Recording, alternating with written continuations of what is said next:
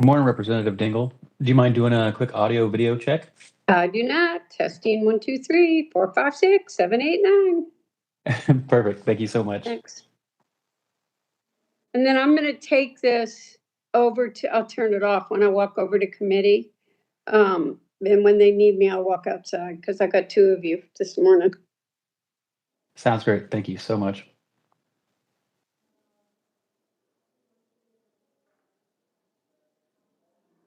Good morning, Representative Velasquez. Do you mind doing a quick audio video check? Good morning. 10, 9, 8, Perfect. 7. Thank you so Is much. that okay? Yeah, everything's great on my end.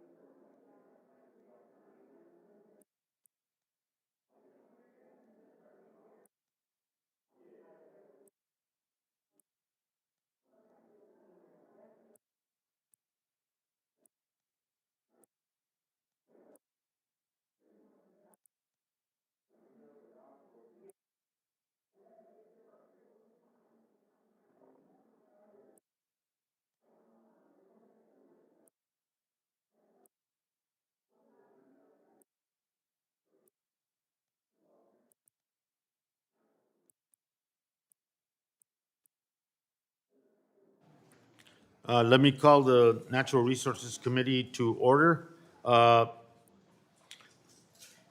This is a full committee markup, and we are meeting today to consider, I believe, 10 bills. All have been properly noticed, circulated, and electronically, along with copies of timely filed amendments, and will be available at the committee repository. Late amendments are also circulated electronically. Pursuant to committee rules, members of the committee may submit written opening statements for the record. I ask that members may revise and extend the remarks on the bills to be considered at this markup and have those remarks included in the record, and without objection, so ordered. Without objection, the chair may also declare a recess, subject to the call of the chair. Pursuant to Committee Rule 3I and the House Rule 11, Clause 2, I announce that I may postpone further proceedings today on the question of approving any measure or matter or adopting an amendment on which a recorded vote or the ayes and nays are ordered. Documents, amendments, or motions must be submitted to HNRC Docs email from a House email address. Please note that members are responsible for their own microphones. Members can be muted by staff only to avoid inadvertent background noise. I strongly recommend that members joining remotely use the grid view and lock the timer to a location so it remains visible. Members that are experiencing technical problems should inform committee staff immediately. Before we begin, I don't know if the timer in this room is not working at this point. And so for those of us in this room, the timer that's on the monitor is our frame of reference in terms of how much time we have to address an issue or to deal with an amendment. Before I begin, I'd like to recognize Ranking Member Westerman for the introduction of a new member. Sir?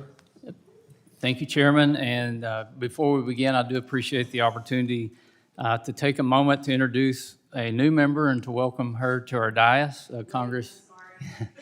Congresswoman Connie Conaway was recently elected to represent the people of California's 22nd Congressional District here in Congress. Connie is a native of California's Central Valley, where she has worked as a substitute teacher in the healthcare field and for her local newspaper. She has represented her community as a Tulare County supervisor in the California State Assembly, where she held the distinction of being the first woman to serve as GOP Assembly leader since 1981. And I'll say, when I was the General Assembly leader in Arkansas, Connie was the Assembly leader in California, and we got to know each other back then. Connie has a long track record as a fierce advocate for reliable water supplies for Central California's families, farms, and communities.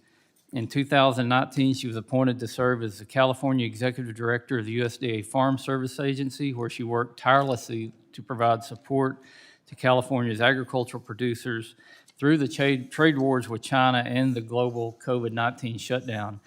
Connie brings a wealth of knowledge and experience to the committee, and I know she will be an invaluable asset to all of us, and especially to the Subcommittee on Energy and Minerals and Water, Oceans, and Wildlife, on which she will serve. Please join me in welcoming Representative Connie Conaway to the House Committee on Natural Resources. Thank you, Mr. Vice Chair. I got to stop letting my mother write my recipes. Thank you very much, and welcome to the committee. And look forward to your service and your contributions. Thank you very much. Mr. Westerman, you're recognized for opening statement. Thank you, Mr. Chairman. The last time this committee convened, the majority chose to debate the merits of pet tiger ownership instead of record gas prices and soaring inflation. Nearly a month later, energy prices remain at record highs, and some states are resorting to rolling blackouts in order to keep their grids operational. Americans are facing tough choices when it comes to cooling their homes or filling their cars with gas. All while yet, just this morning, another record-breaking inflation report continues to drive up the cost of even the most basic household goods and the necessities of life, including food, clothing, and shelter. Given this dire situation, you would think that the committee that oversees vast portions of domestic energy and mineral resources would be kicking this production into high gear, unleashing the full power of American innovation at a time when safe, reliable energy is more necessary than ever. This would be the logical solution to an urgent national crisis. Yet, what are we considering today? Legislation that would effectively shut down mining in Minnesota's Iron Range and increase America's dependence on China for important mineral resources. This bill doesn't just ignore the problem that many Americans are facing, it actively makes the problems worse. And you can see the chart behind me that shows how far behind we've fallen to China in a relatively short period of time in the production of mineral resources. I asked my colleagues today, are you not hearing from your constituents about how they're struggling to put food on their tables and keep their businesses operating? Because everything from groceries to gasoline is expensive. I'm hearing that, and I know I'm not alone. If we're not using our position in Congress to alleviate the struggles of our constituents wherever possible, then what are we even doing here? Republicans on this dais have repeatedly offered legislation solutions to lower energy prices, increase American production of both conventional and renewable energy resources, and create jobs right here at home. At each step along the way, Democrats have refused to consider Republican solutions. Today's markup makes a bad situation even worse by advancing legislation that places critical American resources out of reach at a time when we need them most. Mr. Chairman, I respect the fact that you and I have different opinions of how energy policy should be. I believe energy should be reliable, affordable, and clean, and that we should do an all-above approach. And I respect the fact that you lean more towards a zero fossil fuels and zero carbon emission energy. I respect that, but what I don't understand is how do we get to that when we're shutting down American mining? Because all these minerals, especially the ones that we're talking about doing withdrawal on today, are absolutely critical to having that clean energy, zero carbon emitting energy. And we simply can't do it without those products. And why on earth would we want to go to countries like China when we could be making them right here at home? If developed, the Duluth complex would constitute 95% of U.S. nickel reserves, 88% of U.S. cobalt reserves, and 75% of U.S. platinum group resources. These minerals are critical to drive America's growing renewable energy sector, create thousands of jobs, and achieve the kinds of carbon reduction goals our friends in the majority claim to espouse. Demand for minerals like these will only increase over time. America's need for renewable energy, electric vehicles, smartphones, and other modern technologies will continue to rise. Unfortunately, instead of supporting projects like Twin Metals that will make our nation more secure and energy independent, Democrats are working to lock up these important resources here in America and instead source them from adversaries that actively pollute the environment and even use slave labor during production. You can't make that up. Simply put, Democrat policies have dug America into a hole. When Republicans offer solutions to help our nation climb out, Democrats refuse them. Now, by advancing legislation to ban mining of our natural mineral resources, Democrats are not just choosing to stay in the hole, but they're choosing to dig the hole even deeper. In this case, we're digging a hole straight to China. Unfortunately, for the American people, H.R. 2794 is not the only bad bill on this agenda. H.R. 6554 would authorize a total of more than $500 million for U.S. Geological Survey climate research. While the bill nearly triples the existing program's funding, it is vague in what qualifies as research eligible for funding under the program. It does little to prevent duplication of existing federal programs and presents significant concerns regarding accountability to the taxpayers and oversight of the program. I am glad that we're going to have some UC bills today, some things that we agree on, but I look forward to the debate and for my friends across the aisle to being able to explain to the committee and to the American people how on earth we can shut down domestic mining and at the same time say we're going to build a carbon-free electrified society. I look forward to the debate, and I yield back. Thank you very much, Ranking Member. Let me recognize myself for just a second with an announcement that when we break for the first series of votes, I think it's at 11:30, 2 votes is my understanding, and then we'll break there and return and pick up where we left off regarding the agenda today, and hopefully try to finish by today. The other point that Mr. Westerman makes is, I think it is important.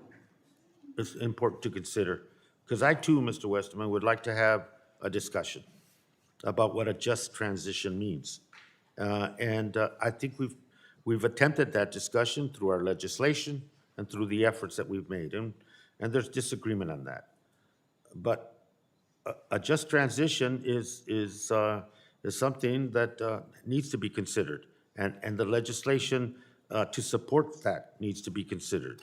And much was done and will build back better, but it's frozen in the Senate to deal with that just transition. But that's not what we're debating. We're debating something else overall, a theme, and it affects this committee. You know, there's a lot of themes going on right now in Washington, D.C. I, for one, would like this committee at some point to reflect on the 7 hearings the Select Committee has had on what happened here on the 6th of January, 2020. I'd like to be able to talk about what that means to our democracy, what that means to the work that we have to do here, and what it means to the level of trust and bipartisanship that this country desperately needs, and that the 6 has pointed out is in jeopardy, very much so. And so I wouldn't mind sitting and reflecting and having an opportunity to talk about how we defend that democracy and what we need to put in place to make sure the American people know that a game isn't being run on them. And I'd like to do that because I think at some point a healthy debate about policy and going forward is necessary. And I'm prepared to debate on what I believe a just transition for the American people should be from what we're doing now to make the situation worse around climate change to what we need to not do in the future to save ourselves. And I'd like to have that. And if there was any compromise, middle ground, consensus, bipartisanship on that issue, it would be to the best. It would be for the better of the American people. But at the same time, I think we need to reflect and talk about how we defend this democracy and how we assure that it continues to represent all the people of this country. Yeah, I think that two go together, and maybe at some point when we, as we continue to do the business of this committee, we can have that opportunity. With that, let me now call up for consideration H.R. 5715 that was offered by myself. Without objection, the bill will be considered as read and open to amendment at any point. Thank you, and let me recognize myself. H.R. 5715 reauthorizes the Morris K. and Stuart L. Udall Foundation's trust fund through 2029 and increases the funding for official representation expenses. Now, this was, the Udall Foundation was established and by Congress in 1992, and that effort, that legislation was introduced and led by then Representative John McCain. The Center for National Environmental Conflict Resolution is named in his honor at the Morris K. Udall, Stuart Udall Foundation, and it was to honor Morris' legacy on the nation's environment, public lands, and his support of the rights and self-governance of tribal nations. Today, the agency houses the National Center for Environmental Conflict Resolution, which is a program that assists parties in resolving what we already know are many contentious environmental conflicts across the nation. The agency also provides critical funding for research and training for American Indian and Alaska Native leaders on healthcare issues and tribal public policy. In addition, the foundation oversees a very successful fellowship scholarship and internship programs that I think many of our offices have benefited from, of students interested in environment or tribal policy. To date, the agency has awarded 700,000 environmental fellowships and 8 million in scholarships to students. It has provided over 255 American Indian and Alaska Native interns with experience in more than 60 bipartisan congressional offices, and it has introduced over 3,000 youth, national park, and wilderness conservation through the Parks in Focus program. It's a great program.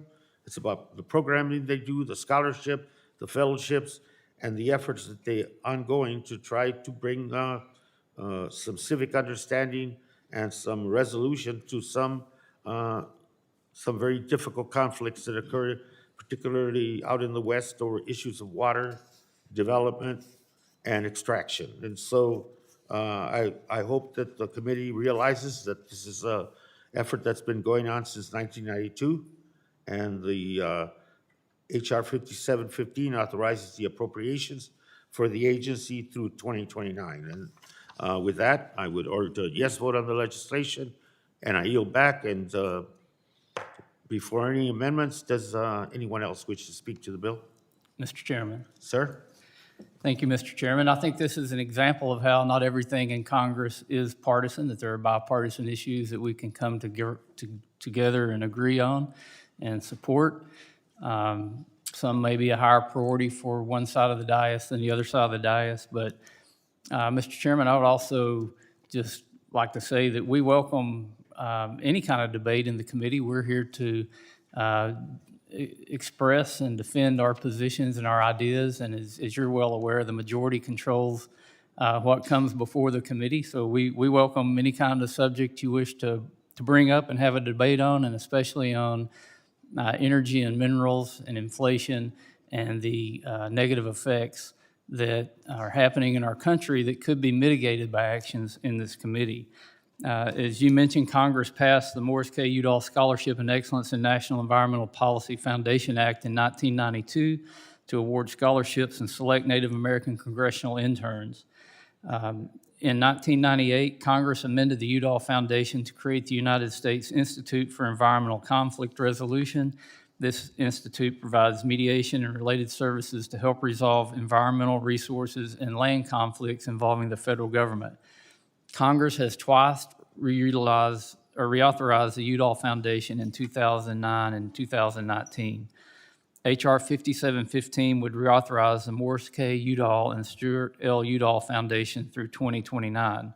HR 5715 would not increase any of the funding authorized level of the program, which received approximately $5.1 million in funding last fiscal year. I appreciate the majority working with us on a good government amendment that will require the Department of the Interior of the Inspector General to conduct an audit 4 years after reauthorization. I support this bill with the addition of that amendment, and I yield back. Thank you. Anyone else wish to be recognized? Gentlelady from New Mexico, Ms. Representative Stansberry. Thank you, Mr. Chairman. I just wanted to take this opportunity to voice my strong support for the Udall Foundation, which of course is named after the indomitable Mr. Morris K. Udall, which this very committee room is also named after. I myself have an affiliation with the Udall Foundation, having worked with the foundation and also been a dissertation fellow, as well as working with the Native Nations Institute and much of the important work that they do with our tribal nations across the United States. And we are very proud also to be hosting a Udall intern in my office this summer, Jessica Arkakita, who is joining us from Minnesota as a park ranger with the Pipestone National Monument and is helping us to look at questions that are critical to our nation, including the just transition and climate resilience, as was being spoken about just a few moments ago. The Udall Foundation is a nonpartisan agency that is working to solve environmental conflicts and build build the next generation of Indigenous and environmental leaders in Congress and their communities, and helps to support our policymaking by bringing diverse voices and young leaders into our offices and helping to build the next generation. I strongly support the reauthorization of this program and appreciate the bipartisan support for this program. And with that, I yield back. Thank you, Mr. Chairman. Anyone else?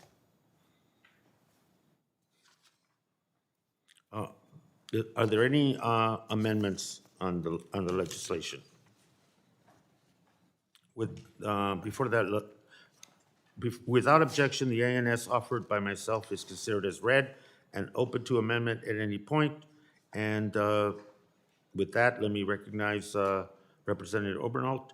You have an amendment designated number 1, and you're recognized, sir, for 5 minutes. Thank you, Mr. Chairman.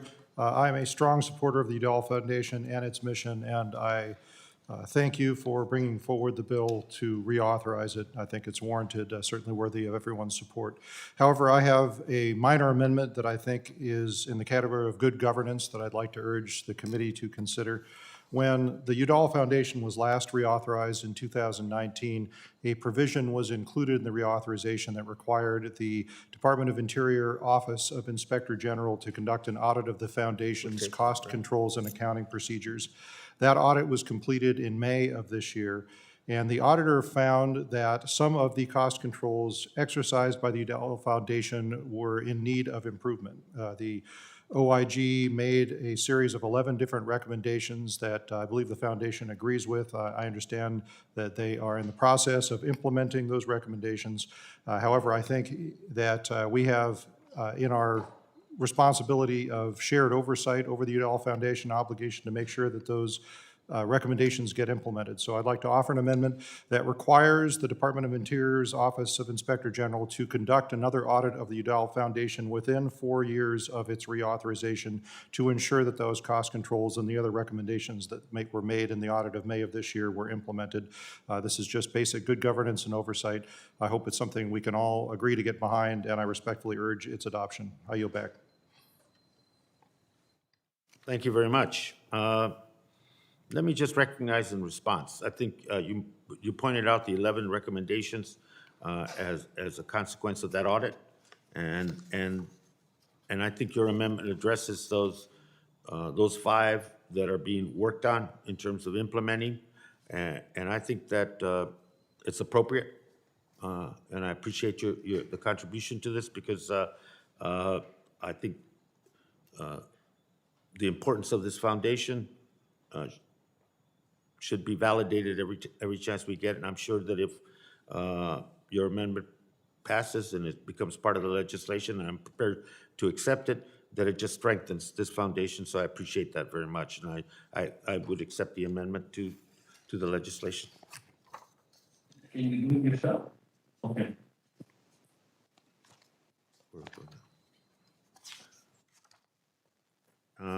Any other discussion on the gentleman's amendment? Hearing none, let me, I'll now pause so the members joining remotely can, I've accepted it, haven't I? The question is on the amendment number 1. I will pause so all members join remotely can unmute. All those in favor indicate by saying aye. Aye. Aye. All those opposed, no. In the opinion of the chair, the ayes have it, and the amendment is agreed to.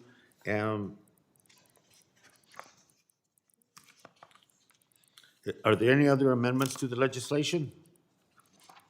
And if there are no further amendments, the question is on adopting the ANS as amended, and I will pause so the members join remotely can unmute. All those in favor indicate by saying aye. Aye. All those opposed, no.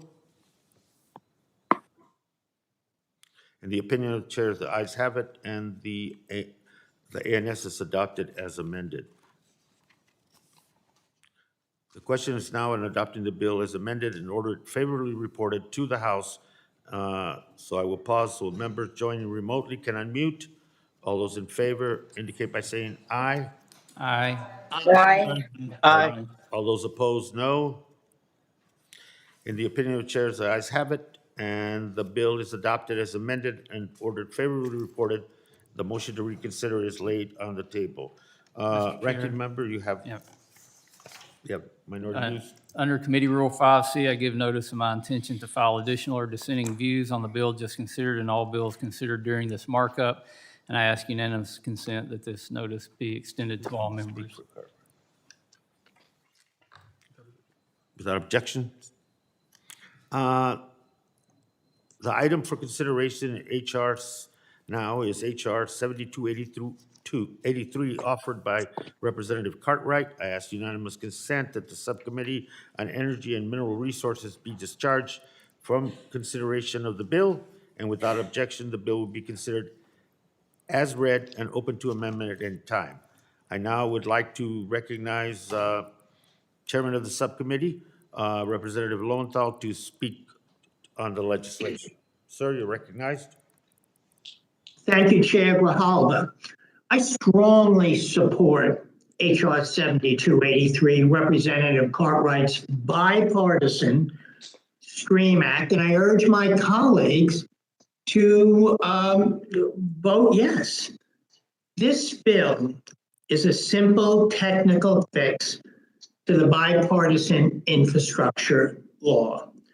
The STREAM Act amends the bipartisan infrastructure law so that states and tribes can use a portion of the $11.3 billion that Congress appropriated for abandoned coal mine land cleanup to restore streams polluted by acid mine drainage. Acid mine drainage is heavily polluted water that flows out of abandoned mines into streams, making them toxic to all wildlife, and often turning them a bright and unnatural orange. Cleaning up this pollution has proven benefits. It restores ecosystems, it brings back biodiversity, and it creates new economic opportunities. But it can be costly and requires a long-term treatment. Through the standard AML program, or the abandoned mine land, which the bipartisan infrastructure law reauthorized for 13 years, eligible states and tribes can set aside 30% of their annual funding allocations to cover the long-term cost of operating an AMD, or acid mine drainage treatment facilities. Unfortunately, the bipartisan infrastructure law does not currently afford states and tribes the same authority for the supplemental funds, limiting their ability to use this historic investment to treat acid mine drainage. The STREAM Act corrects this. It gives states and tribes the same flexibility to treat this devastating issue with BIL funds that they've had under the standard program for years. It does not, and I repeat, it does not affect the total distribution amounts to any states. It simply changes the way states can use the funds if they choose. The STREAM Act will make a real difference for communities affected by acid mine drainage. I urge my colleagues to vote yes on this legislation, and I yield back. Yields, thank you. Anyone else wish to be recognized on the legislation? Mr. Chairman. Mr. Weston. Thank you, Mr. Chairman. This is another bill that I think we can come to agreement on. HR 7283, known as the STREAM Act, amends the Infrastructure Investment and Jobs Act, or the IIJA, to clarify that states receiving newly authorized funds for abandoned mine land, or AML land, cleanup may set aside a portion of those funds into specific accounts for acid mine drainage, and yet another acronym, the AMD. This is consistent with existing law, which allows states the option to set aside up to 30% of AML grants for AMD cleanup. This bipartisan bill makes a technical fix that will allow states to utilize AML funds according to the needs of the state, and that is something that I support. However, this is just one example of many problems in the hastily crafted IIJA that need to be corrected. The IIJA did not go through regular order in the House and did not even receive a markup in this committee or in the House at all. This so-called bipartisan infrastructure bill, which was actually the largest investment in infrastructure in the history of the world, went through the House without as much as a markup. So there are a lot of issues that need to be corrected in it. And it should be no surprise that there are issues that we need to correct. Further, the Department of the Interior has released guidance for states applying to receive funds authorized for AML and orphan well cleanup that includes requirements over and above the letter of the law. Under the Surface Mining Reclamation and Enforcement Act, or SMCRA, the states are given primary authority to regulate coal mining and AML cleanup activities as they know the geology, the geography, and needs of the state best. The Office of Surface Mining Reclamation and Enforcement should allow states to make final decisions regarding AML site prioritization and refrain from imposing heavy-handed requirements on states receiving AML funding authorized in the IIJA. Mr. Chair, I support this technical fix, but as I mentioned before, there's much work to be done to resolve the issues created by IIJA, and House Republicans will continue to conduct oversight in that regard, and I hope we can work together in the future to fix more of the errors. I yield back. Gentleman yields. Anyone else wish to be recognized on the legislation? Mr. Chair. Sorry, recognized. Thank you very much. As ranking member of the Energy and Minerals Resources Subcommittee, I agree with Chair Lowenthal, and I rise today in support of H.R. 7283, the STREAM Act. Legacy coal states, especially in the East, are still suffering from the pre-SMACRA era, with little enforcement or oversight. In order to fix the harmful AMD-tainted waterways in Appalachia, states need to be able to access the infrastructure funding made available. I look forward to voting in favor of this bill. Mr. Chair, I yield back. Gentleman yields. Anyone else? Any other member? Let me just recognize myself and thank Mr. Cartwright and the committee. This bill, if you look at it, it's about jobs. It creates an employment base in terms of the reclamation, restoration, and cleanup that is going to be focused from this legislation. I think it overall improves public health. And, you know, on the visits to Appalachia and to look at what land and water harms that occurred, and that those instances were increasing as the economic demand for coal continues to plummet, so does activity in that region. So you're finding more and more situations in which mines and discharges have been abandoned and need to be remediated immediately. And I think sometimes in that prioritization process that you talked about, what was static maybe 5 years ago is no longer, because you have a more serious situation before you in some, because I asked about that in some given areas.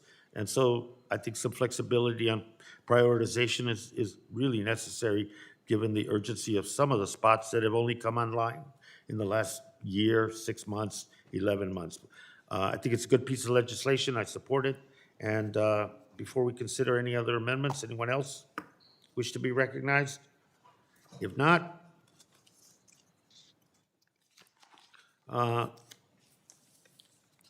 first of all, without objection, the ANS offered by myself is considered as read and open to amendment at any time. And with that, is there any amendments to the legislation?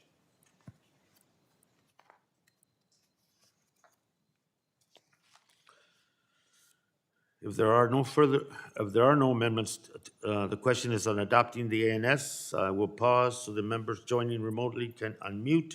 All those in favor indicate by saying aye. Aye. All those opposed, no. The opinion of the chair, the ayes have it, and the ANS is adopted. And the question is on adopting the bill as amended and ordering it favorably reported to the House. I will pause so the members joining remotely can unmute, and all those in favor indicate by saying aye. Aye. All those opposed, no. In the opinion of the chair, the ayes have it, and the bill is adopted as amended and ordered favorably reported. The motion to reconsider is laid on the table. And with that, the item for consideration next is HR 2794, offered by Representative McCollum. I ask unanimous consent that the Subcommittee on Energy and Mineral Resources and the Subcommittee on National Parks, Forests, and Public Lands be discharged from further consideration of the legislation, and without objection, the bill will be considered as read and open to amendment at any point. I would now like to recognize Representative McCollum to speak to her legislation. You are recognized. Thank you. Thank you, Chair Grijalva, for including my legislation in this markup to permanently protect the watershed that flows through the 1.1 million acre Boundary Waters Canoe area wilderness. It continues northwards into Voyageurs National Park, into Canada's Quantico Provincial Park.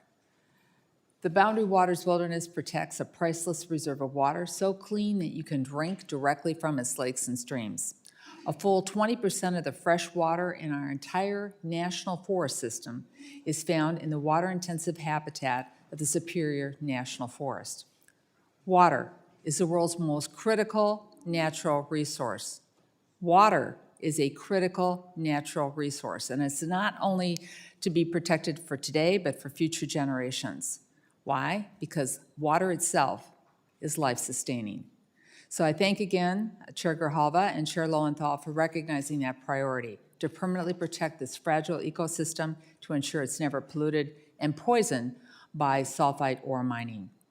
We've, in this committee, have heard testimony from scientific experts, the former chief of the Forest Service, local business owners, and the American public about the undeniable risks that acid mine drainage poses within the watershed of the Boundary Waters Wilderness. Last month, the U.S. Forest Service released a draft environmental assessment of a proposed withdrawal, summarizing 19 scientific resource reports which documents the significant risks of sulfide ore mining to the incredible resource within this watershed. Now, the Trump administration abandoned a prior environmental study, and I have a copy of it here. Nice cover, and then all the rest is redacted. This was a study that was requested by this Congress and a study that was paid for by the U.S. taxpayers. But the Trump administration abandoned the prior environmental study and then hid its results. They made a craven political decision to mine at any cost. This study confirms what experts have been telling us for years. It's simply too dangerous to risk polluting this water. Sulfide ore mining process is a serious risk. This contamination could last for centuries or longer, and remediation for spills and failures, folks, it is totally ineffective. This contamination would significantly degrade water quality, which will negatively impact human health, fisheries, wildlife, rice beds, and other federally protected resources.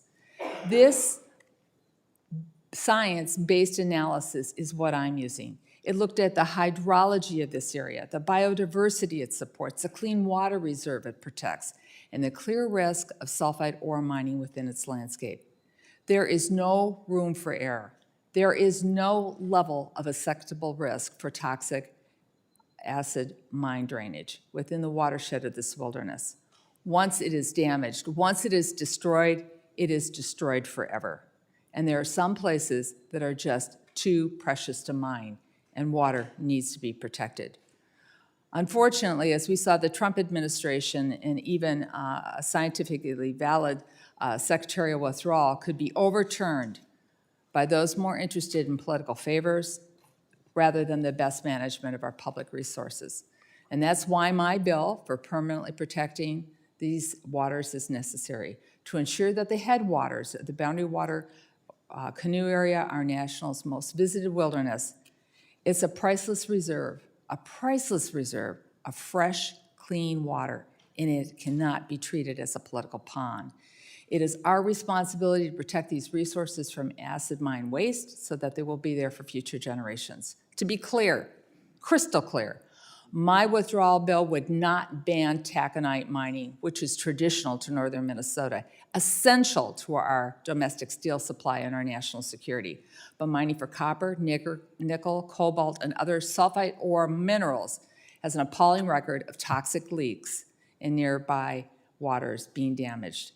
As much as our nation needs access to these important minerals, which I know well as the chair of the Defense Appropriations Committee, we cannot trade off the value of clean water and national treasures like that for mining by international conglomerates who ship the minerals overseas, and there is nothing that is guaranteed that it will even contribute to our national security.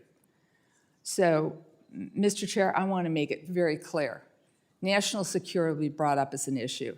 I take my oath to defend and protect the Constitution in this nation very seriously, and I also take my oath to make sure that there's clean water available for future generations, and that is part of our national security too, to protect the water assets here in the United States. I urge my colleagues to follow the science, protect the clean water, preserve this unique, treasured wilderness, and pass this bill through committee today. Mr. Chair, I thank you again, and later on, I'd like to be recognized for a parliamentary inquiry to insert items for the record when appropriate. Thank you, sir. Thank you. Anyone else wish to be recognized on the legislation? Mr. Chairman. Mr. Westerman, you're recognized. Mr. Chairman, I strongly oppose this deeply misguided and harmful legislation.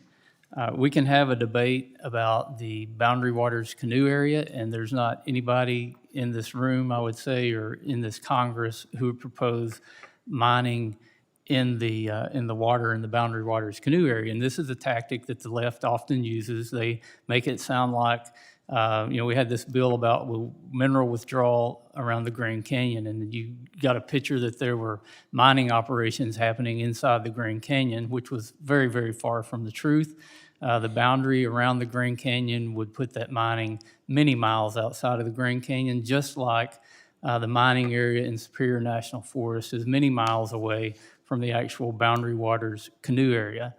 And regarding the science, we're talking about studies that were based on mining techniques in the 1960s. We're also talking about underground mining, not the strip mining like where the taconite comes from, that the bill sponsor seems to be okay with that.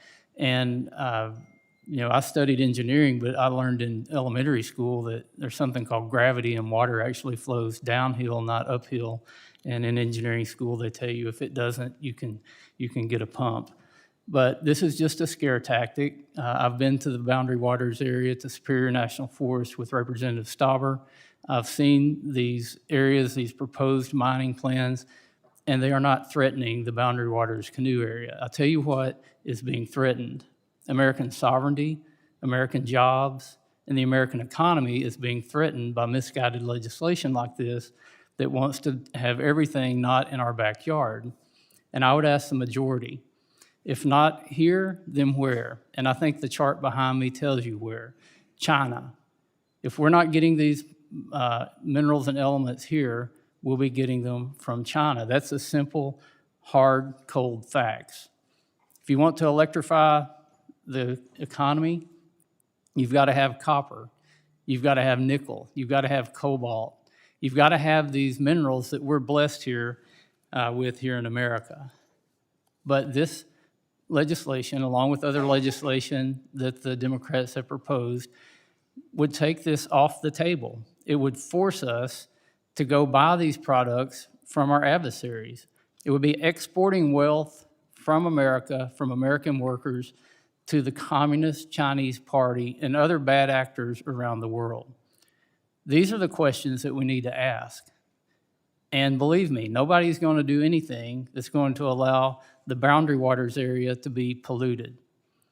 This is just an attack on mining. It's a false false argument to say that if you don't pass this bill, you're going to destroy the Boundary Waters Canoe area. Just like saying if you don't withdraw all of the uranium mining in northern Arizona, you're going to destroy the Grand Canyon. The science and common sense simply doesn't support that. And while we're facing these issues here in America with yet again another record consumer price index, record inflation, out of control fuel cost, increasing food cost, new burdens on the American taxpayer and consumer, we're here in this committee talking about making that worse. Legislation like this, make no mistake, will make that worse. It does nothing to solve the problem. It does nothing to address environmental concerns. It actually makes them worse. If we're not getting this from clean mining techniques in the United States, we're getting it from bad mining techniques in the rest of the world. If you want to talk about carbon, we can have a discussion about carbon, about climate change. I'm willing to discuss that as long as the majority wants to go. It's a global issue. Just because we reduce it here in the United States, if we're increasing it in other parts of the world because of our actions, we're not solving the problem.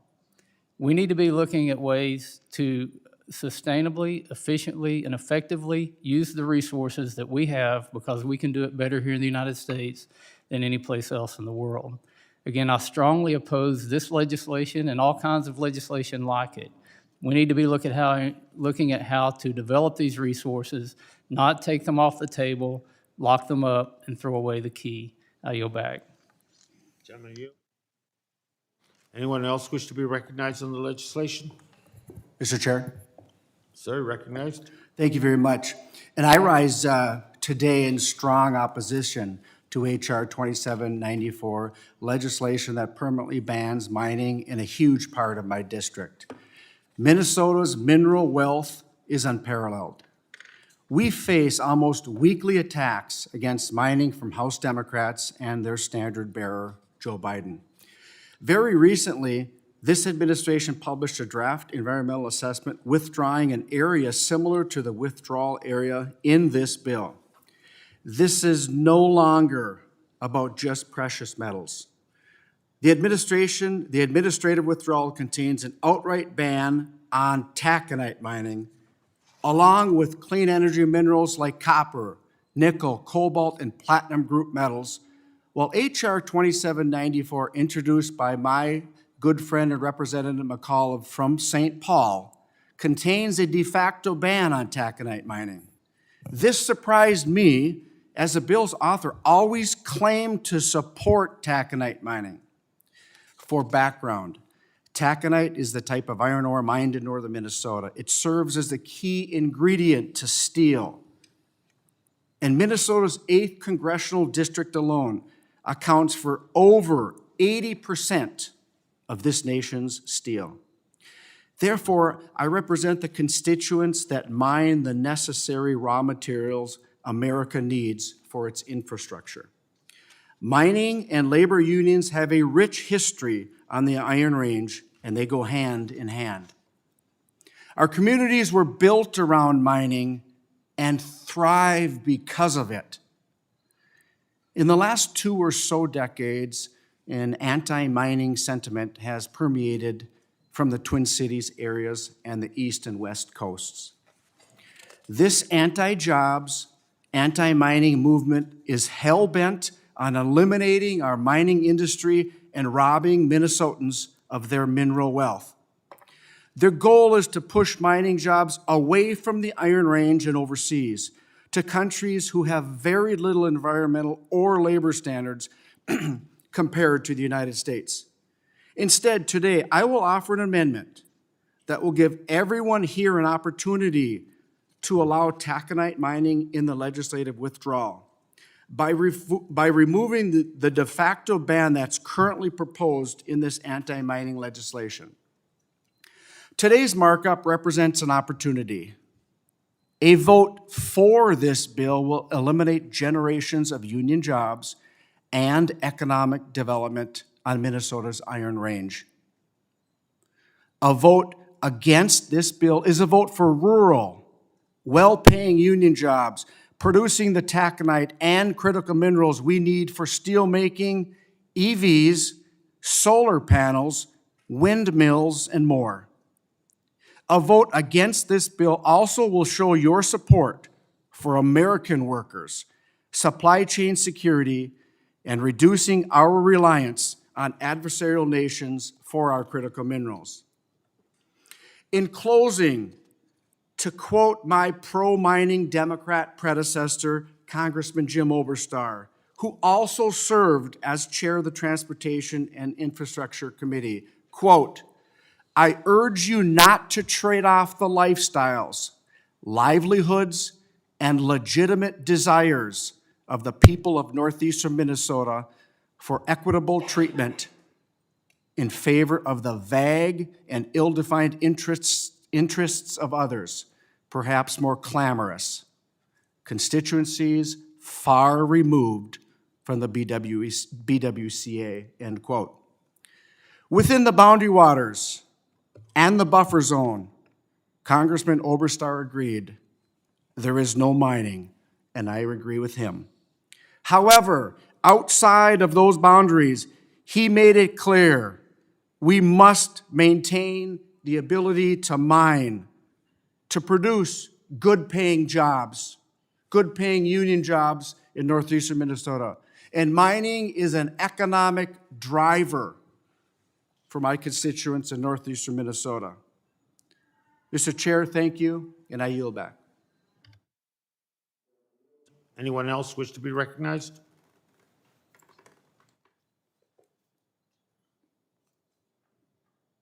If there's no further comment, we will now move to, if there's no further debate on the legislation, we'll begin the amendment process. Without objection, the NS offered by myself is considered as read and open to amendment at any point. Representative Stauber, you have several amendments. We'll begin with the amendment designated number 1. Sir, you're recognized. Thank you very much, Mr. Chair. This amendment disallows the bill from taking effect until the Secretaries of Interior and Labor verify that the bill does not interfere with an existing project labor agreement. A very similar amendment received bipartisan support in this very body in April of 2021. Twin Metals, the target of this withdrawal, signed a project labor agreement with the Iron Range Building and Construction Trades, committing to local union labor to build and operate the underground mine. As you can see behind me, just a handful of the union logos that fall under the building trades umbrella up north on the Iron Range. To our union workers, mines like Twin Metals not only mean a quality wage, a robust workforce protections, and other employment benefits, but it offers a dignity of a job. Twin Metals alone would rival the construction hours spent on the U.S. Bank Stadium in downtown Minneapolis, but with no taxpayer money. So why oppose Twin Metals? Like I said earlier, it's because many Democrats no longer support these union mining jobs. And Democrats from urban areas and the coasts, for some reason, turn their nose up at folks living in rural areas and wanting high-paying quality jobs. But don't take my word for it. Ask the leader of our 49ers, our International Union of Operating Engineers, on this very legislative text. Jason George, and he said, quote, "The resistance to mining and the funding for the organizations that have been propped up to support this effort largely comes from other communities, hundreds of miles away, from people that don't live there where the mines are being proposed and don't know the facts about those proposals." Very similar to what Congressman Oberstar was talking about. I'd like to enter the letter into the record along with letters opposing this withdrawal from the International Union of Operating Engineers Local 49, from the Laborers International Union of North America, from the Laborers International Union of North Dakota, Minnesota, Minnesota Building and Construction Trades, North Central States Regional Council of Carpenters, and the Minnesota Pipe Trades Association, among others. I urge adoption of my amendment. Please stand up for our union workers. Mr. Chair, I yield back.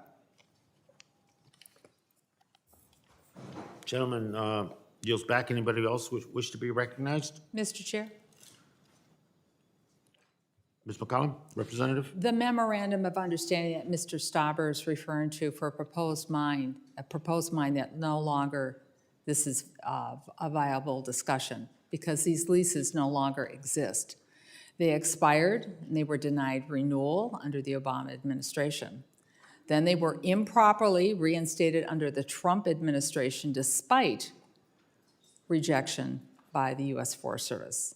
And then the current administration, recognizing that the improper, that the procedure was not followed, canceled the leases.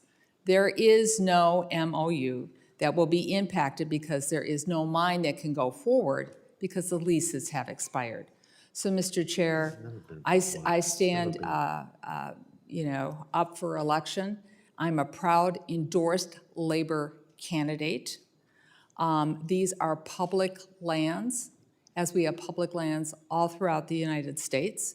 But I want to stress again, these leases no longer exist. This memorandum of understanding that Mr. Stauber is referring to for a proposed mine is no longer viable. With that, I yield back, Mr. Chair, and those are the facts. Anyone else wish to be recognized? Thank you. Mr. Chair. Mr. Westerman? Thank you, Mr. Chair. I support Mr. Stauber's amendment. This is a common sense amendment that would do good to the constituents who actually live in the Iron Range. And I believe that the residents of the Iron Range are in the best position to determine the most optimal economic opportunities for that region. These localities should not have their hands tied by those with extreme environmental agendas on the East Coast and the West Coast who don't understand the region or the mining industry.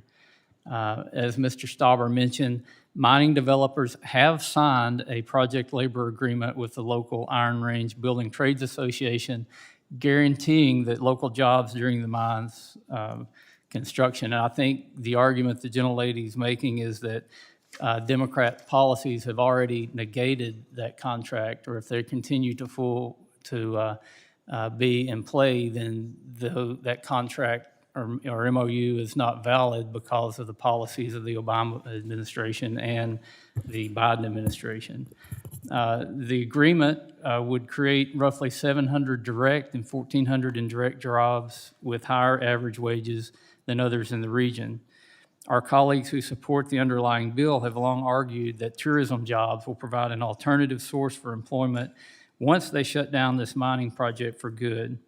But we know that miners in Minnesota earn an average of over $90,000 a year, while those in the tourism industry earn roughly $21,000 per year.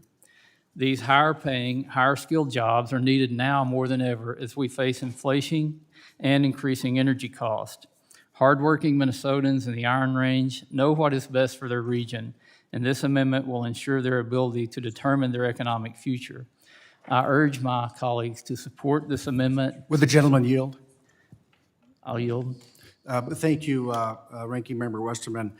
If I may, Mr. Chair, I'd like to enter into the record the MOU with the labor canceled by Joe Biden. Without objection, so ordered. I yield back, Ranking Member. I'll yield.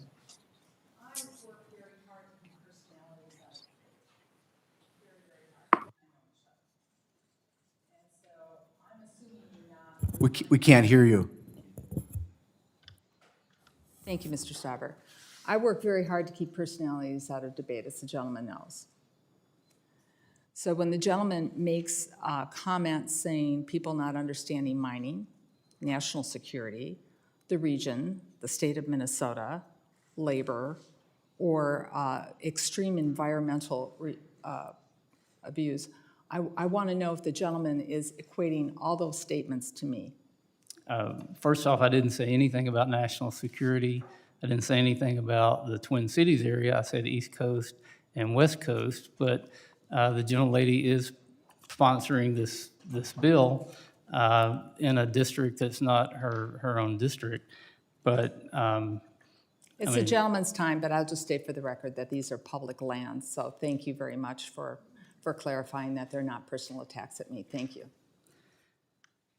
And Mr. Chairman, with that, I would ask unanimous consent to insert in the record a letter to the committee from the National Mining Association on this issue. Without objection, so ordered. Thank you. Anyone else wish to be recognized on, I guess it's the amendment, right? On the amendment?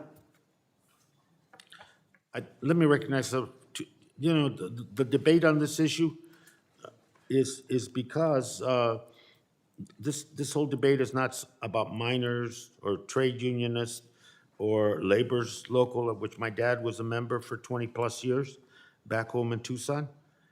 It is about the mining industry, and a mining industry that, quite frankly, in this country has its ways, whichever way, has a great deal, inordinate amount of power, pays no royalties on public lands, and the list goes on. But I'm saying that because as we were speaking earlier, there are some areas in which community and national interest should be preeminent, and this is one of those instances.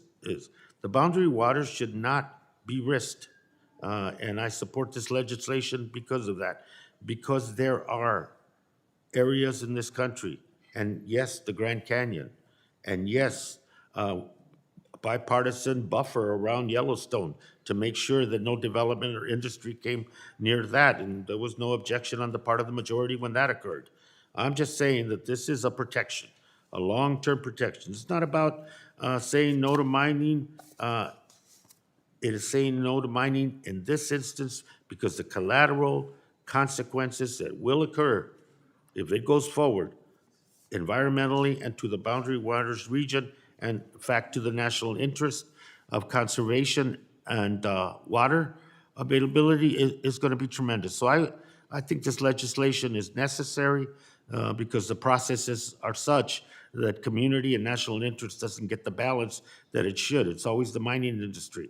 And to say that because of the economic issues or inflation, that every rule, every regulation, anything goes, and there should be no balance or no controls and no consequences and no real study of what those consequences are going to be is wrong.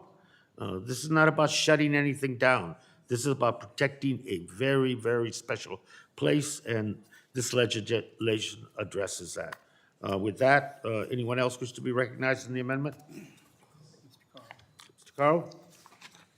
Thank you, Mr. Chairman. As someone that has been there in the middle of winter and saw this facility, I encourage everyone to rethink what we're talking about here. It is extremely important to our national security that we have access to these minerals.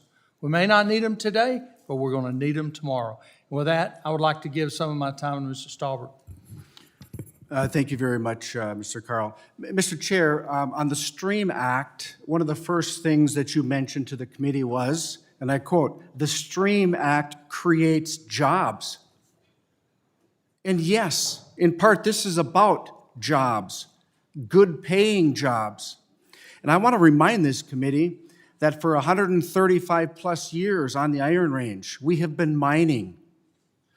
And I want to remind this committee the cleanest water in the entire United States is in the heart of mining country.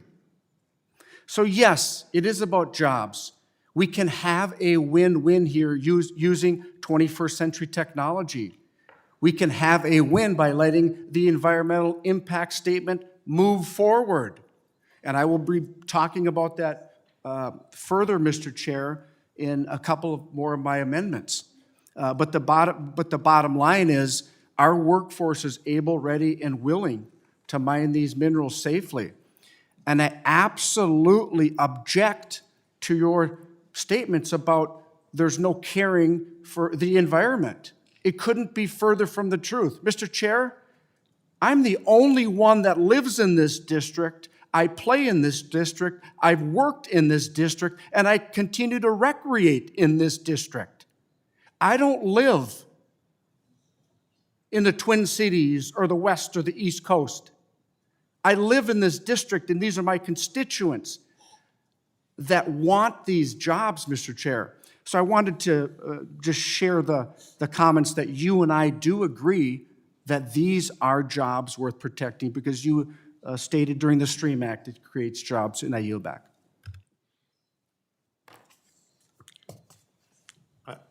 Gentleman yields to address the legislation. Tiffany? Thank you, Mr. Chairman. I yield time to the gentleman from Arkansas. Save me a couple minutes.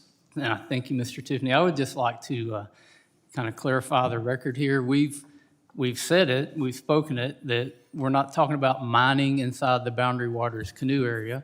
We're not talking about mining in the buffer area around the Boundary Waters Canoe area. So now we're going to try to make a visual presentation so that everybody can understand where this mine is. This is the proposed mine site. This is the Boundary Waters Canoe area. This is the buffer area.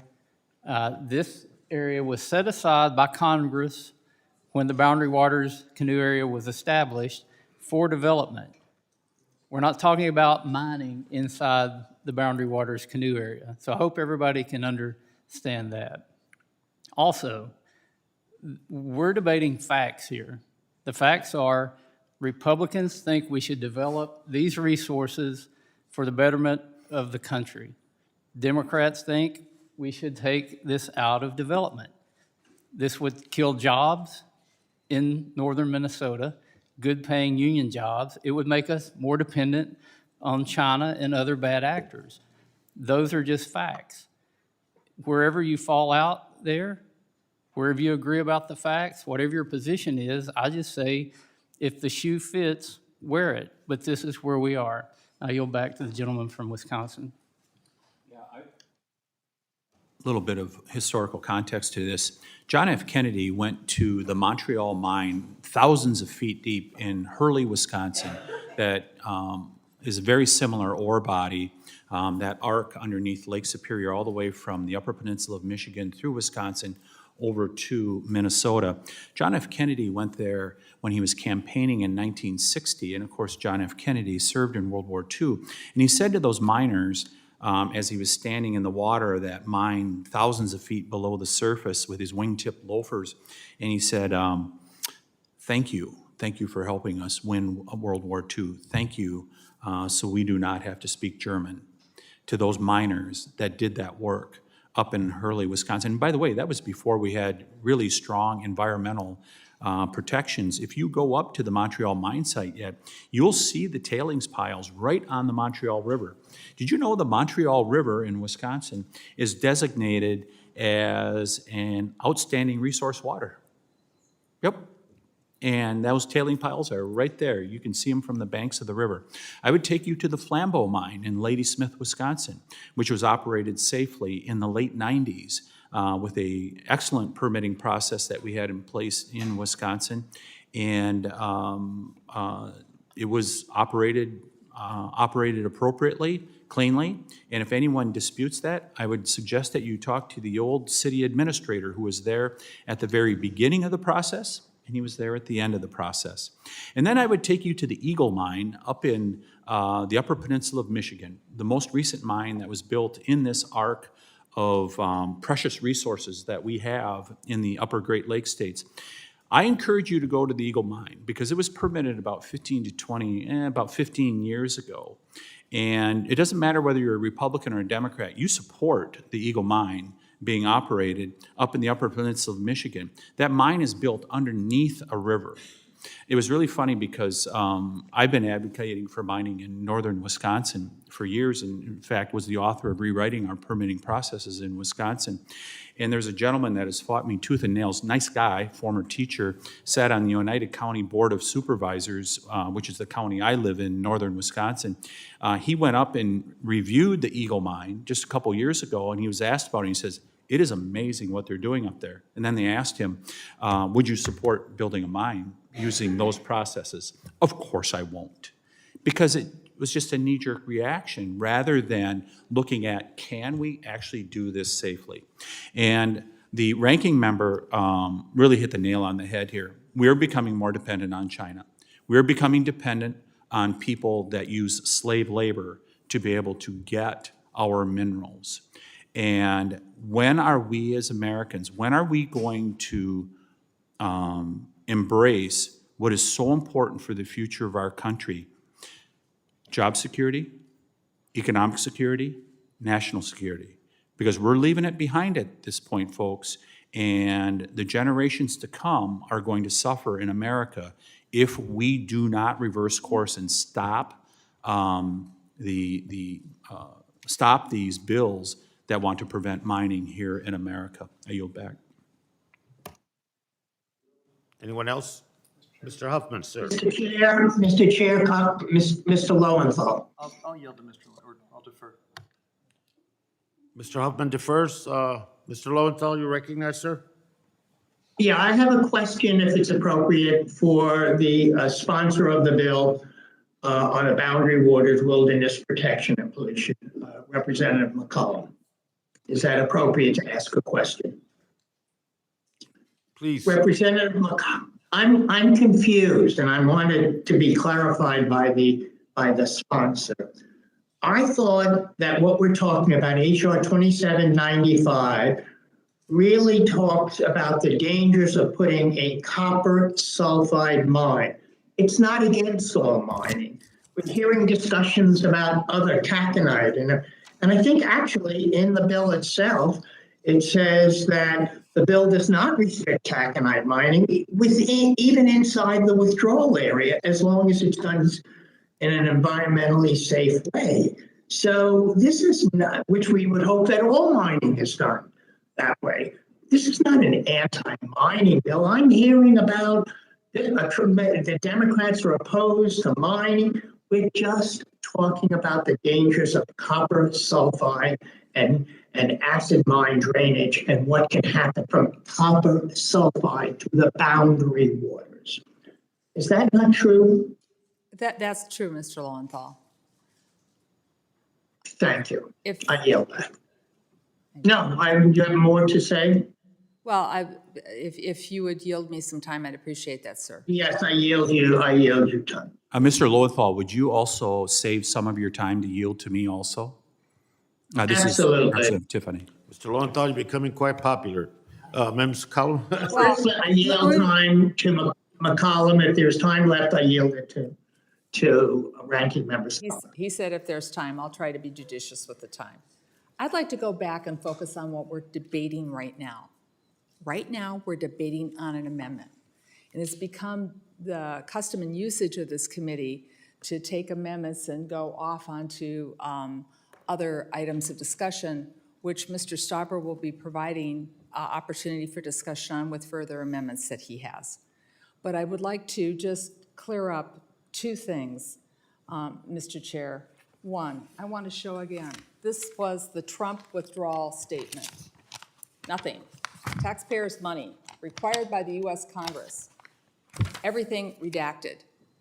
Stopped short 3 months before it was to be issued. Ask yourself why.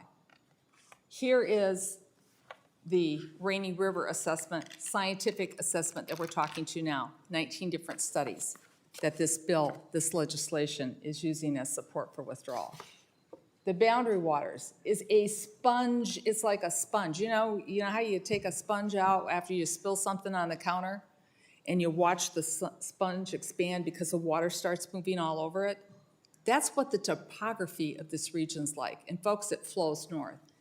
The proposed mine location is 1/4 of a mile flowing north. All this flows north from the Boundary Waters area. This is what happened in Canada. And Canada thought they had it all together when they did one of these mines. It's destroyed forever. It's destroyed forever. So this isn't about just protecting the wilderness or the forest or the fauna or whatever. This water is destroyed forever.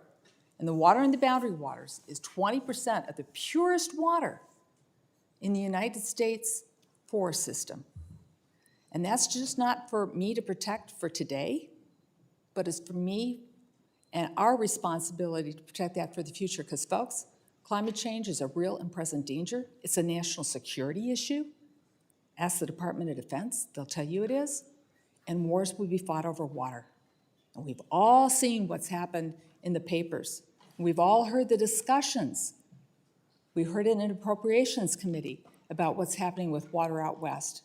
Folks, we have a moral obligation and a fiducial responsibility and a constitutional responsibility, I think, if we're going to take life, liberty, and the pursuit of happiness seriously and protect this water. Mr. Joenthal, thank you so much for the time. I'm done speaking, and if there's anything left for Mr. Westerman, that's between you two gentlemen. Well, if there's any time left, I yield to Representative Westerman. I asked the chair, is there any time left? I actually didn't ask for time. That was Mr. Tiffany, but I think it's pretty much gone right now. So, yeah. Okay. Gentlemen, you wish to be recognized? Sir, you recognized? Who is that? Who are you asking? Mr. Tiffany? Thank you, Mr. Chair. I would yield to Mr. Tiffany. Did you recognize Mr. Yes, I thought Okay. he was going to yield to you, right? Okay. Thank you, first of all, for yielding. And so I just, a couple things in regards, into context here. What I heard from the gentleman from California is that I was just referencing taconite mining. And first of all, I'm so glad that he's supportive of taconite mining. I hope he'll come to Wisconsin and tell some of the activists in our state that we should be the largest deposit left in the United States is untapped in northern Wisconsin. I hope you'll advocate for it. But the Eagle Mine is a sulfide mine up in the Upper Peninsula of Michigan. And it's being run safely, and it is, it should be a model for the rest of our country. And I know that is how they want to permit these mines in northern Minnesota, is with a model like Eagle up in the Upper Peninsula of Michigan. And in regards to Mount Poly, I hope that everyone gets context as far as what happened there with Mount Poly, because yeah, that was a problem in British Columbia and continues to be. But take a look at how they created that mine. That is not how they would do it in northern Minnesota. That is not the permitting process that would be used or how they would go about it. So it really is apples and oranges to bring out Mount Poly, because I've seen that argument given before in hearings in the state of Wisconsin. Final thing in regards to it being the boundary waters in that area, you know, that's a huge sponge up there.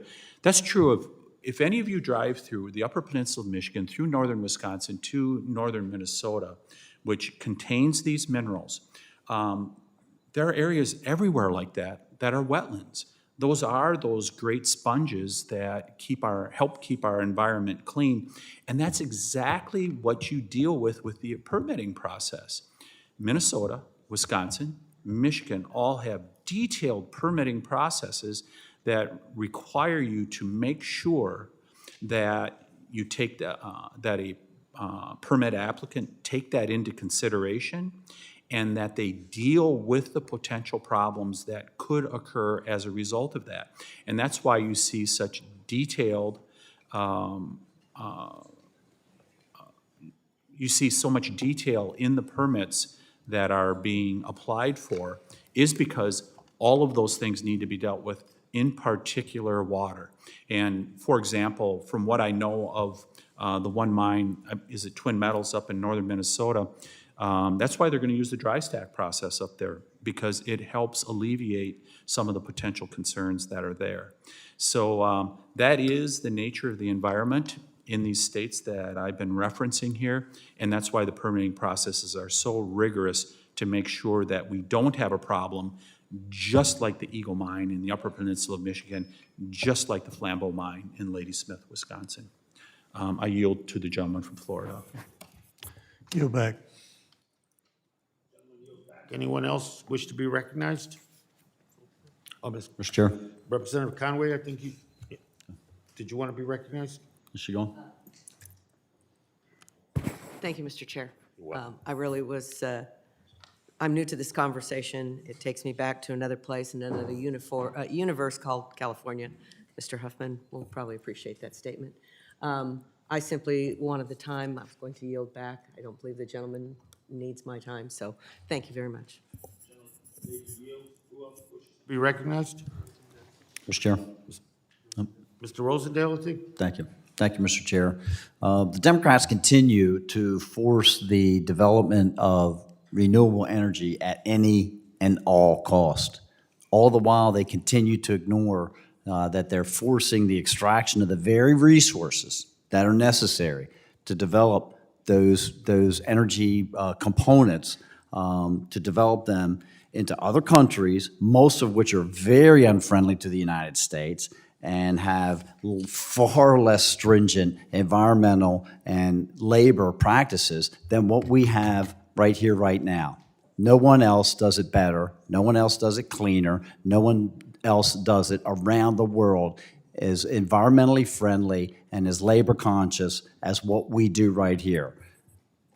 With that being said, I would like to yield my time to Representative Stauber so that he can describe some of those efforts. Thank you. Thank you, Mr. Rosendale. I would, my colleague from St. Paul just put up a picture of a mine that you all saw in the country of Canada. In the country of Canada, I want to remind this committee that 40 miles north of this watershed, they opened a gold mine within 3 years. They are operating a gold mine within this same watershed, and they were permitted within 3 years.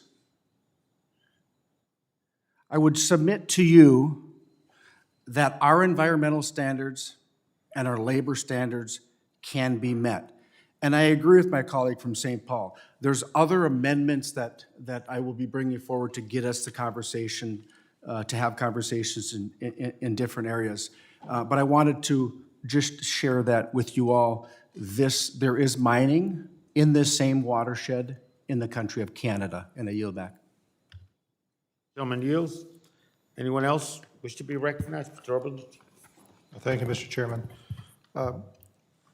I find this actually a really fascinating debate because we're unified in our desire to want to protect our environment, but we're talking about how best to accomplish that, whether or not to permit mining for critical minerals in the United States. And this is a discussion that we've had before in this committee. I'm reminded of a bill that we were debating a few months ago about the Resolution copper mine in Arizona, where many of these same arguments were made. And in that, the testimony for that bill, I was really interested in the testimony of some folks from the automobile industry who were talking about our transition to electric vehicles. And the point that they made that stuck with me is that just to convert the current year's vehicle production to electric vehicles from internal combustion, not the whole fleet, just the current year's production, is going to require a quadrupling of worldwide copper output because copper is used in all the windings for those motors. And that's just copper. There are other minerals that we need a lot more of to accomplish that transition. We need more cobalt, we need more manganese, we need more lithium. The batteries in these cars have complex chemistries that require these minerals. So the simple fact is, if we're going to make this transition, we need these minerals. If we need these minerals, we're going to have to get them from somewhere. And if we don't produce them here in America, then we're going to have to import them from other countries. And those other countries almost exclusively have environmental regulations that are much more permissive than those in the United States. Therefore, importing those minerals actually makes the planet dirtier than producing them here domestically. So I think it's incumbent on all of us to look at the big picture here. And I think we need to do what's best overall for our environment and what best serves our desire to protect our environment. And to me, it's clear that we need to enable the production of these minerals domestically. I was fortunate to accompany Representative Stauber on a tour of the Iron Range in northern Minnesota a few months ago. And I was struck by the fact that the stockpiles of the earth that was disturbed when the Iron Range was mined in the 1940s during World War II in search of iron ore are just sitting there. They contain substantial portions of some of the minerals that we need, minerals like cobalt and manganese, and yet we're not permitting those stockpiles to be mined.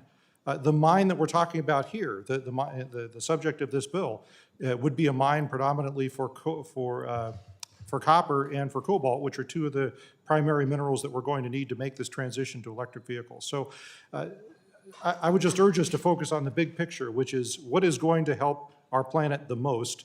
And to make this transition to electric vehicles, we need these minerals. We can't allow them to be imported from other places. Thank you, Mr. Chair. I yield back. Mr. Chairman. Gentleman yields. Who wishes to be recognized? Mr. Chairman. Ms. Gonzalez Colon, recognized. Thank you. I totally agree with Mr. Obernolte just said, well said. And we need to look forward how we're going to be importing those minerals when we can produce them. So with that, I would like to yield the rest of my time to Mr. Carl. Thank you, Congresswoman. Appreciate that very much. You know, Mr. Chairman, this committee needs to be talking about ways to produce more American energy. I feel like Yogi Berra, and I keep re-quoting that because this is my second year, deja vu all over again.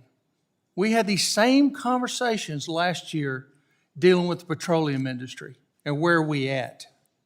We had these same conversations, the same environmental hits, the same conversations about how it was destroying things. And we on this side, we told you, Mr. Chairman, that it was going to cause the price of fuel to go through the roof.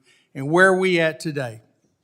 Instead of talking about this bill, we're going to make China more money if we allow this to go through. If we allow it to go through, and we can't do it. The president of Saudi Arabia, the president right now is headed to Saudi Arabia to talk about generating more, because of the regulations we push through on this committee. So this is a very important bill. I'll tell you, I just left my office. I was so embarrassed when I saw the president of Mexico, I'd like to play this tape for the record. If I can get it to come up here. In the meantime, while we're waiting for gasoline prices to go down, we are allowing Americans who live near our border to fill up their vehicles with gasoline on the Mexican side at lower prices.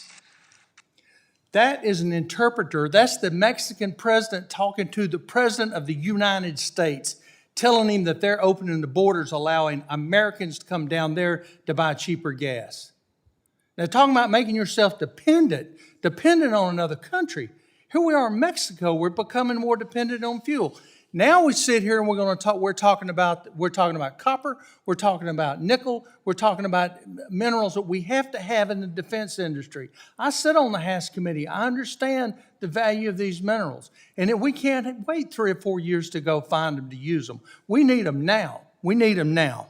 And with the decisions that have come out of this committee from your side of the aisle, Mr. Chairman, we're looking at gas is up 60%. Chicken, 19%. Eggs, 36%. Dairy, 14%. And food and restaurants, 12%. We can't afford to keep shutting things down all in the name of environmental reasons. We are very conscious of that on this side of the aisle. I love the environment. We're all environmentalists. But we can't just keep shutting things down because we think it helps the environment. People have got to eat. They've got to be able to drive. We need copper, we need nickel, and we need fuel. So stop. Let's stop. Let's be Americans. Let's work together. Let's quit this just destroying the industry. With that, I yield. Gentleman yields. Anyone else wish to be recognized? Mr. Graves? Thank you, Mr. Chairman. Mr. Chairman, I just have a quick question. I know that Mr. Stauber has a number of amendments today, and I also know that for the first time that I'm aware of, this committee has on multiple occasions just cut the hearing off or cut the markup off and blocked members of Congress from being able to offer amendments or represent their constituents. And I just wanted to inquire if that was the committee's intention for this markup session as well.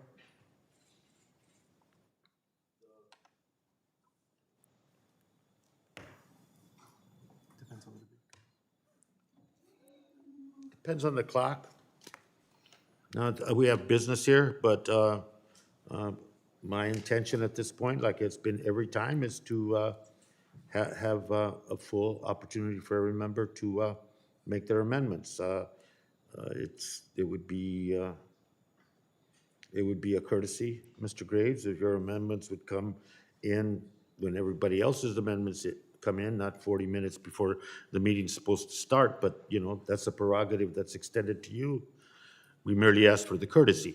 But no, I intend to hear what we can. What I'd say about the clock is that I would like to finish the business of this committee today. Thank you. Mr. Chairman, I'm looking at the last 2 weeks, like many folks I've spent going around our district and just talking to people at home. And today we're marking up boundary waters, we're marking up a ski area fee, retention, Udall Trust Fund, Delaware Gap Recreation, to install a plaque at a park. I got to tell you, Mr. Chairman, not one single constituent has brought up any of these issues. What I've heard over and over and over again is the fact that people can't afford the energy costs, and it's been gasoline, but now we're increasingly seeing electricity bills. Electricity bills just going through the roof, and it's unaffordable to where people are being given the false choices, as I mentioned at our last markup session, between fueling their vehicle or buying groceries and other things that are really just false choices. Mr. Chairman, this committee has jurisdiction over energy production. That's what we do. That's what this committee's, I guess I'd say, our primary jurisdiction is. And here we are, and I want to spend a lot of time counting. This is how many bills and markups we've done on energy, on actually solving energy problems and actually bringing prices down and improving the affordability. They can't see it down there. The public can't afford this. They can't afford this. There was an assessment done by the Ways and Means Committee that said that the average American is paying $5,200 a year more because of record inflation, because of record inflation and what we're seeing. And look, this is Secretary Yellen. She says she was wrong. She says she was wrong. And look, I got to tell you, I have a tremendous amount of respect for her acknowledging that. I'm wrong, and I think it's important to acknowledge it when you're wrong. But she acknowledged it. And this administration has been fundamentally wrong on their energy policy, fundamentally wrong. And they're refusing to actually make changes. What are we doing here today? So the administration is talking about saying we want to have an energy transition. Okay, so how do you have an energy transition? You develop a plan that includes how you're going to transition. What we're doing today is we're once again saying no to energy, not just no to oil and gas, as we've heard for the last year and a half, but now no to renewable energy.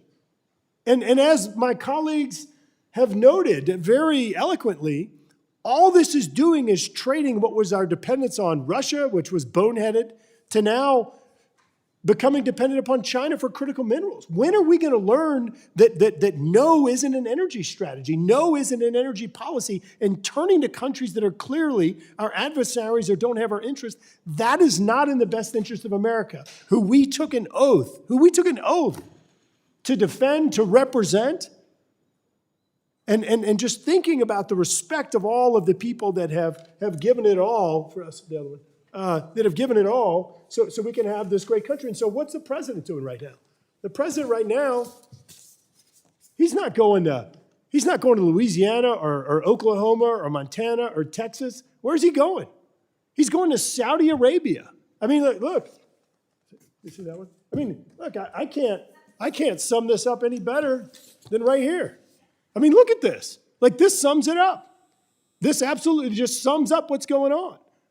We're going to Saudi Arabia and asking for things we have in America. Mr. Chairman, this is just fundamentally flawed. That what we're doing right now, we have an opportunity to solve this problem for Americans, and I urge that we exercise this committee's responsibility and authority and do it. I'm out of time. Yield back. Yes, Mr. Huffman.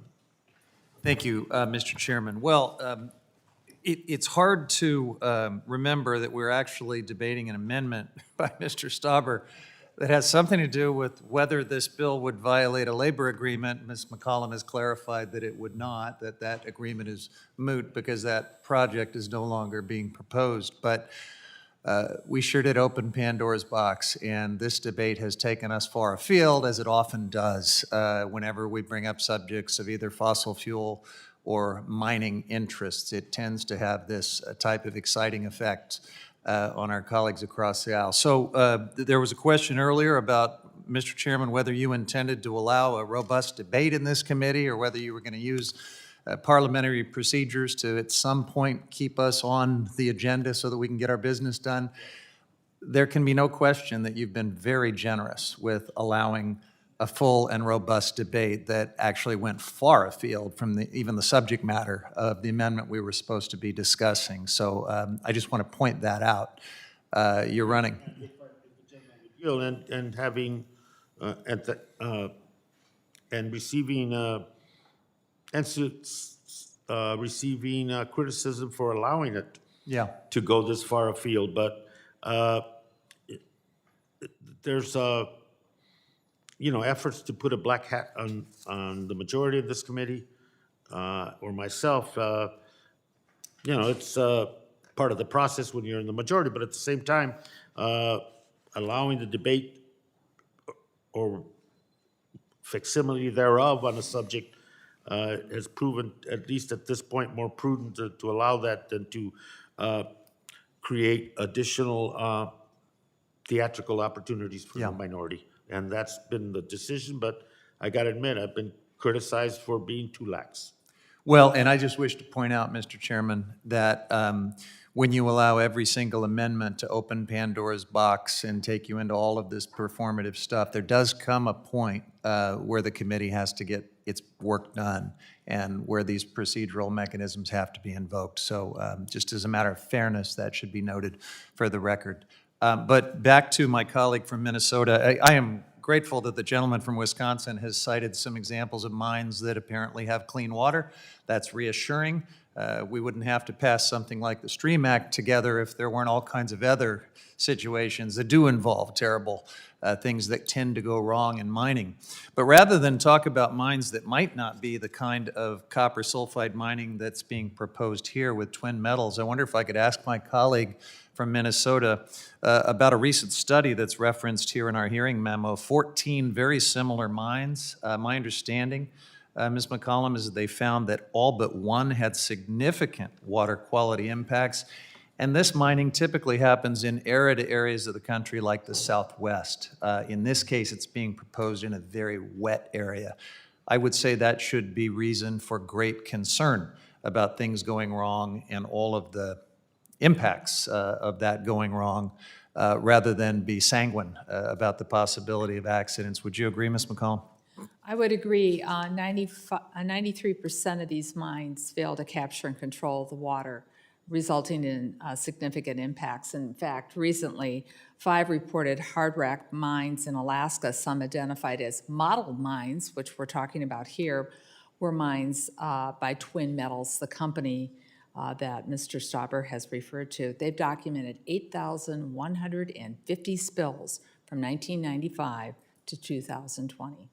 Thank you for that. And to the point that this mine is not proposed immediately in the buffer zone around the boundary waters, I was just doing a little bit of research online this morning about this, and please correct me if I'm wrong, but my understanding is that this mine would involve a tunnel underneath a river and a lake that actually drain into the boundary waters. Is that correct? That's correct. It all flows north into not only the boundary waters, but Voyageurs, then eventually into our boundary waters with Canada and Quantico Park. Yeah. Finally, on the point about jobs, I do understand that there are a lot of iron mining jobs in Minnesota. That's a big part of the economy and the mining heritage in the state.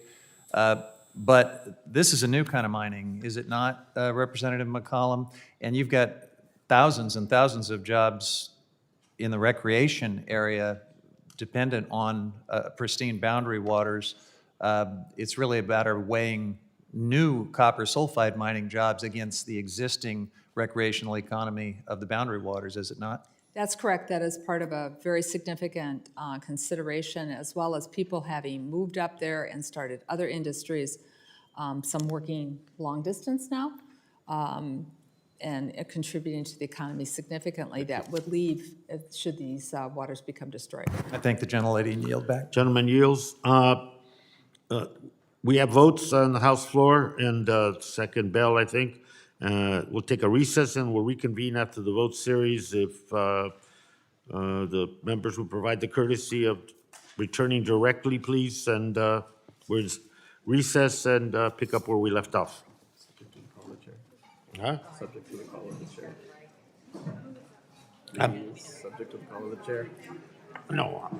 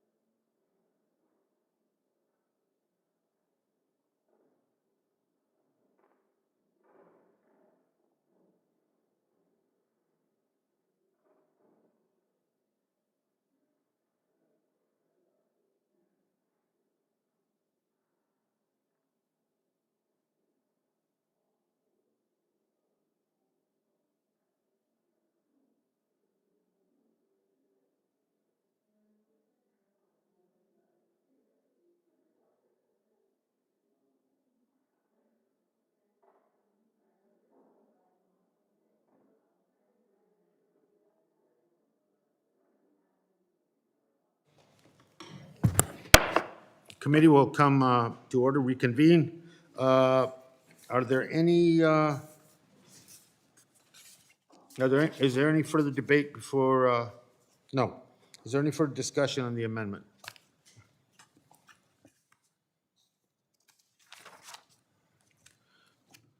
Since there's no further debate, the question is on Staubert Amendment number 1. I will pause so that members joining remotely can unmute. All those in favor say aye. Aye. All those opposed say no. No. No. In the opinion of the chair, the noes have it, and the amendment is not agreed to. Mr. Chair, could I request a recorded vote? A recorded vote has been requested and will be postponed pursuant to prior announcement. The next amendment designated Staubert number 2. Staubert, you recognize, sir. Thank you very much, Mr. Chair. Just a couple of weeks ago, the Biden administration moved to ban taconite mining in the withdrawal area we discussed today. There is no debate. That is a fact. The board behind me is from the draft environmental assessment explaining why Joe Biden is choosing to ban taconite mining in northern Minnesota. Lift it up a little bit. And just a quick refresh from my first speech. Taconite is the form of iron ore serving as a key ingredient in steel making. You don't have American steel without American taconite. And the vast majority of taconite deposits in America are solely in my district.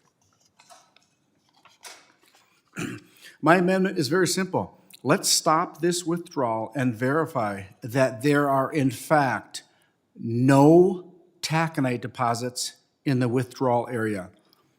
There are two loud arguments the administration and Democrats in the House make against this point. First, they will mislead and say they are not banning taconite. Well, behind me is proof from Joe Biden's U.S. Forest Service working in tandem with Joe Biden's Bureau of Land Management. I will also enter into the record the draft EA. Second, they will argue that there is no taconite, and if there is any, why has it not been developed? Well, first of all, it's the Iron Range. Taconite snakes its way from Grand Rapids all the way up north of Lake Superior into Canada. If it hasn't been developed yet, it's because we need permitting reform on federal lands, and the ore is not yet developed. Just like it took until recent years for technology to catch up and propose critical mineral mining, we need to keep the deposits available to explore and innovate. So those are the two explicit arguments. However, there is a third, quiet factor, and that factor is that Joe Biden and the modern version of House Democrats oppose all forms of mining, including taconite. In fact, Mr. Chair, this committee's majority has made anti-mining arguments this entire Congress. Witness after witness in hearings, bill after bill in markups, day after day. The majority has made it harder, if not impossible, to mine, and is pushing our resources abroad and endangering Americans' livelihoods and strategic national security. Mining is a major economic driver for my constituents, and you are taking it away. I therefore request you all support my amendment and stand up to the Biden administration to tell them that we can't ban taconite mining. Mr. Chair, I yield back. Wish to be recognized on Staubert Amendment number 2? Mr. Chair, first, McCollum? thank you for the recognition. First, this is just not an amendment. This totally eliminates the bill and substitutes it for the amendment that Mr. Staubert's offering. So it's not an amendment to amend the bill, it's an amendment to gut the bill. And I strongly oppose that underlining amendment for that reason. It strikes the entire withdrawal under consideration today. And it has instead outside conditions on existing administration projects. Now, my colleagues across the aisle know that the underlying bill makes clear the exceptions in the mineral withdrawal for taconite, iron ore, granite, sand, and gravel, because this is an important part of the economy, taconite mining, ore mining, the granite and sand in the economy. The only thing that is in there is that will be used to say I'm not serious about it, and I'm dead serious about protecting iron ore. We needed to build our ships. We needed to build for our national security. We need it in our everyday lives, in manufacturing, in building, and the infrastructure bill we just passed. But it does say that if the chief determines that the removal is not detrimental to water quality, air quality, and the health of the forest and habitat within the Rainy River Watershed. That's currently what goes on with any mining process.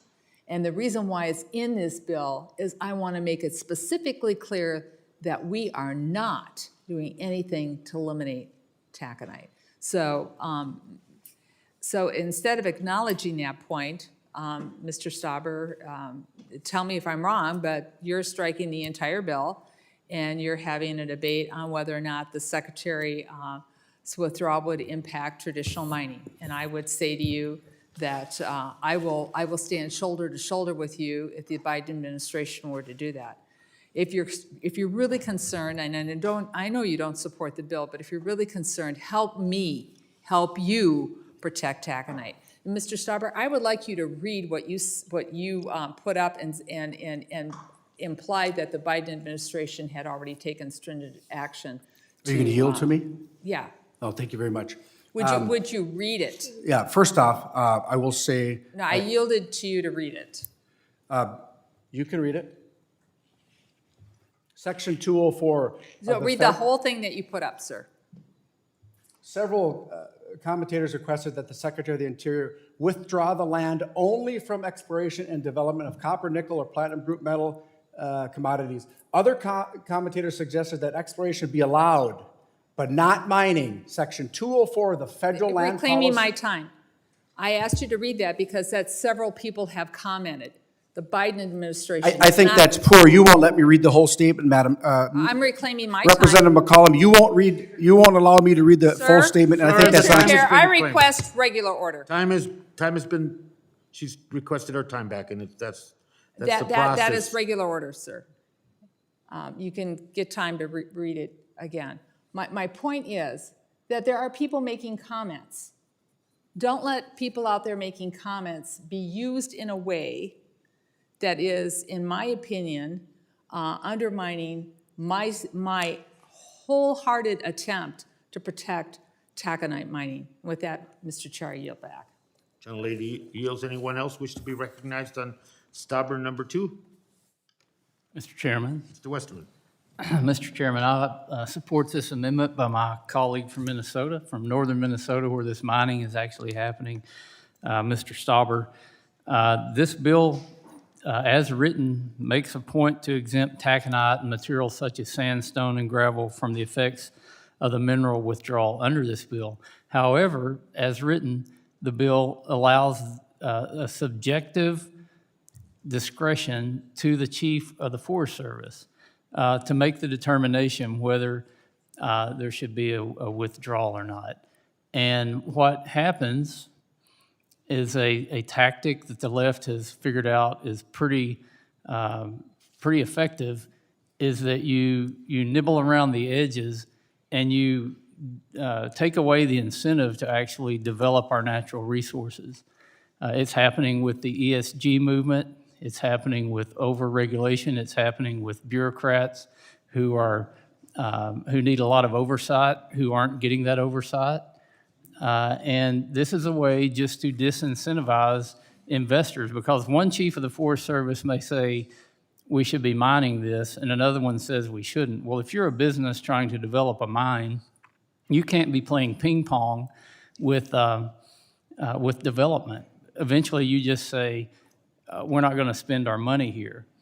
We're going to go somewhere else and spend our money. The world needs these resources, and we can't develop American resources, so we're just going to take our capital and invest it somewhere else, because we can't afford to invest in a project where the whims of Congress or the whims of an administration may allow it one day and may not allow it the next day. So this is very dangerous to give this much authority to an unelected bureaucrat in any administration. That's why we need to use the language that Mr. Stauber has proposed to take out this this side, around the end attempt to create any way to stop mining in northern Minnesota, and to say, oh, you put language in here to say, we're going to exempt taconite, we're going to exempt sandstone and gravel, except if the chief of the Forest Service says we shouldn't exempt them. And we know now, and I'm going to yield some time to Mr. Stauber to finish the statement, to elaborate a little bit more on the position of the current Forest Service and the current chief of the Forest Service. If this were the law of the land, what would happen to taconite? And I yield to Mr. Stauber. Thank you, Ranking Member Chair. The American people just saw what the anti-mining, anti-jobs members of Congress treat partial statements, half-truths, partial truths, etc. It was witnessed by my good friend and colleague from St. Paul moments ago when she would not allow me to read the entire statement. So I will finish it. Section 204 of the Federal Land Policy and Management Act does not authorize such a withdrawal. Instead, a withdrawal removes land from the operating of specific laws. Withdrawing land from the partial implementation of a law authorizing mineral development would be inconsistent with Section 204 of the Federal Land Policy and Management Act. Therefore, the alternative was eliminating from the detailed study. The United States Forest Service lacks the authority to withdraw either taconite or precious metals. This amendment protects taconite mining. And my colleague from St. Paul knows that. Because if there weren't taconite mining, there wouldn't have been made the exception in the bill. So as again, I stand with my constituents, the mining community that have lived and supported this country by mining taconite. I will say again, the half-truths, the partial truths, sometimes not even true, quotes, information that has been spread is unconscionable. The ranking member showed earlier the map of the boundary waters. There will be no mining in the boundary waters, nor will there be mining in the buffer zone. That's what my predecessor, Congressman Oberstar, agreed to in the late 70s when this act was put forward. And I'm running out of time, so I yield back. Gentleman yields. Mr. Westerman yields. Anyone else wish to be recognized? Sir, recognized. Thank you, Mr. Chair. There's a lot of good points being made here. I find it fascinating that our colleagues on the other side of the aisle would be talking about completely removing language from a piece of legislation and replacing it with new language. I've been here for a short 20 months, and I've seen that take place many times by my friends across the aisle. And the only difference is that I saw them take language for completely unrelated subject matter whatsoever and insert it into bills, and a bill title would not even match up. So I commend my colleague from Minnesota for at least placing an amendment or proposing to place an amendment on the legislation to actually utilize the same subject matter and improve it in such a fashion. We just saw the Supreme Court of the United States last week release a decision that said the EPA has moved outside of its authority by imposing different standards across the development of resources in this country, imposing additional regulations, trying to rein in what they determined were pollutants, and not allowing Congress to do its job. It is about time that we started passing legislation in this body that is very specific, that is not subjective, that does not allow administrative state to go in and impose their decisions upon the businesses and industries and citizens across this nation. And if my good friend from Minnesota can insert language into a piece of legislation to keep that from happening, then I plan to support it.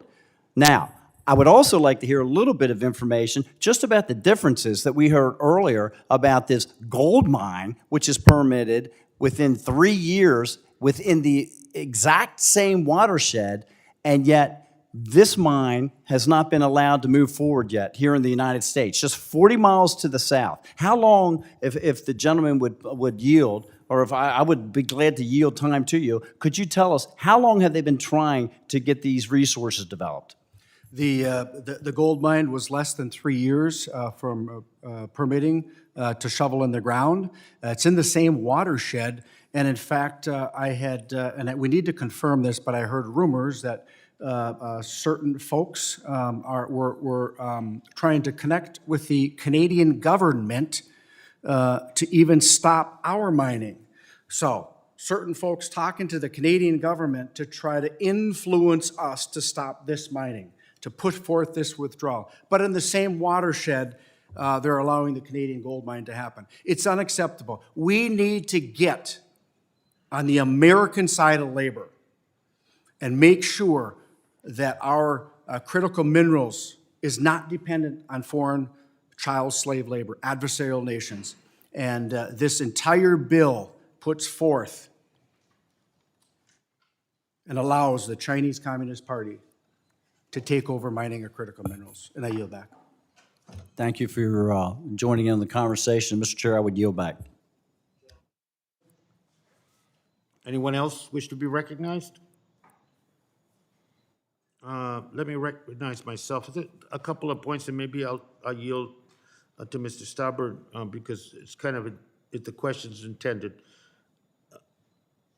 This withdrawal is a response to I think what we find in a lot of areas at Grand Canyon and other situations in which there is a great deal at risk to proceeding as we proceeded in the past, and just approve and allow the development and the extraction to occur. We're dealing with a law on mining that in order to protect areas like the boundary waters, it does require the intervention of the United States Congress and to some extent the administration. And I say that because the Forest Service or the Land Management Agency, when it comes to mining based on that antique and antiquated law, doesn't have the option to say no. And the other issue is that whatever the extraction is, there is no return to the taxpayer from public land because there are no royalties attached to whatever extraction. And in terms of public participation, there is no options presented.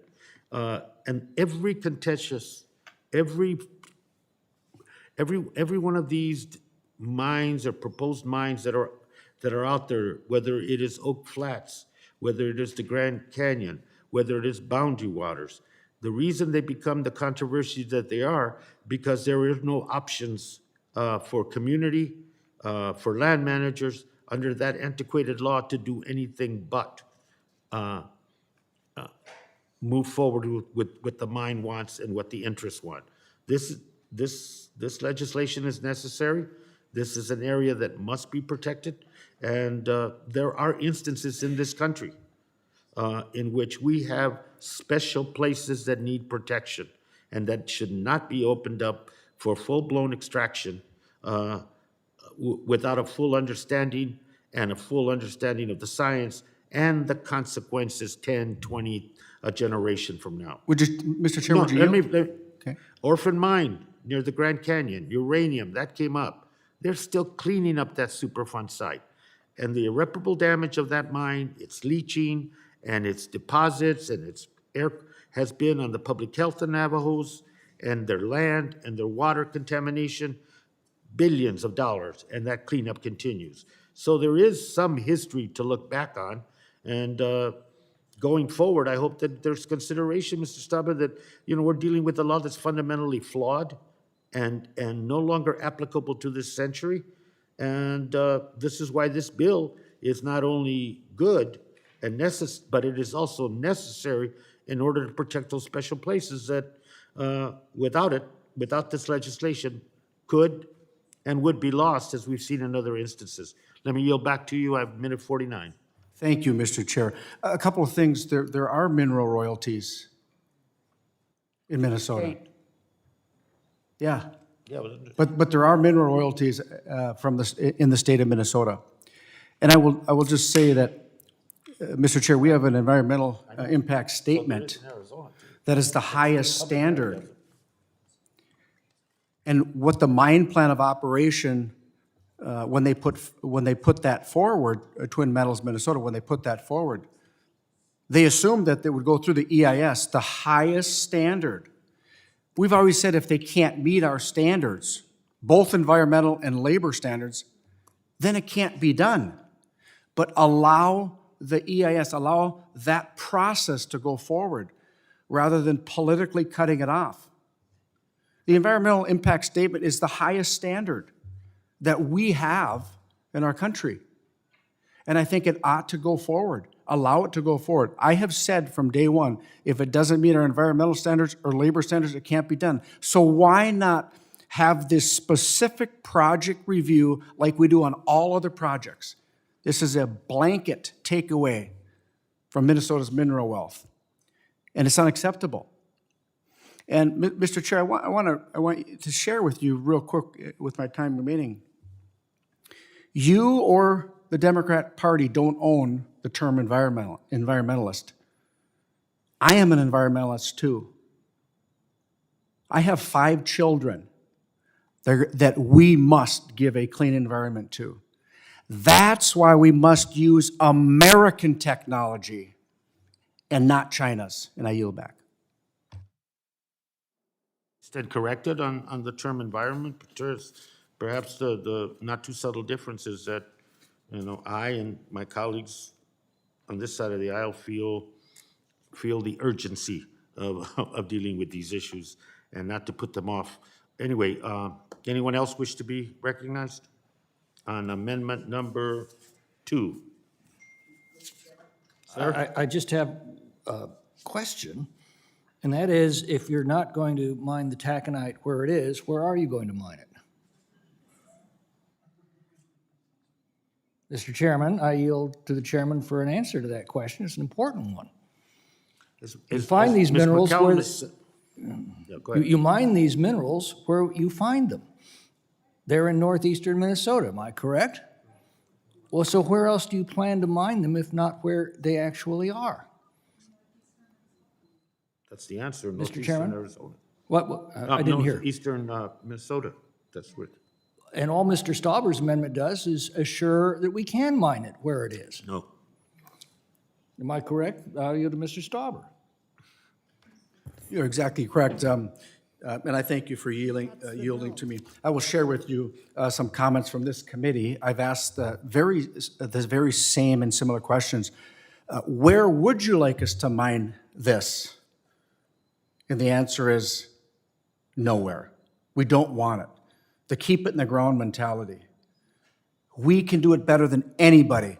Allow us to do it. That's all we're asking. Allow us to do it. And in this particular case, allow at least the environmental impact statement, the highest standard on project-specific reviews, to go forward, to meet the standards that we in Congress have put forward. And by the way, the U.S. Forest Service putting this mining ban, supporting this mining ban, would be the same U.S. Forest Service that would make a determination whether you could mine taconite or not in this area. And isn't that a decision that Congress should be making? Absolutely. And not an administration bureaucrat? I have great respect for our current chief of the U.S. Forest Service, but nobody elected him. That's right. I agree with you. Mr. Chairman, so again, I'd repeat the question. If we're not going to mine it where we find it, where are we going to mine it? The gentleman wanting to, her time is up. If anybody would yield to her, she wanted to respond as part of I'll the be happy question. to yield to Ms. McCollum. I'll just be brief. I agree with both of you on taconite.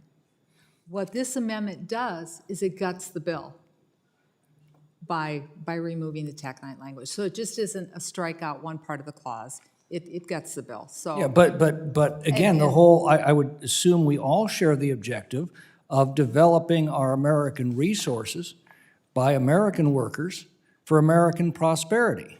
Absolutely. This bill simply says The amendment simply says, we're going to mine the taconite where we find it. You can't withdraw it like this.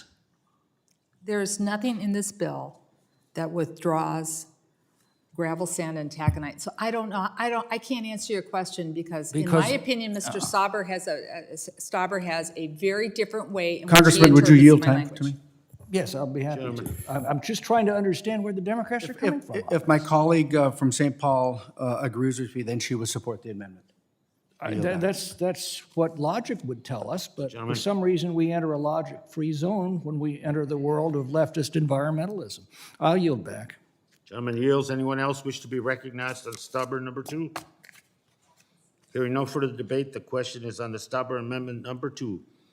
Pause so those remotely can unmute. All those in favor indicate by saying aye. Aye. All those opposed indicate by saying no. No. No. No. No. In the opinion of the chair, the noes have it, and the amendment is not agreed to. Mr. Chair, I'd request a recorded vote. Recorded vote been requested and postponed pursuant to prior announcement. Now we have Stauber amendment number 3, sir. You're recognized for 5 minutes. Thank you very much, Mr. Chair. The legislative withdrawal we're debating today was written with a so-called, quote, carve-out for taconite and stone, sand, and gravel. But if you read the text, the bill actually gives the chief of the Forest Service veto authority. Yes, Andrew.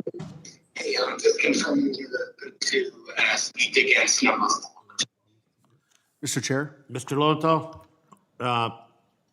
if you could mute in your office, your audio. Sir, continue. Okay, thank you, Mr. Chair. But if you read the text, the bill actually gives the chief of the Forest Service veto authority if proposed taconite and aggregate projects impact water quality, air quality, and health of the forest habitat within the Rainy River Watershed. The chief of the Forest Service, as my colleague from California said, he wasn't elected or she wasn't elected. That's right, the bill claims to protect taconite mining, but gives a veto authority to the very same Forest Service who is currently banning taconite. And meanwhile, the Superior National Forest, where the withdrawal is taking place, is an industrial working forest. That's per the U.S. Forest Service, by the way. It's an industrial working forest. There are current active quarries in the forest, and there is a quarry literally in the proposed withdrawal area. Will the Coal Spring Wasabi Black quarries be forced to shut down? Even if the bill respects valid and existing rights, are they no longer allowed to expand their quarry? I just visited one of the 2 quarries last week and saw the great work they do finding and cutting stone. However, as we've learned, the anti-jobs, anti-mining faction that has overtaken the modern Democrat Party knows no bounds and clearly has the administration doing its bidding. My amendment takes the veto authority away from the Forest Service chief under this bill. Let's protect the mining we've been doing for literally 135 years up north, taconite mining and quarry mining. Let's protect the mining we need for basic infrastructure in this country. We can do nothing without taconite and aggregates, and we have world-class sources of both in this working U.S. Forest Service, which is in this withdrawal area. This takes the authority away from an unelected bureaucrat, the Forest Service chief. Please adopt my amendment, and I yield back. Mr. Chair, could I be recognized, please? I want to stress to those of you who are here, yes, I live in St. Paul. I live in Minnesota. I vote on public lands all across this country. And because I live in Minnesota, one of the things, I'm a social studies teacher now, but one of the things that we teach is Minnesota history. Minnesota has a long history of mining, and many communities are rightly proud of their heritage, and I'm proud for them. Mr. Stauber has stated many times before, we've learned from our past mistakes. And we've had to clean up some serious mistakes in the past from taconite mining. And we've learned how to make this mining work very, very safely in the past years. And as my bill clearly states, mining for sand, gravel, granite, iron ore, and taconite are allowed. Yes, as long as the mining is not detrimental to the water quality, air quality, and health of the forest habitat, which is current law now if a lease is going forward. I just reiterated. And the reason why it says if the chief determines the removal, it is the way that it had to be written technically. Nothing changes. The chief does not have anything, magic subjective powers or anything where they can take anything away. And Mr. Stauber, I fully believe, wholeheartedly believe, that the types of mining in here can be done in the watershed. That these types of mining that I spoke of, taconite, gravel, sand, without degrading the value of this wilderness. I wholeheartedly believe that we know how to do that. So, Mr. Stauber, don't you believe that we can do that? Yes or no? Absolutely, along with critical minerals. I'll yield back. So I'm just saying, if you agree with me on that, and I'm leaving all the current leasing thing that currently has worked great in Minnesota and will continue to work great in Minnesota in the Forest Service as they do taconite mining. We can do it without harming the watershed. Then you should have no problem with this language where we clearly state that there are some things that we know how to mine right, and the Forest Service should continue to mine them right as long as they comply with existing standards. And with that, I yield back. Will the gentlelady yield? I guess I have a few minutes left. And Mr. Chair, I yield, yeah. You said that your bill simply reiterates existing law. Then why do we need this bill? This reiterates existing law. The subject at hand is the amendment, so I'm speaking to the amendment. My bill bans sulfite ore mining. This is not sulfite ore mining that we're talking about in this amendment. Okay, well then I guess the next question is where are we going to get the sulfite? Well, sulfite is a product from the mining. Well, I understand that, but if you're not going to allow sulfite mining, you're not going to allow sulfite, so where do you expect to get it? Mr. Stauber and I think would agree that we're not about mining sulfite in either the point. I don't understand the gentleman's question, to be honest. The point I'm making is all of these minerals are mined where these minerals are. If you try to mine minerals where there aren't, you're not very successful at it. And all of these minerals, everything. Reclaiming my time because you asked me to yield. I know that we want to debate the entire bill, and that's fine. But I'm kind of old school, and I try to stick to the amendment in front of us. And so we can debate the other parts of the bill later, but I'm gonna leave it to just debating it right now with Mr. Stauber on this amendment. And Mr. Stauber, I know you believe we know how to mine taconite, get gravel, and that. And so that's why that's in here. It's to protect it. And so I oppose this amendment. And I yield back the chair the rest of my time. I'm sorry, you have such a soft voice, Mr. I have 2 minutes left. Yeah. You mentioned, you said that you're okay with the taconite mining, sand and gravel in the wilderness area, I think is. It's in the area of the bill. It's not in the wilderness. It's the area adjacent to it. It's the withdrawal area. I wanted to give you a chance to clarify. You were not talking about the Boundary Waters wilderness area, but the area that's designated for mining, which is not a wilderness area. Right. Yeah, so you're okay with the current kinds of mining in the current kind of mining that's going on right now in this area, and I've been up to the taconite mines and I've been around. I mean, Mr. Stauber and I could tell you that when we were kids growing up, we had a big problem with taconite polluting in the Silver Bay area, and it got cleaned up. We've learned how to do that type of mining perfectly. The new mining that I oppose, I wanted to be clear that the mining that we've learned how to do right environmentally, I was going to protect. And that's what this language does. That's how I was told when we talked with House Counsel on how to write it. That's why it's written the way that it is. This was the advice that we were given on how to write this bill to protect this type of mining from the folks who help us draft our legislation. And that's why it's written this way, and that's why I oppose Mr. Stauber's amendment. We disagree on it, but the fact is that I truly believe we know how to do taconite mining right. So your position is that the chief wouldn't have the ability to make a decision? It's not subjective. Would it be subjective to the environmental permitting process? And is that what you're saying, the chief? It would have to go through everything it currently goes through right now, and right now everything gets approved because we know how to do it. So We have a high standard. Why would we pass a bill that takes away the process? If the process works for taconite, sandstone, and gravel, why won't the process work for below-ground mining of copper, nickel, cobalt, all these critical minerals that Because when you read the reports, the 19 scientific reports, this is a new type of mining. 93% of these mines fail. This is critical water.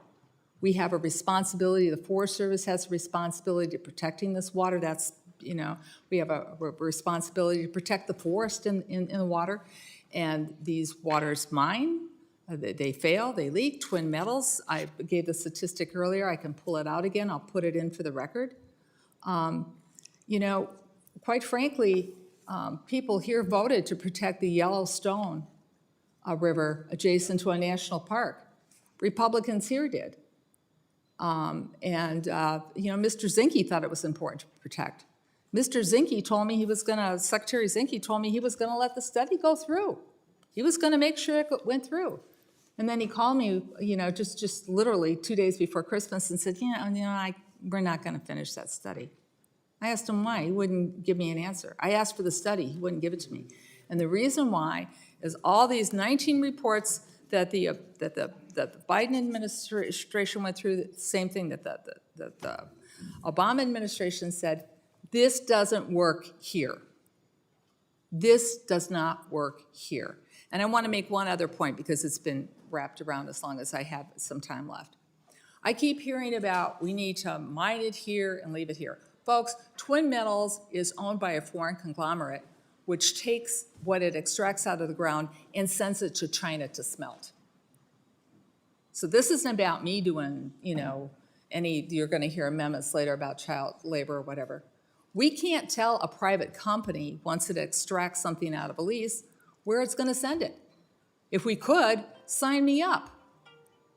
So I just think there's a lot of misinformation and things that we need to address here. And with that, I reclaim the balance of my time and yield it back to the chair. Anyone else wish to be recognized? Mr. Chairman. Mr. Wisterman? Thank you, Mr. Chairman. I agree with something the gentlelady just said about not having refining capacity. That's another issue we definitely need to work on here in the United States. The reason we don't have the refining capacity is because bureaucratic red tape doesn't let us permit refineries, whether they're for oil and gas, for energy, or for critical minerals. That's another issue that Congress needs to address, is to allow these further processing facilities to be built in the United States, because you're really talking about high-paying jobs and less dependence on foreign adversaries when we're not only producing the raw materials, but we're refining and processing and manufacturing the goods. So I think it's just a way that you look at the world. You want to develop our resources, create jobs for our people, and create further jobs even further along in the process that keep adding value to these resources that we extract? Or do we want to just export all of that to foreign countries so we can purchase all of that and export U.S. wealth in the process? Because when we're buying resources from other countries, either in their raw form, in their processed form, or even in the manufactured goods, what we're doing is taking the wealth of this country, we're exporting it to other countries, and we're putting that burden on the backs of American taxpayers and on American workers. And I think what my colleague from Minnesota is trying to do is to protect those American workers. And he's not asking for the moon here. He's not saying you have to issue a permit. He's saying, let's follow the process that has worked. Let's follow the process that has worked for taconite. Let's use that process on mining copper and nickel and cobalt and these minerals that we have to have if we're going to do any kind of an energy transition. If we're going to develop new technology, we have to have these products. And my colleague from Minnesota, Mr. Stauber, is just saying, don't yield all of that power to the chief of the Forest Service. Use the process. Now, that process, I think we could have a whole other discussion about how that process needs to be modified, how it's overburdensome, how it puts undue regulations and hurdles, and it allows people to drag their feet and to make projects economically not viable. We need to have a debate on that process. But the last thing we need to do is take the existing broken process and just say we're going to let an unelected federal bureaucrat make the decision. And even though, you know, the tides turn, parties change, you get different chiefs that have different outlooks. But as long as you're creating the uncertainty, as long as you're making it, putting disincentives for investors out there, the investment money is going to flow to other countries regardless, because people are going to say America's a bad deal. Probably the first time in the history of our country where American investors would look at the political landscape and say, you know what, America's a bad deal. And that's what laws like this create. They create uncertainty, they cause capital to go to other places, and at the end of the day, it hurts our citizens. It will hurt the citizens of northern Minnesota, the people who rely on mining and on these good jobs.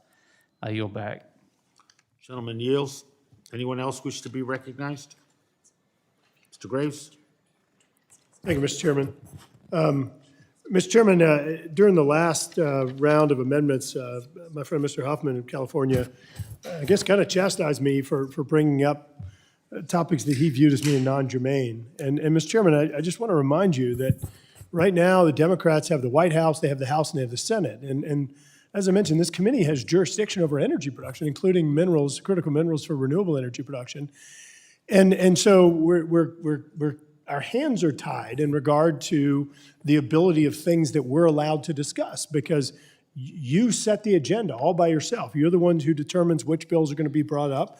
We have legislation to require that the administration follow the law and actually issue lease sales. During this point in the Obama administration, over 50 lease sales for millions of acres of lands and waters had been put out for energy production. And in this case, there's been zero. And so I'm not sure exactly how we're supposed to just sit here and talk about things like big cats as we were during the last markup, and long distance bike trails, and Delaware Gap National Recreation Area improvements, and ski area fee retention whenever we have a crisis. And so, I mean, just to put things in perspective, Mr. Chairman, this was in we just did a little search on Google, just looking at how many times people had Googled big cats, which I'll remind you, in the last markup, we did a markup on big cats. And then how many people searched for fuel prices or the energy crisis or the unaffordability of energy. And my goodness, Mr. Chairman, the blue line represents gas prices. And I mean, you can see just incredible interest and concern about this energy crisis that this administration and this committee has caused. And nobody's Googling big cats. And I'd bet you that if I Googled the bills that we're marking up today or looked at the metrics, you'd see a similar situation. So look, I don't want to get off topic and make people in this room mad, but I will tell you that I do want to do our job and not be derelict in our duty and ignore this committee's jurisdiction and not solve the crisis that people are concerned about. Mr. Chairman, I just saw a poll that said 87% of Americans, 87% thought the country was moving in the wrong direction. And I remind you, Democrats have the White House, they have the House, and they have the Senate. 87% of America thinks we're headed in the wrong direction. So if you don't want oil and gas production, if you don't want apparently renewable energy because you're blocking or shutting down renewable energy production through this bill right now, I guess I'm just curious, what is your energy plan? What is your solution to bring down prices to where people can afford to live and not have to continue just being pushed into poverty as a result of bad policy? And are you yielding back? Yes, sir. I'm yielding to you to answer the question. There's not a, I think this dialogue is important, but it's, it's an, I'm not going to be your prop, so you can go ahead and do what you need to Mr. do. Chairman, I'm trying to just give you time just to talk about it. I mean, you came down to my home state, and I appreciate you coming down, and I know that those 4 people that came to your event were appreciative of you being there. But I'll tell you, the other 4+ million people that live in our state, they were concerned about energy prices and energy affordability. And I sent you a letter. I hope you have a chance to read it and respond. And I even offered to meet you at a TV station to talk about this in public, because I think this is really important. And I'm disappointed that you didn't want to do that. But I just think that this issue and addressing what Americans are really concerned about is really critical. I mean, look, the fact that you have people throwing up cartoons like this, Mr. Chairman, I mean, this is awful what we're doing to American people. I mean, we're out here telling Americans, telling the Cajuns in South Louisiana, you can't produce, but we're going to cartels and saying you can. I mean, this is unbelievable. We represent Americans. These are the people that we represent, and we're pushing them into poverty as a result of bad policy. As a result, these are self-imposed problems. These are unforced errors that this administration is pushing people into poverty. And I don't know. I feel like my hands are tied. I can't just sit here idle and watch this happen. I mean, earlier I saw Ms. McCollum was actually making our point. She's putting up a poster of a foreign country and then criticizing the mining practices. That's why we want to do things stateside. That was a developed country. That was Canada. But y'all are talking about now going to Africa and going to Asia, China, and other countries and asking them to supply the critical minerals. I don't understand this energy policy, and I really wish that you would be willing to dialogue on this and to articulate your policy, your vision. Yield back. Thank you. Gentleman yields. Anyone else wish to be recognized on stubborn number 3? We're still there. Hearing no further debate, the question is on stubborn number 3. I will I'll pause so the members can remotely unmute. All those in favor of stubborn amendment number 3 indicate by saying aye. Aye. Aye. All those opposed indicate by saying no. No. No. The opinion of the chair, the noes have it, and the amendment is not agreed to. Mr. Chair, I request a recorded vote. And the recorded vote is postponed pursuant to the announcement. We now go to stubborn amendment number 4, sir, and you're recognized for 5 minutes. Thank you very much, Mr. Chair. The public target of this bill today and the administrative withdrawal is the Twin Metals project. Prior to the Biden administration pulling the federal leases and initiating the withdrawal, Twin Metals proposed a formal mine plan of operation and started working on an environmental impact statement, or an EIS. The EIS, as everyone here knows, is the highest level of review possible. And the company was looking forward to completing the document in full compliance so it can begin hiring union workers to build and operate a mine that would boost northern Minnesota's economy and supply America and the world with the critical minerals we desperately need. The EIS was going to highlight the dry stack tailings method, which completely mitigates any concern over acid mine drainage. The EIS was going to propose the use of EV mining trucks, mitigating any noise or exhaust concerns. And the EIS was going to illustrate how the project would be net zero or even a carbon sink. And the Biden administration knew that. So they canceled the leases and started a blanket mineral withdrawal for the entire region with an environmental assessment.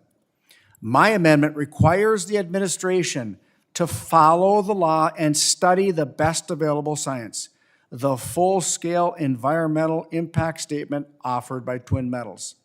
Perhaps the Biden administration opted to unilaterally ban mining because they knew the EIS would prove they could mine and have clean air and water.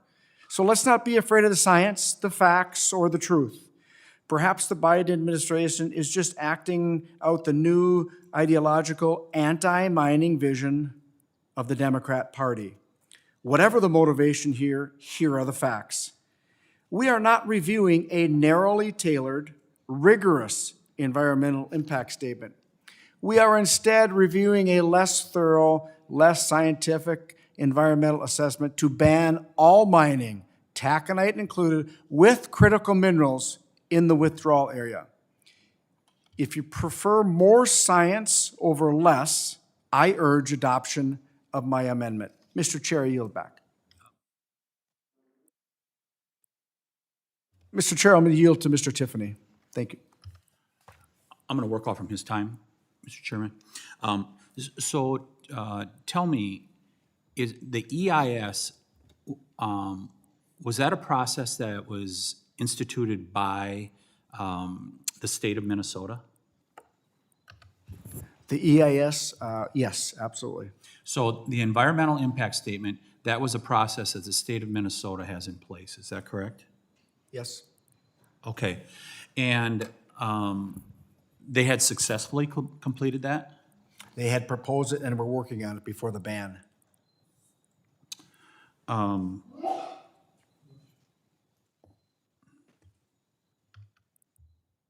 So if the Secretary of, under this amendment, the Secretary of Interior and Agriculture would review this EIS to see if it works as the Twin Metals plan, is that right? It's almost with the, how many years had that gone on, the environmental impact statement to complete it? Well, one project is in its 20th year, and this one is pushing 9. So in other words, it's pretty certain if they review that environmental impact statement, they're going to find that it would show that this could be done legally, successfully. Is that right? That's exactly what the environmental impact statement would let us know, exactly. Yeah, this amendment makes a lot of sense here, Mr. Chairman. Why not use what has been worked on for 10 to 20 years in terms of a permit review that is almost certainly going to show that this can be successfully done? Seems like it makes great sense to use what has already been studied, what already has had rigorous review.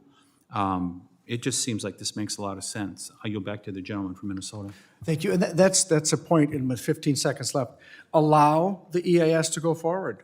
Everybody in Minnesota would support a study like that to show whether it can or can't be done, rather than a blanket withdrawal. And we have standards in this country, in particular Minnesota, that we must adhere to, and we support adherence to the strongest environmental standards and the strongest labor standards.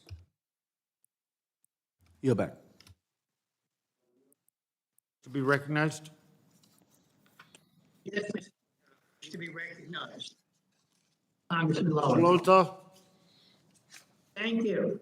Thank you, Mr. Chair, and thank you, Mr. Stauber, also. I followed this very closely, this hearing, and while I disagree with much, I have great respect for your advocacy for mining and your concern about workers and your concern about environmental protection. But I oppose this amendment and urge my colleagues to vote no. Because let's talk about it. The proposed Twin Metals mine is a direct threat to the pristine waters, to the clean air, and to the healthy forest ecosystem of the boundary waters. And that's what we're talking about. How are we going to kind of take this national wilderness area and protect it? The Forest Service published a draft environmental assessment. Yes, it was an assessment last month, but listen to what it said. It said that hard rocks minerals, mining of sulfide-bearing rock, hard rock minerals mining of sulfide-bearing rock, no matter how it's conducted, poses a risk of environmental contamination, and that remediation technologies have limited effectiveness. That doesn't catch our attention. The next part, and it's already been mentioned, should catch our attention. A study of 14 similar mines to the Twin Metals sulfur sulfide mine found that all but one had significant water quality impacts due to failures of the water collection and treatment systems from keeping contamination from seeping out. Twin Metals' own testimony before the Energy and Mineral Resources Subcommittee raises even more doubt about the safety of this proposed mines. For example, at the legislative hearing on HR 2794, a Twin Metals executive submitted an official written testimony in which he claimed, or she claimed, it was which she claimed, that there is no potential for acid rock drainage. The no in that sentence was bolded and underlined. She then subsequently submitted revised testimony that removed this sentence. Allowing this mine to go forward just isn't worth the risk to this treasured special place. And that's what this hearing is about. How do we protect this treasured special place? I urge opposition to the amendment. Mr. Chairman. Sir, you recognize. Thank you, Mr. Chairman. Mr. Chairman, if I understood correctly, the gentleman from California just made a statement that said this is a direct threat. This Twin Metals activity is a direct threat to the pristine waters in the region. My question, Mr. Chairman, is how would he know that? We haven't completed the study. It's in process. I think we're missing something, and for whatever reason, we're jumping to conclusions on making judgments of whether it's appropriate or not because of a predisposed position on the whole thing. Mr. Chairman, I'll yield the balance of my time to Mr. Stauber. Thank you very much, Mr. Fulcher. He said what I wanted to say to my good friend, Chair Lowenthal. If you believe what you just stated, the EIS would show that. So don't be afraid. I'm saying don't be afraid of the science, the truths, or the facts which would come out of an EIS. Allow the EIS the highest standard to go forward rather than just cutting it out. Because, Mr. Chair Lowenthal, if you believe that there would be negative effects, the EIS would show that. And then then our arguments would be known, whether they can do it following our labor standards and our environmental standards. So I'm confused as to why we don't want to continue with the process, with the project-specific review, doing an EIS. Allow it to go forward, to prove or disprove statements here. I don't know what the majority is afraid of. I don't know why you would be afraid of scientific answers that would come out of the EIS. We need to trust the science, the facts, and the truth. And if we were allowed to follow an EIS on this project-specific mine, we would have the answers. That's what I'm asking here. Follow the process in place. and not necessarily let any bureaucrat of any political persuasion make a decision.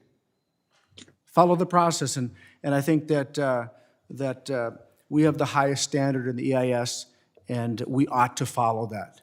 That's all we're asking, rather than cutting this off prior to. I yield back.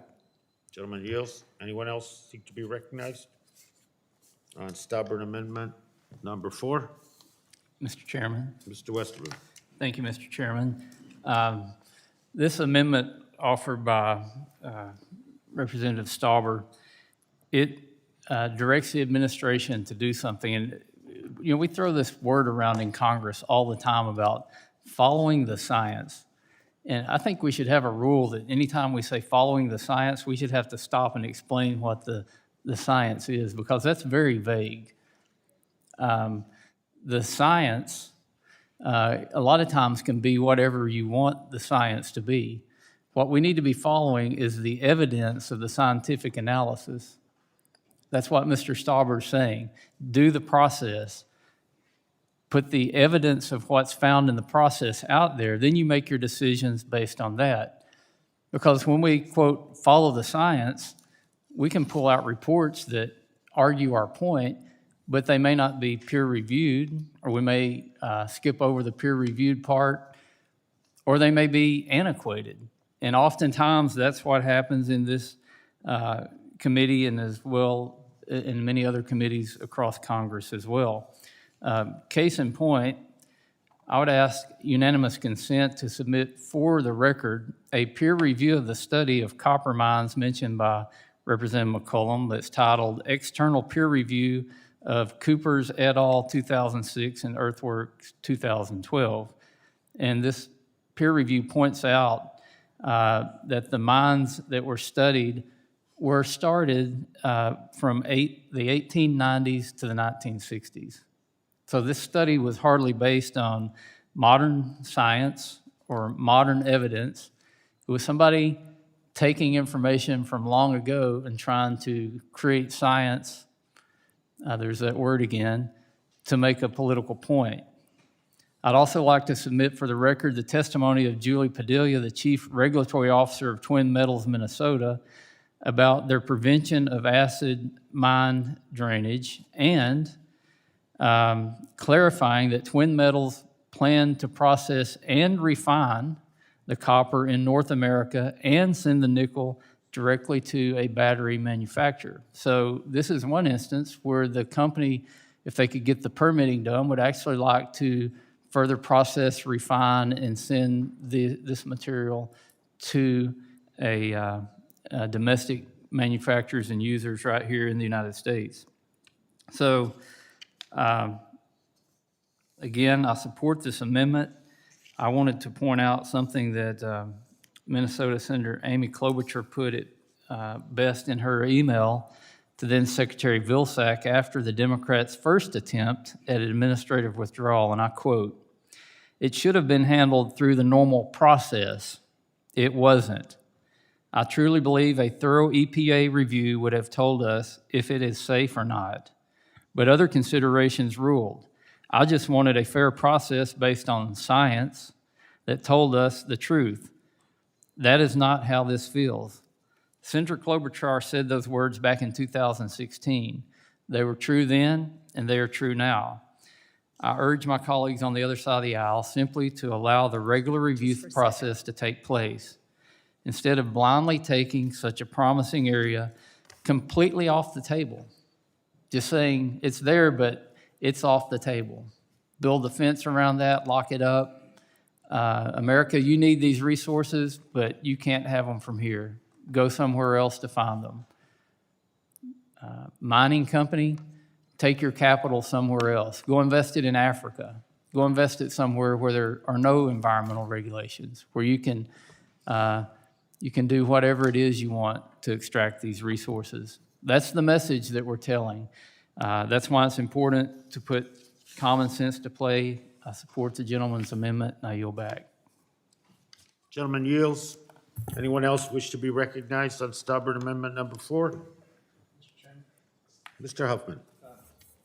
Mr. Chairman, thank you. The notion that we have no science behind this legislation and behind our position is pretty silly. The Forest Service itself, in the recent draft EA, studied this carefully, reviewed the science, and found that copper sulfide mining this close to the boundary waters simply cannot be done safely. There's just no way to do it. But let me yield the balance of my time to my colleague from Minnesota to speak to this further. Thank you. I'm going to ask Mr. Westerman, when you were quoting Senator Klobuchar, you referred to an EA, not an E, right? When you quoted Senator Klobuchar? I don't think it says whether it was an EA or an environmental impact statement. I was just quoting what the senator said verbatim. Well, you alluded to, I thought, an EA. It was an EPA review. An EA review. EPA review. EPA. So what Senator Klobuchar wanted was the process to be followed. She wanted this report to be made. This report has been made, and I know both the Minnesota senators are reviewing it right now, talking to the scientists and people who are involved in it so that they fully understand it. So I think what was true in 2016, to quote my senator, our senator, to maybe have it used as a reason to support or not support this amendment would be, with the best of intentions, maybe taking Senator Klobuchar's current policy statement out of context. I think Mr. Stauber and I, we haven't heard from Senator Klobuchar yet on this in recent days. Would you agree with me with that Mr. Stauber? That we haven't heard from the senator? Yes. I haven't personally. So I just want that for the record because this is a recorded meeting that the senator hasn't taken a position. Thank you.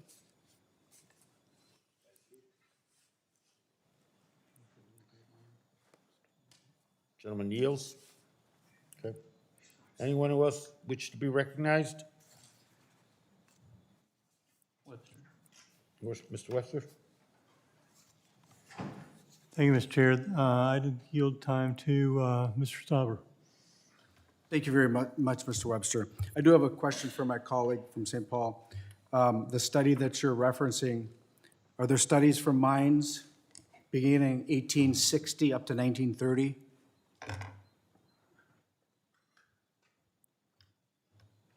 I apologize, I didn't hear the first half of what you said, I only heard the dates. The studies that you have shown the committee now a couple of times, the booklet, are those, in that study, is there reference to mines from the 1860s, 1930s era? Well, this was just an environmental assessment on sulfite ore mining, which I don't think was taking place in the 1800s. So the answer is no? I would, I've read it once, but I haven't read it totally. So if you can state for a fact that there's references to or for there, and show me the page, I'll agree with you. What I'm getting at is you're not even sure if it's in there, right? What I'm saying is, before I would say yes or no right now, I would go through and I would read it again thoroughly and look for those things specifically. So I'm asking you, you're asking me a question. Do you know whether or not I'm it's in yielding my time back. I would say this, that you're presenting something that you don't even know if facts are in there with mining facts from 1860 or 1930. I just want the committee to note that. And I yield back Mr. Webster. Yield back. Gentleman yields. Anyone else? Hearing no further discussion on the amendment? Huh? Yeah. The question is on Stauber number 4. Let me pause. Members can unmute. All those in favor indicate by saying aye. Aye. Aye. All those opposed indicate by saying no. No. No. In the opinion of the chair, the noes have it, and the amendment is not agreed to. Mr. Chair, request recorded vote. Pursuant to prior instruction, that's postponed The vote is postponed. Now we go to stubber number 12. Sir, you're recognized for 5 minutes. Thank you very much, Mr. Chair. And I will state that I know that we're going to do some en blocs to work together with the majority. Electric vehicles are on their way. Democrats want them regardless of source and with tax credits that go to high-income Americans, and Republicans are more willing to be patient and rightfully let the free market decide. However, there is one fact on which we can all agree. It's nearly impossible to get an EV right now due to supply chain issues. My amendment addresses this problem by requiring Interior, Energy, and Transportation to stop and take a look at the supply chain delays for manufacturers and consumers and how this withdrawal would make it worse. I'm hearing accounts of the Ford Lightning taking more than a year. It's 10 to 11 months if you're lucky. Rivian, who was a witness before this committee, is scaling back orders once again, and now the majority is marking up a bill to make a domestic supply of steel and critical minerals even harder to acquire. My district contains the Duluth Complex, which accounts for 95% of America's nickel, 88% of America's cobalt, 75% of America's platinum, and more than 1/3 of our copper. And a huge chunk of that is within the withdrawal area. That's why it's being targeted. No wonder President Biden literally has the worst presidential approval record we've ever seen. It's because he, along with the House majority, continue to push people to do things like buy EVs, but then take actions to make it next to impossible. It's nonsensical. How can we expect Americans to purchase electric vehicles if the government is acting to make the supply chain even worse? I urge adoption of my amendment. So let's help the auto manufacturing sector and American consumers who want EVs. And I yield back. Does anybody wish to be recognized on the amendment? Recognized, sir.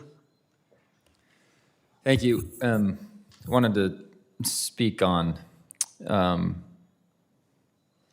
topic today, and I promised to just speak on one of the amendments on this particular issue. I hope that members from both the Republican and the Democrat side have seen that I have a good faith in truly addressing a lot of these issues. In doing so today, I actually invited someone from my district, the CEO of Rocky Mountain Power, who co-ops, it's probably a joint venture, there's a sister company, Pacific Corp, that provides power to millions and millions of residents of many of our states. They cover 6 states across the western United States. 3 of them are more Democratically led, 3 of them are Republican led, Utah, Wyoming, Idaho, and then Pacific Northwest. The whole topic today was NEPA reform and making it so the 30% that Rocky Mountain Power has been able to create in their energy portfolio of renewables, they can continue to do that work. And in order to do that work, they have to have the ability to be able to produce transmission lines to continue to embrace new technology.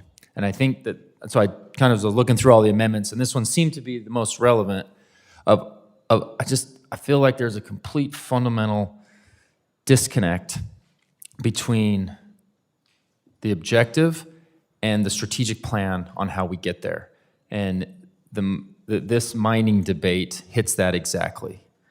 Is we have an enormous amount of good faith going on in the industry, from any industry, from oil and gas to energy, across the board energy. Particularly the topic for me today was obviously, or it was our power grids, on coming up with cleaner, better technology to move towards a continual cleaner future. There is legitimate goals to move their 70-30 mix right now to flip that to 70% renewables by 2030. They have the plan in place.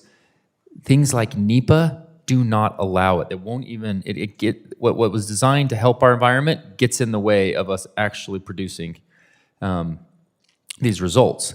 And I think the mining debate that we're having does the same exact thing.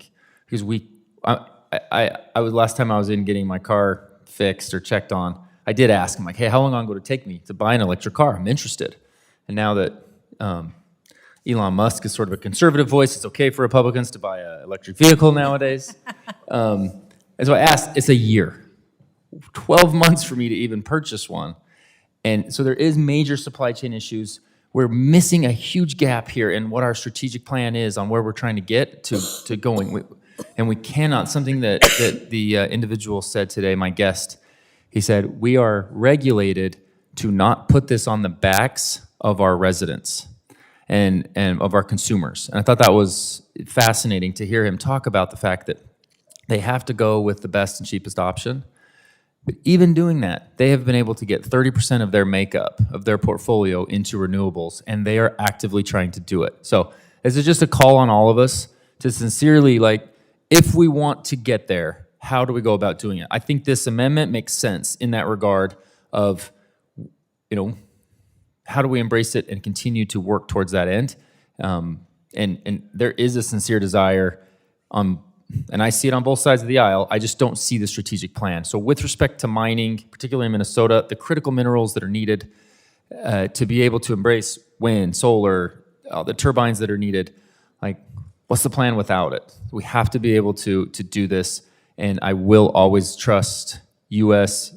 Manufacturing, U.S. mining over anywhere else in the world, and that's my sincere hope that I can help bridge the divide between our two parties so much that we will see the big picture and hopefully get a better strategic plan. So thank you, and I yield back.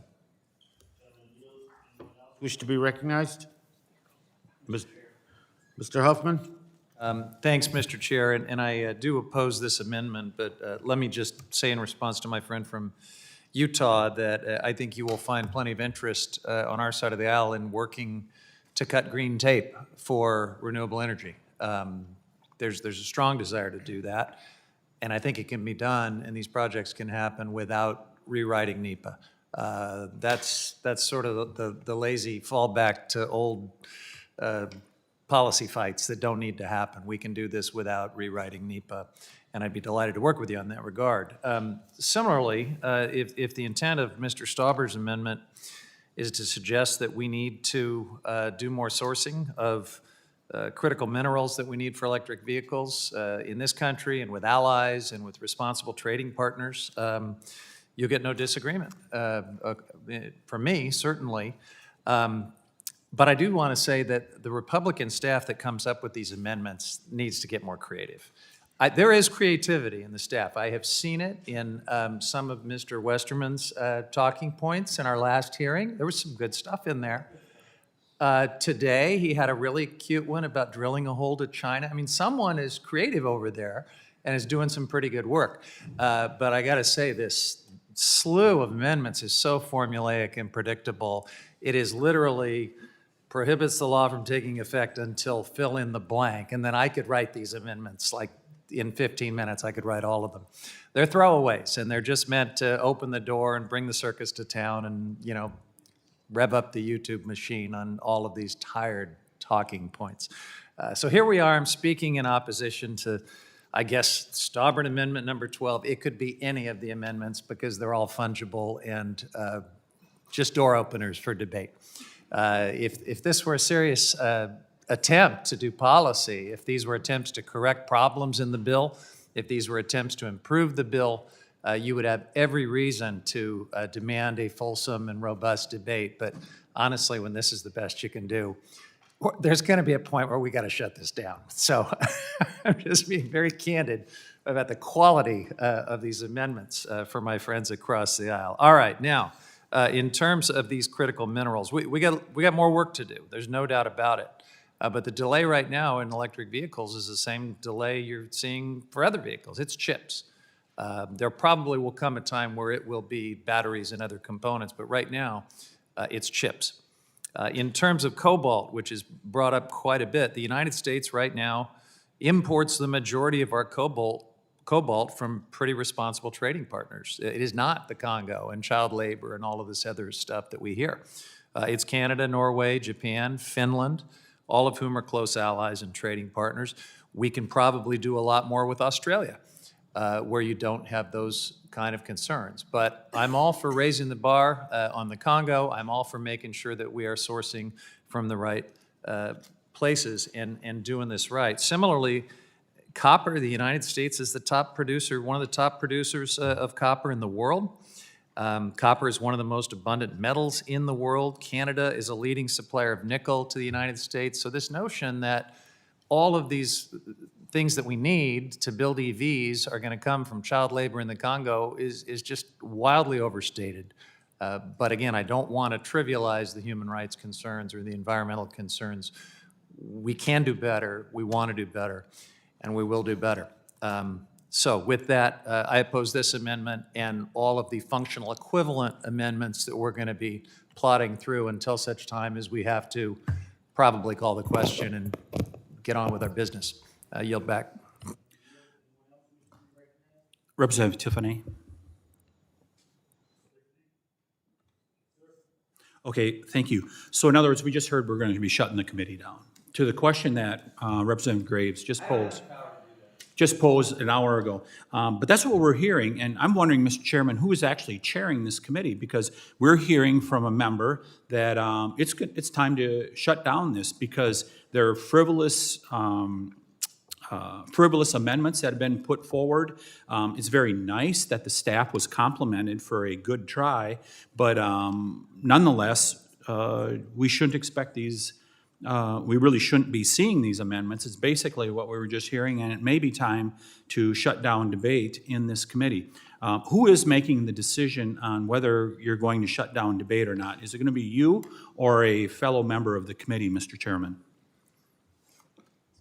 I'm not, there's no bait to bite there, sir, so please continue with your comment. Okay, thank you very much. And we also heard that we were supposed to source from the right places. It's obvious it's just like oil. America is not the right place. Let's not do it here. Let's shut it down wherever we go. Think about the testimony back when former Secretary Tidwell was before this committee when he said, boy, we just can't do it in this place that is so abundant of water. We're better off to go to some place where it's drier. And the question was posed, Resolution Copper, Arizona, is that not the right place to do it? Because that's what we've heard in this committee, that we've got to shut down Resolution Copper. We certainly shouldn't be getting copper from there. So it just really appears that the ball always moves when it comes to whether we should produce natural resources in America. America is never the right place to do it. And we hear always about this pristine body of water. And every time that there's a mine produced, what do we hear? We have a group that is organically created, probably with Russian money, that is the Friends of whatever river, Friends of the Boundary Waters. We always see a Friends group that gets created near the nearest watershed. That is consistently what happens, because we just heard it from you. The Boundary Waters is just too pristine for us to be able to mine near there. It's the same rhetoric we've been hearing for decades, is that we can't do it near Lake Superior. We can't do it near the Wolf River. We can't do it near the Flambeau River.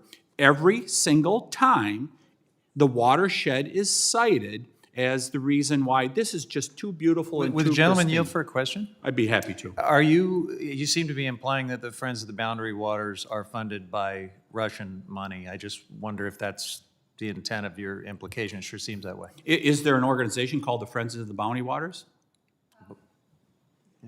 Yes, I yield to the gentlewoman from Minnesota. There's many organizations, and I'm going to put them in for the record. Mr. Stauber knows many of the people from Friends of the Boundary Waters and Save the Boundary Waters are constituents of his district, and they're not Russian spies. So there is an organization called the Friends of Boundary Waters. Is that right? Yes, and they're not funded by Russia. Yeah, okay. So I used it to highlight as an example, perhaps using hyperbole. I will admit that. You can be snide about it if you choose to. We see it frequently. Mr. Tiffany, I'd like to give you I would, I'm not yielding to the gentleman from California, I'm yielding Mr. to the Tiffany, woman from Minnesota. I'd like to give you an opportunity because I know you'd like to correct that because you did use a term, Friends of the Boundary Waters, and you didn't know necessarily that they existed, and I know you would want to make sure that the record reflected so you don't get letters to the editor in your local paper that they're funded by Russia. I just wanted to give you that opportunity to clear that up. That would be, what we probably see, and you may very well be correct, gentlewoman from Minnesota, in regards to that. You may very well be correct. But we are seeing this paper trail coming from places like the money coming from the Sea Grant Foundation, which gets money from an organization that is that is located, headquartered, domiciled in the Bahamas, that they get Russian money. And I have posed a question to a few national organizations. So let me correct my question, the statement that I make. Are there national organizations that are getting money from foreign interests that's being laundered to get there? There appears to be more evidence that that is happening. But anyhow, let's go back to the point here. And we heard that it's all about sourcing from the right places. And it appears America is not one of those right places, whether it's mining or whether it's oil. I yield back. Time's expired. Anyone else wish to be recognized? Mr. Chairman. Mr. Chairman. Oh, yeah, I'm sorry. Mrs. Dingle had indicated, and I skipped her. My apologies. Gentlelady? Thank you, Mr. Chairman. I seek recognition on this amendment. You have 5 minutes. Thank you. Thank you, Mr. Chairman. As I mentioned during the committee's hearing on the Boundary Waters legislation, this is a very important issue to me because of the need to sustainably source critical minerals for advanced industries, including the production of electric vehicles in my home state of Michigan. And I believe we do need to do work here in the United States, contrary to some of the discussions we were just having. But as a representative of the Great Lakes state, I also understand the importance of environmental protections to local economies. In my home state, preserving our shared natural heritage for future generations jobs through the outdoor recreation economy. So I recognize that there's a balance to be had here, and it's important to recognize the real issues my colleague, Congressman Stauber, brings up with respect to EVs. But we also need to look at the facts here. The amount of nickel that could potentially be produced in the mine is in question, is a fraction of the world demand. And as a reminder, there's no nickel smelting facility in the United States. And as any nickel concentrate produced here would be shipped overseas for processing. Additionally, I share my colleagues' concerns with respect to the cobalt supply. However, cobalt is a byproduct of nickel processing and would also be shipped overseas for sale on the world market. Even if the U.S. were able to keep it all, the country would still need to import 98% of its cobalt. Take a broader view of critical mineral security and address the refining and processing capacity issues that drive some of these problems, in addition to domestic mining, which I do support. And while I cannot support this amendment, I do think that both of my colleagues from Minnesota, who I respect for their constructive input on this committee, have valid views, and we've got to find a way to address both of these priorities moving forward. Thank you, Mr. Chairman, and I yield back. Gentlelady yields. Who sought recognition? I'm sorry. That was me. Mr. Westerman? Thank you, Mr. Chairman, and I would like to help Mr. Huffman out. We could give you a summary of all of our amendments, and if you would look at those, you'd see how creative they are and how much they actually address the issues that are facing Americans and how they actually are designed to solve problems, not to make problems worse. And we would also be more than happy to sit down with you and talk about creative ideas on how to do, in the famous words of Bob the Builder, yes, we can, instead of the attitude that no, we can't. And we can develop our resources. We can do it in a clean, safe, environmentally friendly way, better than anybody else in the world. And I think we've got a lot of ideas on how we could help with that. And, we're always open to working on solutions and getting to yes, getting to somewhere that benefits everyone. So I also want to rise in support of my friend Mr. Stauber's amendment that would require the Secretary of Interior to report on the possible delays in electric vehicle manufacturing and the availability of EVs to the consumer caused by proposed mineral withdrawals under this bill. As we've already discussed in this hearing today, these components to make batteries are already in short supply. I think it was Mr. Obernolte that said that we couldn't even meet half of the 1-year current demand if we were to make half of our automobiles EVs. And, there's a new report out talking about the environmental consequences of mining and how much, bang for the buck, if you will, do you actually get from electric vehicles. Have certainly nothing against electric vehicles. I've driven some of them, and the technology is phenomenal. They are extremely expensive. They're out of reach of most consumers in my district. They still run on electricity.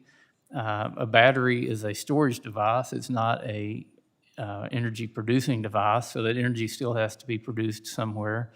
And when you get down to the math, not the science, but the math of how many greenhouse gas emissions are emitted by U.S. transportation, you get down to about 4% of the world's global greenhouse gas emissions come from all of U.S. transportation. That's planes, trains, and automobiles. And if you could wave a magic wand and mine all these materials and make every passenger vehicle in the United States an EV, you might, and if every electron going into that vehicle was produced from a carbon-free source, you might affect global greenhouse gas emissions by a whopping 1%, probably a much smaller fraction of that. So again, nothing wrong with technology, nothing wrong with developing new technology, but the vast majority of American consumers care about being able to go to work, being able to have mobility, and I think there's other ways we could be working on cleaner technology that would actually help the problem, that would have a stated objective with goals that when you reached them would actually mean something. But Mr. Stauber has just offered this amendment to say at least look at the damage that you're going to do to the already very constrained supply chain to EVs if this legislation was going to go into place. You can have the technology, but unless you have the materials to implement the technology, you really have no solution, you have no product. So I think this is a common sense, creative way and something we should consider when looking at this legislation. So I support Mr. Stauber's amendment, and I yield back. Mr. Graves? Mr. Chairman, I yield 30 seconds to Mr. Stauber. Thank you very much, and I appreciate, Mr. Huffman, your comments. I think that you offended every Minnesotan with your flippant comments, and really, I do think that, and I'm going to bring up something on one of my amendments that you and I absolutely agree on, and that's the special education funding. You have been a champion, and I will be right behind you on that. So I would really appreciate the conversation about these amendments. They're critical amendments for me and the constituents that I represent. They're critical for mining, they're critical for supply chain, they're critical for national security. And I would just like to make that point. These are amendments that we worked hard on and I believe in. So I'm not just throwing this out there to consume your time, and I really hope you recognize that, Mr. Hoffman. Anyone else wish to Reclaiming my time. Mr. Chairman, following up on Mr. Huffman's comments earlier, if these amendments were so easy and predictable, then if you won't mind next time, I'd appreciate if you could write them, because we actually spent a good bit of time on these. Mr. Huffman, if you look forward, there's projected to be about a 400 to 600% increase in demand for rare earth critical minerals moving forward as a result of demand for clean energy technologies increasing. If you start looking at, specifically looking at minerals like graphite and lithium, it's projected to be about 4,000% increase. The United States is increasingly dependent upon other countries, increasingly dependent upon other countries for those minerals. And even looking at the processing, refining, everything, China has the majority of the globe's capabilities there. And so they are controlling this, processing and refining. And they also control about 87% of the permanent magnet, which is needed for electric motors. And so you're opposed to oil and gas. You're opposed to mining of critical minerals, rare earth. What is your solution to the energy crisis we're experiencing? And happy to yield. With a gentleman yet? Please, Yeah, please. Because I was actually going can't to try wait. to make a constructive suggestion. I don't mind the debate. And Mr. Stauber, I respect where you're coming from. You're passionate about mining, and you're trying to represent the interests of your constituents. But if this is about solving, a mineral strategy for the United States, so that we can all move energy forward, strategy. how We have about the highest suggesting a prices. solution instead of using it as a way to stop protection of the boundary waters? That's a great question. So, Mr. Stauber, a quick question for you. Who represents the area of this mine? I do. Oh, thanks.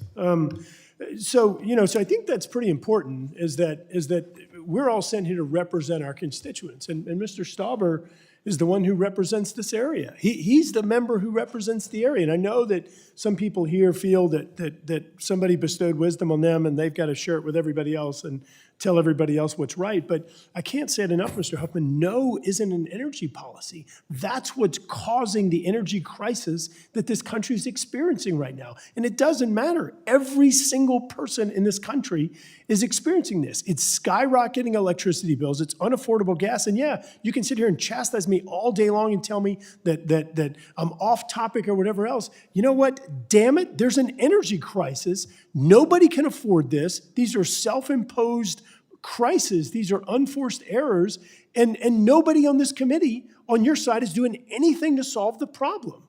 I mean, so I don't understand. And I sat here and heard you talk a minute ago about how, oh no, we're really getting these minerals from our friends, from our allies. You know what? It's not what we're doing with oil and gas. We're watching the president go to Saudi Arabia, go to asking Iran and Venezuela, whenever his administration has shown that they're expecting up to an 80% increase. This administration says it, up to an 80% increase in developing countries' demand for natural gas. Why would we go to these other countries that, as Mr. McCollum showed on mining and other things, that they aren't as strict from a regulatory perspective of protecting the environment as the United States is? Well, how does that make sense?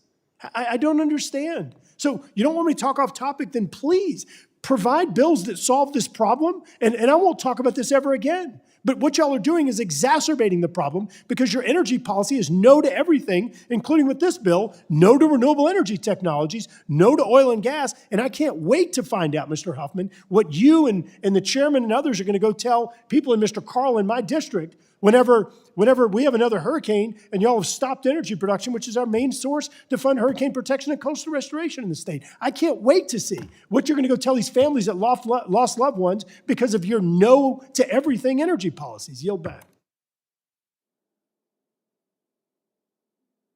Mr. Chairman. Who seeks? Mr. Chairman. Sir? I'd like to yield some time to Mr. Stauber, please. Thank you, Mr. Fulcher. Mr. Chair, we've been talking about this subject for a couple hours now, and I do appreciate your patience. I've asked several times. Trust me, it's not a question of patience. It's important to all the members and the constituents that they represent on all these pieces of legislation today. The boundary one is not a surprise. It's been built into this markup for a while.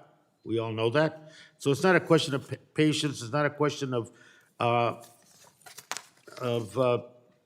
just ignoring what else is going on. It's a question, this is the work, and you have the floor, and you mentioned, and obviously you're gonna do what you want with that time, and so it's not patience, it's wanting to get through this and get some of this legislation finished off today so that we can proceed to the next step. I know, yield back, I'm sorry. No worries. Thank you, Mr. Chair, for the clarification. But I've asked several times, why won't we allow an EIS for this project-specific mine plan of operation, like we do everywhere else? Why don't we follow the process, follow the environmental impact statement, the highest standard that we have? Why are we not following it? Why don't we follow that? There's a process in place. We have the highest standard that we require this mine to make before it can even mine.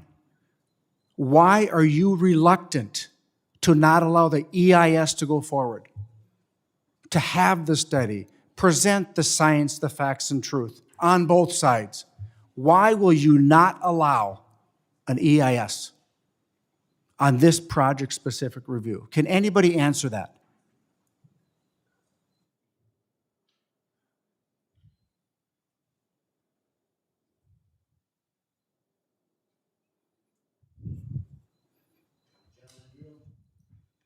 Yes, Mr. Chair.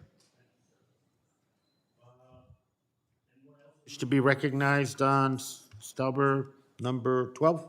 Yeah.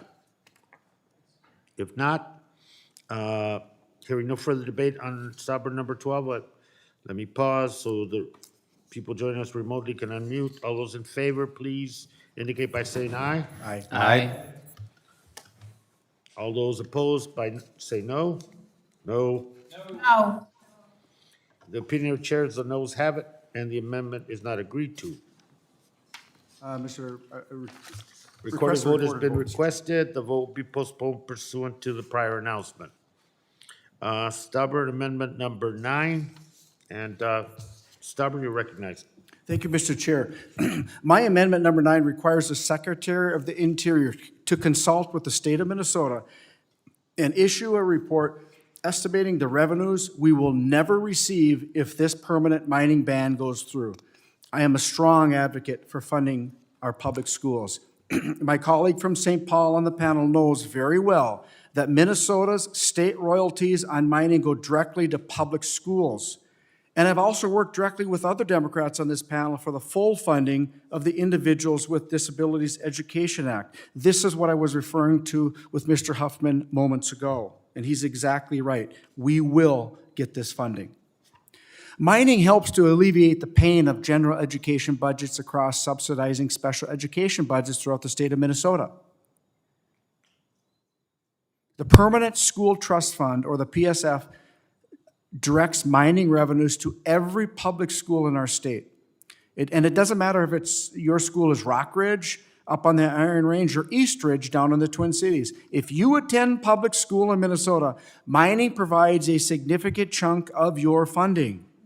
And according to the Masaba Daily, these revenues account for, about $26 million a year for Minnesota's public schools. Of that, 52% goes to the Twin Cities metro area schools.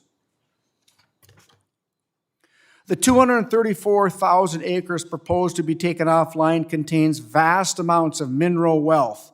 This is a fact. The region is being targeted because of its mineral wealth. I'd like to enter into the record a letter of opposition to the mineral withdrawal from the Range Association of Municipalities and Schools, the local association representing our school districts, because they know the devastation this withdrawal will cause. Are we really willing to deny that wealth to our public schools statewide? I urge support of Minnesota public schools and adoption of my amendment. This funding is needed. Mr. Chair, I yield back. Without objection, you want those in the record? the list. Mr. Stauber, you wanted that list accepted into the record? Yeah, 1 second. The communications, yeah, okay. Without objection, so ordered. Anyone else? Ms. McCollum? Thank you. Representative? Thank you, Mr. Chair. Thank you. I say this not only as a resident of Minnesota, but a former state legislature who worked on school trust lands a lot, that this bill does not affect state-owned school trust lands. This is about withdrawing federal lands, which are the property of every American, and needs to be managed to our benefit. And as you know, federal lands, counties receive payment in lieu of taxes, and that's something that I have always worked very hard to make sure it's funded properly and that it goes to our counties. So there's payment of lieu of taxes for federal lands. This bill does not affect state-owned school trust lands. I'd like to point out that this argument fails to acknowledge the significant impact that sulfide copper ore mining would have on all state lands, including school trust lands. In fact, the state of Minnesota has seen this as an issue. February 2020, the Minnesota Department of Natural Resources notified Anacostia, the foreign-owned company that controls Twin Metals, that its proposed use of Minnesota school trust land for tailings facility was rejected, precisely because the use would pose an unacceptable financial risk to the state and potentially then to the school trust fund. So, Mr. Stauber, I agree with you about funding special education. I have worked to protect school trust lands, but your amendment and the argument that you're making really flies in the face of what the Department of Natural Resources notified Twin Metals, that its proposed use of Minnesota school trust lands for tailing facilities was rejected precisely because it would pose an unacceptable risk financially to the school trust fund. Mr. Chair, before I yield back, I would like to enter some of the records that I'd mentioned earlier into the document. What I have, just so the staff knows what's coming, are the redacted documents from the Trump administration. I have the completed draft environmental association from the Biden administration on June 23rd, which I'm putting in. Then I have 4 letters expressing support for my legislation to ban the mining permanently in this watershed from 6 federally recognized nations that make up the Minnesota Chippewa tribes, as well as 28 Minnesota state legislators. The third are dozens of conservation organizations representing millions of members nationwide, because after all, Mr. Chair, this is America's public lands, and so I submit those for the record. Without objection, those will be entered into the record. Does the gentlelady yield? The gentlelady yields. Thank you, All right. Mr. Chair. Are there other members that wish to be heard on this amendment, or maybe want to move the previous question? I'm kidding. I'm not going to do that. I'm just temporarily sitting in his chair. Mr. Chairman. Yes, the ranking member is recognized. Thank you, Mr. Chairman. And again, I also support this amendment from my colleague, Mr. Stauber. In addition to providing our country with the minerals we need for renewable energy, modern technology, and our national defense, this project would provide lasting benefits to schools in the state of Minnesota. You know, if you look at the progression of these simple amendments that you described earlier, Mr. Chairman, we're looking at all the areas that this bill would negatively impact. You know, we tried to make the point it would negatively impact the economy, it would negatively impact union jobs, it would negatively impact existing taconite, sandstone, and gravel mining, and that seemed to fall on deaf ears. We said it would negatively impact America's quest for clean energy, and would rectify problems with child slave labor around the world. And Mr. Chairman, I think you said we actually get our cobalt from friendly countries. We don't. Slight majority. But according to USGS, we still get, or 70% of the cobalt used in the United States comes from the Congo. And, saying that we got the cobalt from a friendly country who probably got that cobalt or did get that cobalt from the Congo to begin with would be like saying, this fentanyl came from the drug dealer down the street. Don't blame the Mexican cartels that are shipping it across the country. It's not their, or across the border, it's not their fault. It's the local drug dealer down the street. That's the equivalent of saying we get our cobalt from friendly countries. So that seems to have fallen on deaf ears as well. And now Mr. Stauber has an amendment that says, okay, it's for the children, for the education system in Minnesota who derives funding from mining royalties and from the economic drivers that are created from mining. Well, we would think that wouldn't fall on deaf ears because I think we all care about our children, but we also know that in this current administration, the Secretary of the Interior is from the state of New Mexico, which receives 40% of their education funding from oil and gas royalties in the state of New Mexico.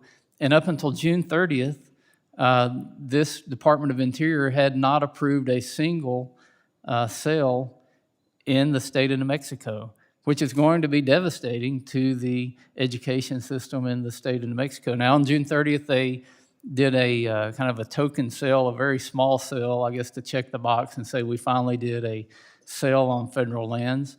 Who knows if that will stand up in court, if it will actually happen, like we saw a faux sale in the Gulf of Mexico that got challenged in court, and this administration's DOJ refused to even challenge it. So we had a sale, but we got no results from it. And this isn't just hurting American consumers in the short term. This is going to do damage in the long term because these lease sales that aren't being developed are creating a lag, a further lag in supply further into the future that we can't make up ground on. And maybe that's why President Biden's in Saudi Arabia today, or will be, asking the Saudis for more oil. Maybe that's why he's asking the Iranians and the Venezuelans for more oil. Maybe he'll go to China while he's there and ask them for more critical minerals. But, he could have saved a lot of time and effort just traveling around our country and looking at the great resources we have and said, America, let's produce these things at home. Let's do them cleaner and safer. Let's have a yes, we can attitude instead of no, we can't. We can't do it here, not in our backyard. We're going to hoard our energy and minerals and resources, and we're going to rely on foreign countries to provide the things that we need. So again, an amendment by Mr. Stauber to help the children of Minnesota to have an education, and I hope we will support that. I yield back. Is there further discussion on this amendment? Hearing no further debate, the question is on the Stauber Amendment number 9. I will pause so that members joining remotely can unmute. All those in favor say aye. Aye. Aye. All those opposed say no. No. No. In the opinion of the chair, the noes have it, and the amendment is not agreed to. Mr. Chair, request a recorded vote. Recorded vote is requested. That vote will be postponed pursuant to the chair's prior announcement. By unanimous consent, the next amendments will be considered en bloc. The Stauber amendments designated 5, 8, 10, 11, 13, 14, 15, and 20. I thank the sponsor and the ranking member for their cooperation to make that happen. Representative Stauber, you're recognized for 5 minutes. Thank you very much, Mr. Chair. My amendment, number 8, highlights an important point that I've made before in this committee hearing room, but it's worth mentioning again. In October of 2020, at the height of the presidential election, then candidate Joe Biden proudly proclaims to our working men and women that he'll rely on domestic union miners for our electric vehicles and renewable energy technology. The headline reads, exclusive. Biden campaign tells miners it supports domestic EV metals.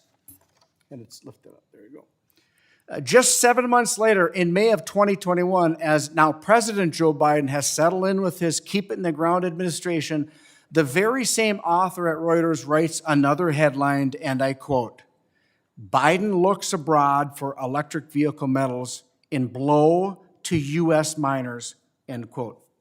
My amendment puts these headlines in the findings section. This bill is clearly in line with the Joe Biden turning his back on domestic mining and miners, and another campaign promise broken.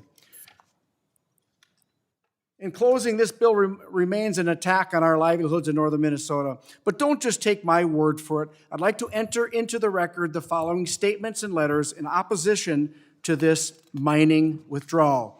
A joint statement from Representatives Emmer and Fischbach, International Union of Operating Engineers Local 49, Laborers International Union of North America, Laborers International Union of North America, Minnesota and North Dakota, Minnesota Building and Construction Trades Council, North Central States Regional Council of Carpenters, Minnesota Pipe Trades Association, a letter from Republican, Democrat, and independent Minnesota state senators and representatives. Justin Eichhorn, David Tomasoni, Tom Bach, Spencer Igo, Dale Lewick, Dave Lissegard, and Rob Eklund. Range Association of Municipalities and Schools, Area Partnerships for Economic Expansion, Jobs for Minnesotans, Mining Minnesota, National Mining Association, National Sandstone and Gravel Association, and Twin Metals. I'd also like to enter into the record the following articles. A Democrat deflates a Trump scandal in the Wall Street Journal by Kimberly Strassel. My op-ed published yesterday by the Duluth News Tribune, and the Local View, Acid Rock Drainage, a non-issue with Twin Metals Mine by Renz Verberg in the Duluth News Tribune. I'd like these entered into the record, and I will also like into the record, moments ago, I asked anyone on this committee, and it was meant for the majority, why don't you allow the process, the EIS, to go forward? And I want it noted, not one Democrat answered that question, including the author of this anti-jobs, anti-mining legislation, and I yield back. Is there further discussion on the package of amendments? Mr. Chair. Yes, gentlelady's recognized. I will reference the amendments and make, in the en bloc, the sub-amendments, and make a couple of comments. Mr. Stauber's amendment number 10, my rebut to that would be the lost revenue in the short time from mining to this watershed will not make up to the long-term harm to the area. And there's an economic report which I submitted for the record by two PhD natural resource economists, and they document that the copper mining in the Boundary Waters watershed risks 10 times as many jobs as the Twin Metals project says that they'll even create, and there's more information to substantiate that in for the record. Stauber number 13, which is certifying that the congressional district where this takes place is his district. Mr. Stauber has stepped out of the room, but I'm happy to acknowledge I've spent many, many years of my life up in the 8th Congressional District, that the Boundary Waters Canoe area wilderness is in the 8th Congressional District, and I'll stipulate to all of you that the state capitol and all the government buildings for the state of Minnesota are in my city, St. Paul, which we absorb all the property tax risk for, and that's in my district in the 4th Congressional District. But I'd like to point out again that this proposed withdrawal of federal public lands, it belongs to all of the American people, all of us as a whole, each one of us, from the states to the territories. And as members of the United States Congress, we have a responsibility to look at the benefit for all of Americans. For Stauber number 14, about entering memorandums of understanding with local cities on their position in maintaining mineral wealth in the Superior National Forest, again, I say that whatever mineral wealth does exist within the Superior National Forest, it is a resource that belongs to all of the American people. And the comprehensive environmental assessment completed by the Biden administration makes it clear that there's an unacceptable risk to those resources when we do copper sulfide mining if it was to be allowed. And then to Stauber 15, I must speak to that. It's to certify that the water quality in my congressional district is higher than in the 8th Congressional District. I'm going to talk about what I've experienced as pollution and why I care so much about protecting this water. There was an Army ammunition site, World War II site. It's in my congressional district. It's a site where water was sacrificed so that the federal government, in the name of national security, could produce these ammunitions. It was everything from uranium to heavy metals. We as taxpayers, including taxpayers within the state of Minnesota and the people who live in my district, will be cleaning that water forever and ever and ever and ever. And that's what I don't want to have happen in the Boundary Waters. Mississippi River flows through my district. A lot of things happened over the years, and the water had been degraded. The federal government, the state government, local governments, and including property taxpayers have all contributed into helping to clean up that water.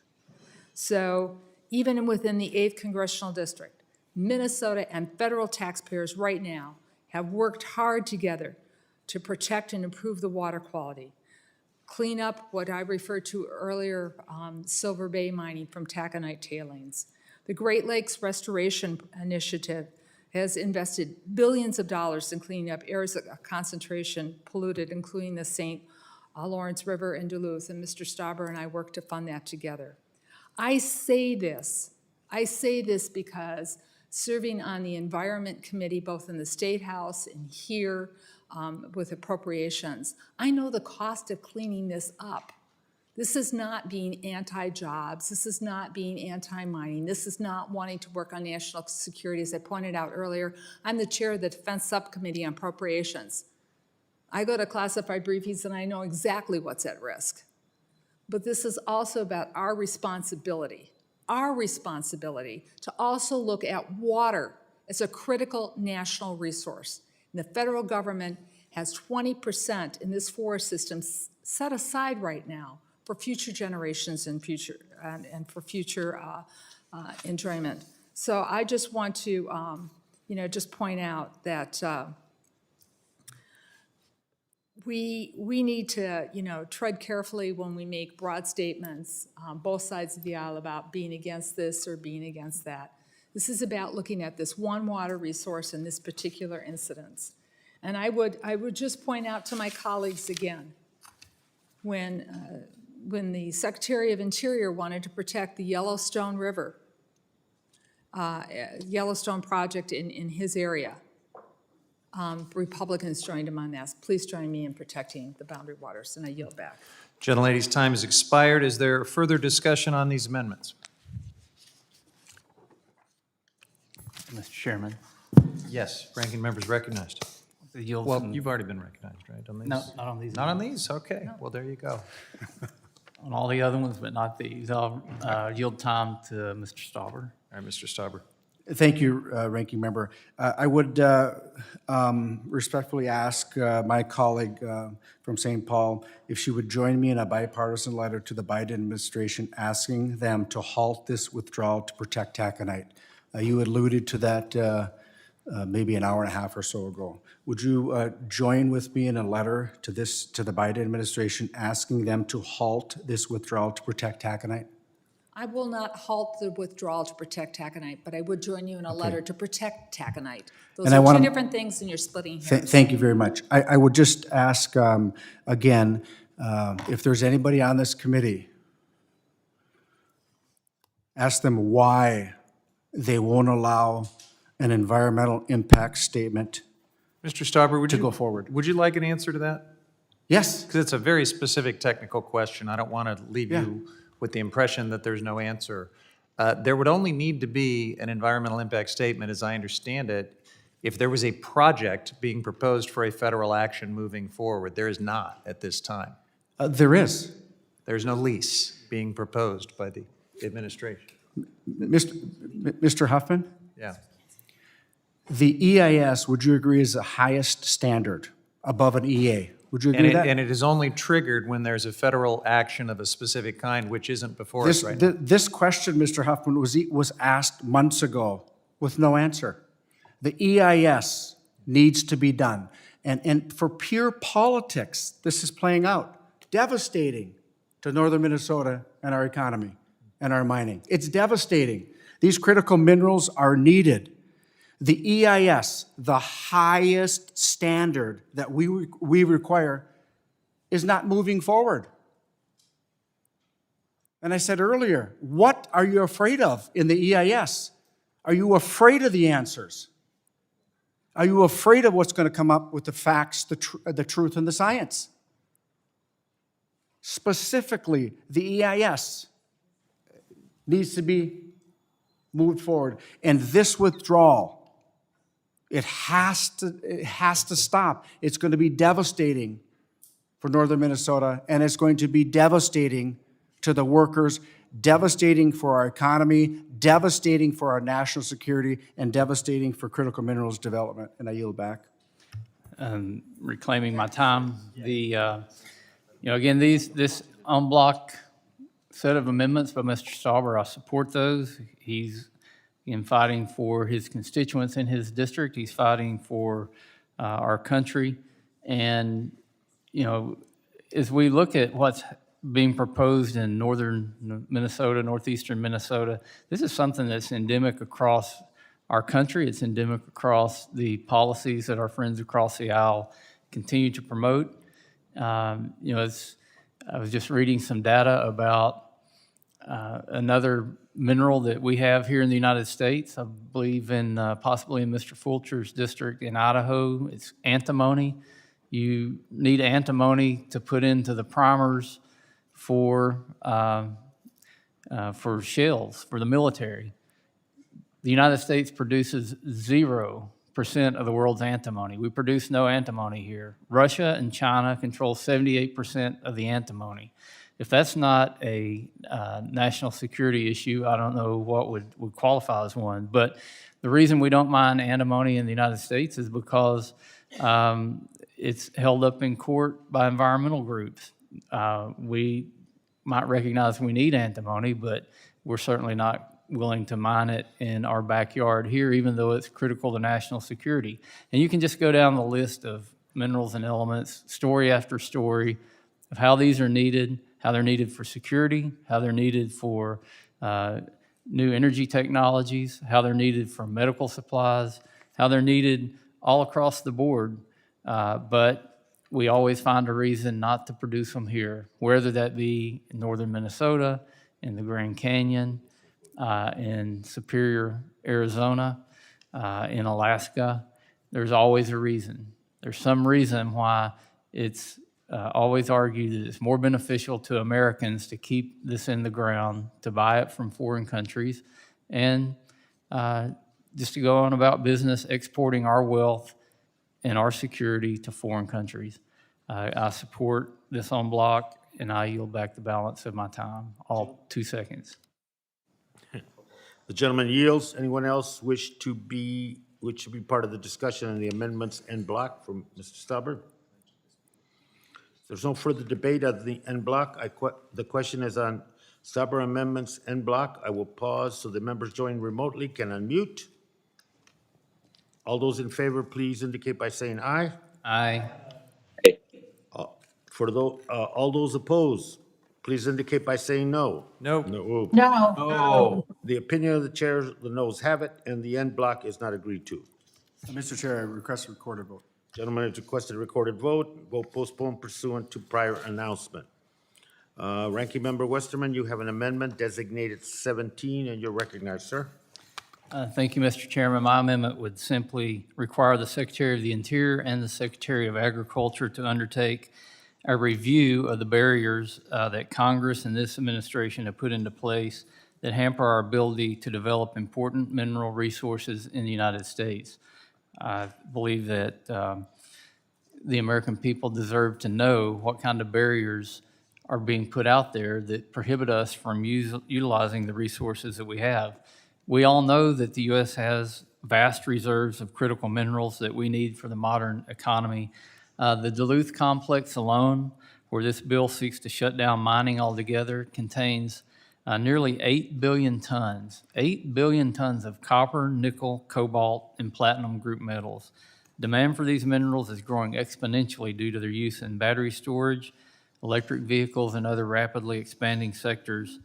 And the U.S. should be a leading producer of these minerals. we can't produce the minerals where they don't exist. If we could somehow magically wave a wand and have the Earth's geometric formation not have these minerals in the Superior National Forest, maybe we wouldn't be having this debate. But that's where the minerals exist. That's where if we're going to mine them, we need to be mining them. Having short-sighted mineral withdrawals like the one proposed in this bill and a lot of duplicative regulatory requirements at the federal level they're threatening our ability to permit new mines. And I've said this earlier in the debate today, they're also threatening the confidence that investors have in producing minerals here using our resources. We've already seen it with oil and gas. I hear about and read about how U.S. oil and gas companies realize they can't produce more here in the U.S., so they're talking about picking up their assets and moving to countries where they can produce because the world simply needs the energy. And our administration recognizes we need the energy. That's why President Biden's in Saudi Arabia, asking them for oil and gas. So the policies we make here in Congress definitely have consequences. They have negative consequences, and the American people need to know what those negative consequences are. Canada and Australia can permit mines in a fraction of the time that it takes to approve a mine in the U.S. My amendment simply requires that the administration assess and report on all the actions and policies that are holding our country back from providing the minerals needed for renewable energy, electric vehicles, and other modern technologies before we lock up one of the most promising copper and nickel deposits in North America. I encourage my colleagues to support the amendment, and I yield back. Gentlemen, anyone wish to comment on the amendment number 17 by Mr. Westerman? Who? Mr. Gett, you're recognized. Thank you. Thank you very much, Mr. Chairman. Mr. Chairman, this is sort of in keeping with the discussion that we were having on the previous amendment, which the minority seems to be really focused on just doing anything they can to stop the protection of these very, very delicate and important areas. And all of us agree that we should look at what's going on with domestic mining. And in fact, the Biden administration is already working on a comprehensive review of the rules and regulations when it comes to mining on public lands. They already had a meeting at the White House. They've been hearing testimony, including from the mining industry, on ways to improve the process for all stakeholders. And I know many members of this committee intend to submit comments to the White House Working Group. I'm sure the ranking member's planning to do the same, but that doesn't mean when you have an area like the boundary waters, which is such a vulnerable and important resource, that we should hold off on protecting those areas simply because there's this larger national review throughout the country. And so for that reason, I think it's just really essential that we protect these very special places like the boundary waters. Now, we have this debate a lot in the West too.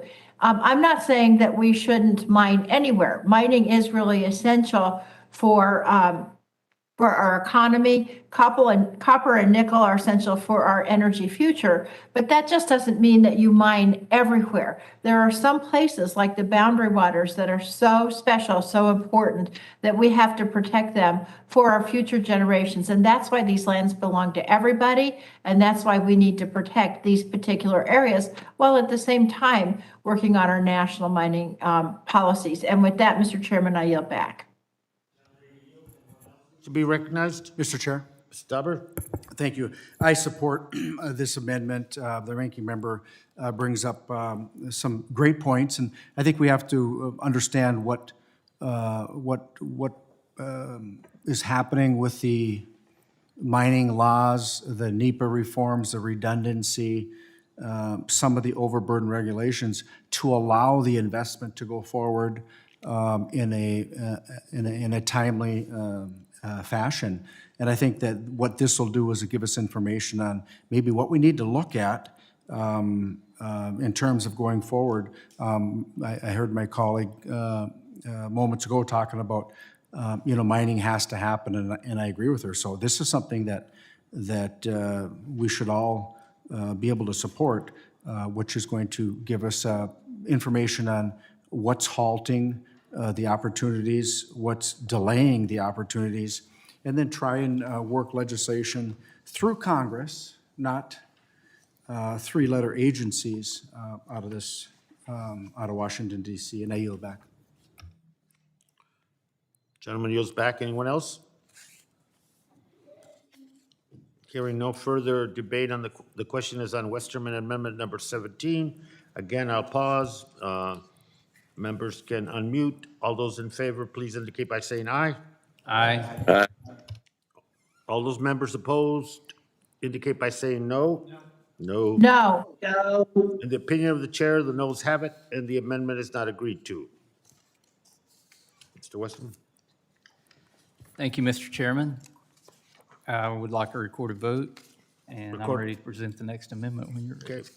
Recorded vote is requested, postponed as per prior announcement. Mr. Westerman, you have 5 minutes. Amendment number 18.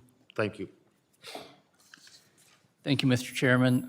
This amendment would require the Secretary of the Interior to report on the tons of minerals that could be used in electric vehicles, solar panels, wind turbines, and other renewable energy technologies that will be made unavailable by the proposed mineral withdrawal under this bill. Again, I think the American people need to know what's being taken off of the table. And Mr. Chairman, I just have to point out, I keep hearing this from my colleagues across the aisle, mining in the Boundary Waters Canoe area. There is no mining in the Boundary Waters Canoe area. Zero, zilch, none. There's none proposed. But I continually hear my colleagues across the aisle talk about how we can't mine in the Boundary Waters Canoe area. Guess what? We don't want to mine in the Boundary Waters Canoe area. This is not in the Boundary Waters Canoe area. It's not even in the buffer zone around the Boundary Waters Canoe area. This is in the part of the Superior National Forest that Congress said could be developed for mining when the Boundary Waters Canoe area was established. So I encourage anybody that's listening that wants to know the truth, every time you hear somebody say we're going to stop mining in the Boundary Waters Canoe area, we're going to stop mining in the wilderness, there is no mining proposed. There is no mining taking place in the Boundary Waters Canoe area. Nobody on the Republican side of the dais wants to propose that. We just want to use these resources that are in the area of the forest that was set aside for development. That's it. We want to protect it. We want to process to look at it to see if it can be mined sustainably, if it can be mined safely. The bill before us today says no. No, we're not even going to have a process. We're just going to essentially make this part of the Boundary Waters Canoe area. We're going to make this like a wilderness. We're going to take it out of production, and we're going to give the administration the ability, whether they want to allow any other mining that takes place in this area, to continue to happen. And guess what? This administration will say is no. They'll say no again.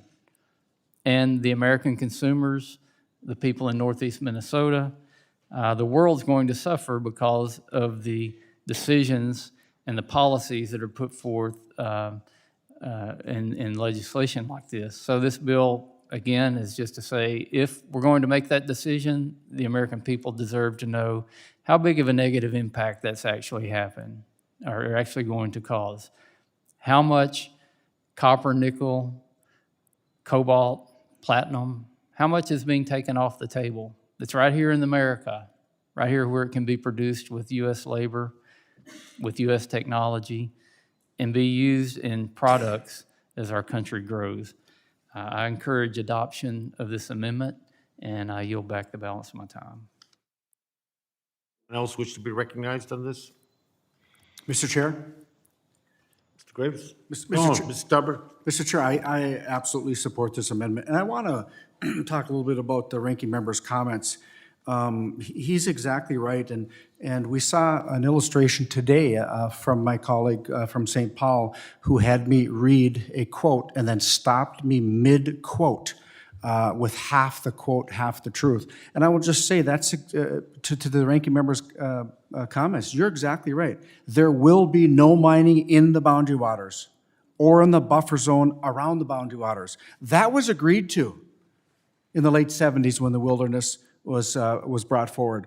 And that's what Congressman Oberstar agreed to as well. And so to your comments are spot on. There's been this rumor and spreading of misinformation about mining in northeastern Minnesota and in the working Superior National Forest. And so what we have to do is ensure that people understand there's going to be no mining in the boundary waters or in the buffer zone surrounding it. And that's what many of us have had to deal with for these many years, to haft through some opinions as facts. And again, it was shown today by my colleague from St. Paul, and again, throughout not only Minnesota, but throughout the country, as the member of Congress just stated moments ago, that she doesn't want mining in the boundary waters. There is no mining and will be no mining inside the boundary waters. And I yield back. Chairman yields. Anyone else wish to be recognized? If not, no further debate on the question is on Westerman Amendment number 18. Once again, pause so that members can unmute. All those in favor, please indicate by saying aye. Aye. All those members opposed indicate by saying no. No. The opinion of the chair, the noes have it, and the amendment is not agreed to. Request a recorded vote. Gentleman has requested a recorded vote postponed prior to, as per prior announcement. Representative Boebert, you have an amendment designated number 16. You're recognized for 5 minutes. Thank you, Mr. Chairman. Northern Minnesota is blessed with vast mineral deposits of nickel, cobalt, and other essential metals that we rely on for everything from smartphones to renewable energy inputs. Unfortunately, this bill seeks to restrict access to our nation's resources by targeting a historic mining region that would provide good-paying jobs, as well as the critical materials we so desperately need for manufacturing and defense. Bills like this are part of the same old Democrat playbook, and exactly why the U.S. is import dependent for our mineral resources. So here's how it works. The left turns off the spigots for our country, insisting we need to reach impossibly high targets of greenhouse gas reduction in a very short time frame. Then they push a massive renewable energy agenda that would require significant domestic production in order to ensure our continued energy independence. But rather than helping to increase domestic production, the left deliberately chooses to enrich other countries and enable their disgusting human rights abuse that we all know to be true. We all know that less than half of the minerals needs of the U.S. manufacturing are currently met by domestically mined materials, and that we get the bulk of our imported metals from China. As the Biden regime and Democrats push job-killing legislations like this at home, America grows more reliant on foreign resources, such as the Chinese Communist Party, for metals and minerals. While this puts our nation at a strategic disadvantage and hurts our ability to compete, it also offers support for China's human rights abuses, which include forced labor and genocide. We're also enabling child labor in places like the Democratic Republic of the Congo, home to the world's largest cobalt mines. And so we are seeing this being enabled. And several years ago, Hunter Biden's investment firm even helped facilitate the sale of this mine to members of the CCP's ruling class. Children as young as 4 have been seen mining for cobalt in that mine. And if a Democrat ever tells you that they care about the children, don't believe them until this problem is solved. But the Democrats don't only want to help China, they're also more happy more than happy to help Russia as well by refusing to mine for additional nickel in an area that could supply 95% of our country's supply. Democrats are doing their part to keep the global cost of nickel unnecessarily high, benefiting Vladimir Putin's wealthy cronies. It is absolutely abundantly clear that we need to secure a domestic supply chain of critical minerals and reduce American dependency on foreign mineral resources. If Democrats to waste time marking up a bill that threatens to squash the growth of rural America, we should at least make sure the imported substitute minerals are not made with slave and forced labor. And with that, I urge adoption of my amendment, and I yield back the balance of my time. Gentlelady yields. Anyone else wish to be recognized on this? Mr. Huffman. Mr. Chairman, so the gentlelady from Colorado has an amendment to require a study of the possibility of child labor, forced labor, and the importation of these materials. I have good news for the gentlelady and everyone else. There's actually a law on the books, has been since the 1930s, prohibiting the importation of that sort of thing. So I think we can do better than a study. We can stand on existing law, and we can move past this unnecessary amendment. If you would yield just for a question, Mr. Huffman. You know, one of the questions that I brought up before is associated with it, including the developers, is this effort here near the boundary waters, plus Rio Tinto and others, et cetera, have horrendous human rights abuses, labor abuses, environmental abuses, and yet they do business on our public lands. And my question is that part of the enforcement issue that we need to talk about down the road, or is that something that's just not being enforced? I think it would be a great question if we were actually moving forward with this mine, which we're not. We're withdrawing the area. But in the, but to require that type of study and that kind of safeguard, I think would be completely appropriate. Yeah. Okay. Thank you. Yeah. Thank you. Yield back. Gentleman yields. Anyone else? Mr. Chair? Sir? I support this. We know that in the Congo, they're forced to mine, for instance, cobalt that's not very deep. Child slave labor should never be part of our conversation in this country. And I would ask Mr. Huffman a brief question. I believe it was you, it might not have been you, but you talked about that 1939 law. Can you briefly describe how it's enforced? I think it's enforced like our other federal labor laws. I believe, and I have 1930, not 1939, but we could figure that out and get back to you, Mr. Stauber. So just want to confirm on the committee, you don't totally understand how it's enforced. Would that be correct? Do you? No, you're the one that brought it up. You're asking the question. No, I'm asking you. You don't know how it's enforced, but you brought it up as an enforcement mechanism. I'm telling you, there's a law in the books. You can't tell us how it's enforced. What I can I do, yield to Mr. Stauber- I yield to Mr. Tiffany. So if we have a law in the books, and it's common knowledge that there's child labor, forced child labor that's producing this, is there a separate action that this committee needs to take in regards to this enforcement? I mean, do we need to write, and I'd be happy to work with Representative Huffman in regards to this, do we need to write a bill perhaps being proactive in having the Attorney General act on this?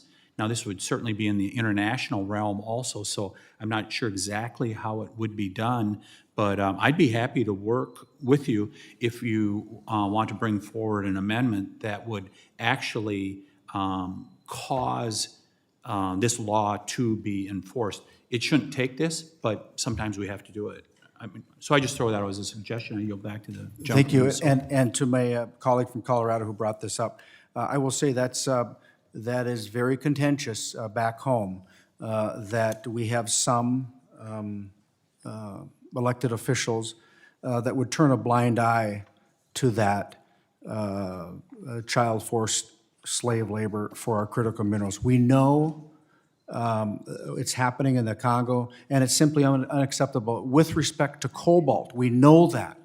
and we can get 88% of our nation's cobalt right in the Duluth complex, and much of that will be diminished with this overall piece of legislation. And I yield back. Mr. Stauber, did you want to yield just a little of your remaining time, and I can answer the question you posed earlier? I will, Mr. Huffman. Thank you. So the answer is it's Customs and Border Patrol, and if it would be helpful, you know, we don't need to work on any new amendments. There's actually a very specific procedure that's explained in this CRS report from just April of this year. Talks about how if somebody who has reason to believe that goods produced through slave labor are being imported, there's a very specific mechanism where they can report that, and it gets enforced by CBP. And I would just ask to enter this into the record.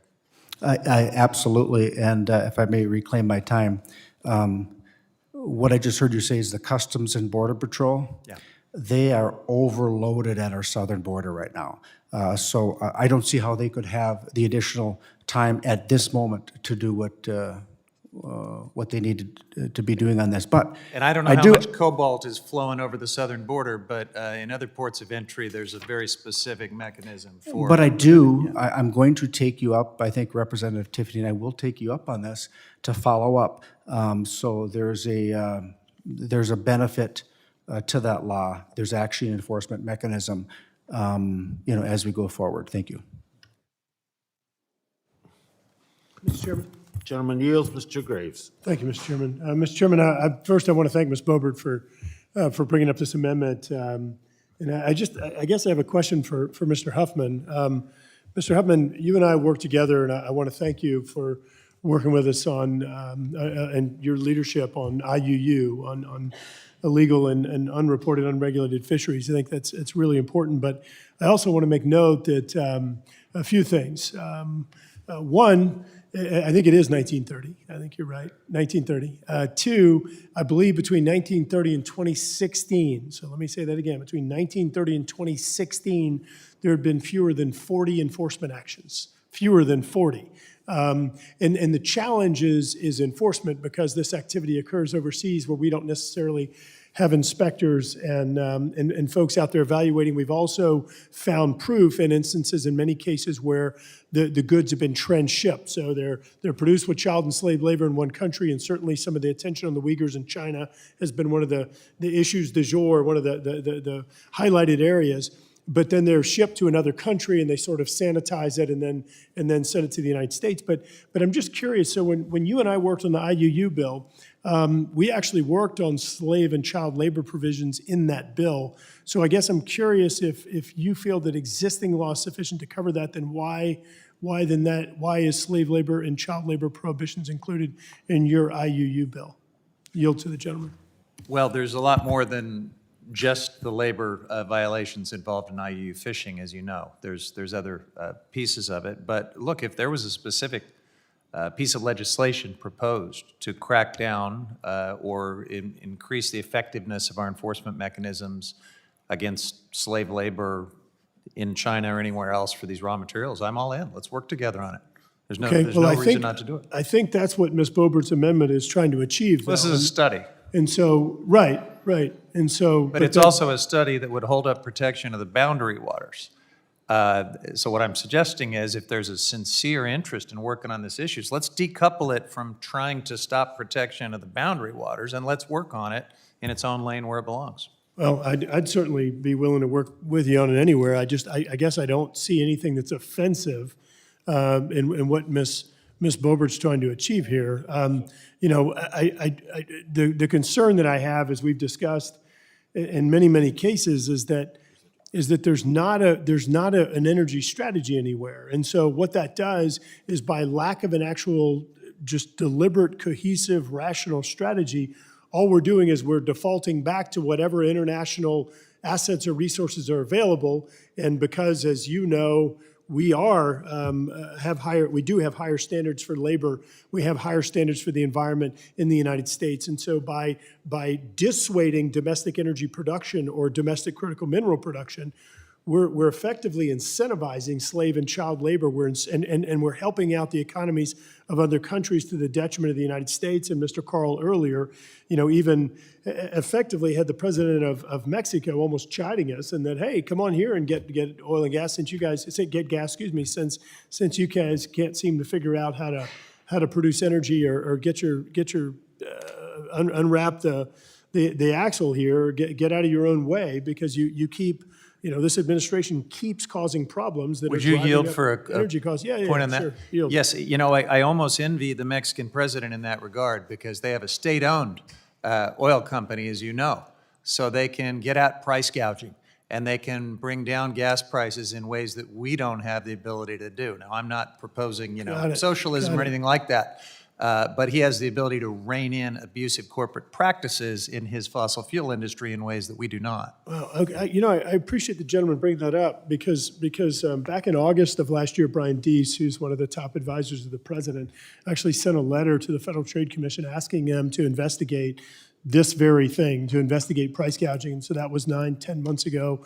Quick math, I may be wrong. But and then the president himself followed up with a letter in November of last year asking the Federal Trade Commission to do the same thing. So, and then more recently, the Secretary of Energy came out and actually said that there's not price gouging. So let's be clear on this. One, senior advisor to the president already asked the Federal Trade Commission to exercise their authority. It would be strange for me to think that he would send that letter if FTC didn't have the authority. Secondly, the President of the United States sent a letter asking FTC to do this investigation and exercise their authority. Now, there's a chance that the President's wrong and that this authority doesn't exist, but I guess I'd even be kind of surprised there that if he would send that letter if the authority isn't there. So this whole thing, if we're going to continue to say it's price gouging, it's Vladimir Putin, it's Bigfoot, it's Loch Ness Monster, and whatever else, that's a challenge because it means that we're not acknowledging the real problem, and it means, I know, you're watching the clock, I see.